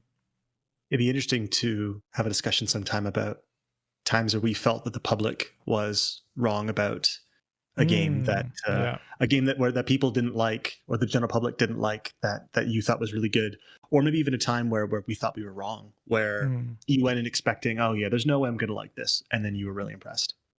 Yeah. So to wrap it up, in this series, would you recommend some other specific titles if people want to play? If they finish this one and they want to kind of continue playing some of the other games, but not necessarily all of them. This one, Call of Duty 2, Modern Warfare 2, I think is also quite good. I liked Black Ops 2. For a lot of people, that was the last great one for a long time. Though I think a lot of people, when you hear people talk about the series, so much of it has to revolve around the multiplayer, because the multiplayer was, I think, the biggest deal. So just because people say that this one sucks, like for example, Call of Duty World War II, I know people don't like that one generally. Now, I never played the multiplayer, but the single player I thought was quite solid. So I would really recommend this one, its sequel, and I think the new Modern Warfare, the 2019 Modern Warfare, was really solid as well. I haven't played Modern Warfare 2, haven't played any of the ones beyond the 2019. So the 2019 is literally, it's not this game, but it's a reimagining of this story. Is that My understanding is correct. Yeah. Captain Price is also a character in it, but it's completely different locations with a generally different plot, and it's the same gameplay because it's Call of Duty. But I just wonder why they didn't call this, like, you can still have Captain Price with a new story, but it doesn't need to. You know what I mean? Like, it can be Modern Warfare 4, and it can still be Captain Price, unless he dies in this game in this first one. But I don't know if it does. But so when that game came out, it was considered kind of the rebirth of the series, where there was sort of this understanding that, okay, yeah, Call of Duty has kind of sucked for like 5, 6, 7, 8 years or something like that. I don't remember the last really great one was, but fans had agreed there'd been a decline in quality. And I think the big deal that was Ubisoft did the same thing as Assassin's Creed. They took a year off. There was a whole year where there was no Call of Duty. It was amazing. And then they said, this one, the graphics would be amazing. It's kind of all these modes. It had a free multiplayer beta weekend that I played was really solid. And people all generally agreed it was quite good. So I think they chose the name just because they wanted to remind people of when COD was awesome. And you didn't have a chance to play that one yet? I played that one, but I haven't played the sequel. And then I guess Modern Warfare 3 is coming out soon. I haven't played that one either. Okay, right. And do you play as Soap again in that one? I think you do, yeah. Huh. Okay, I guess you can say it's a reimagining of the first game in some way. Yeah, very strange. All right, cool. That was Modern Warfare 2. Oh, sorry. Modern Warfare 1 remastered. Right, let's see what we're going to be playing next time. It's season time. Halloween and such, and I have a perfect game for. Of course, I've got an idea of what you could play. Oh, good, because I was hoping that you'll have something also somewhat topical. Yeah, I think I'll have you play Haunting Ground.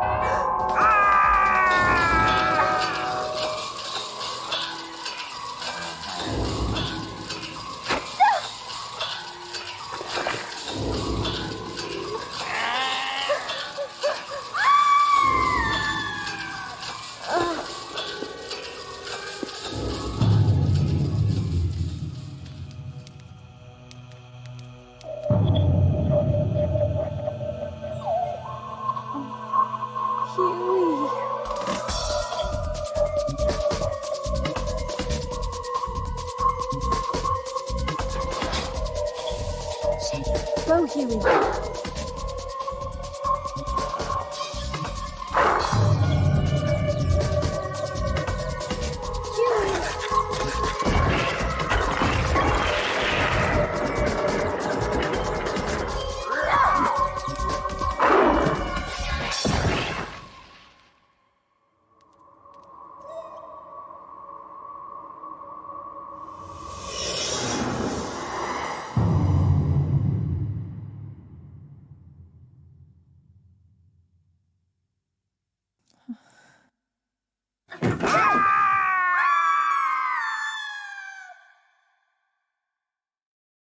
Haunting Ground. I've never heard of this one. I've never even heard of that. It is a survival horror game from Capcom, released around the same time as Resident Evil 4, and it was somewhat overshadowed by that game. Huh. I think at the time people were maybe a little sick of classic style RE, but I think it's a really, really good game. So definitely fits the spooky month theme. Nice. On my part, I'll have you play Overlord and its expansion, Overlord Raising Hell.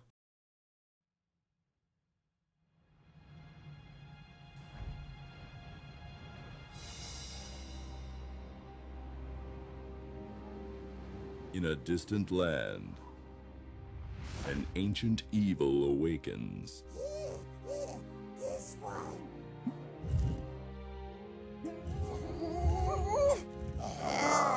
Drop some acid in his eyes. That'll freshen him up.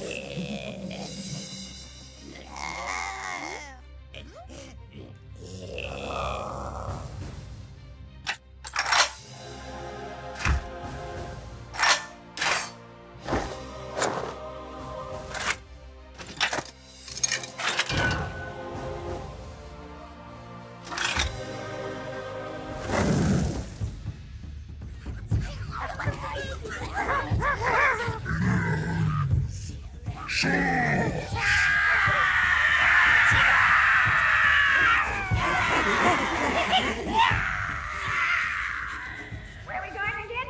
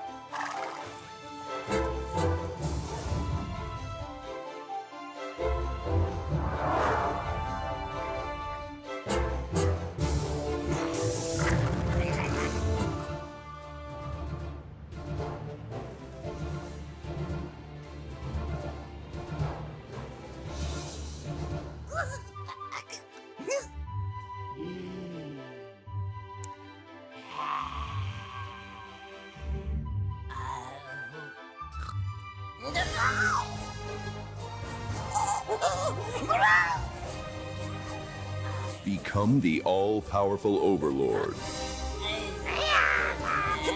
Think evil. Breathe evil. Control all.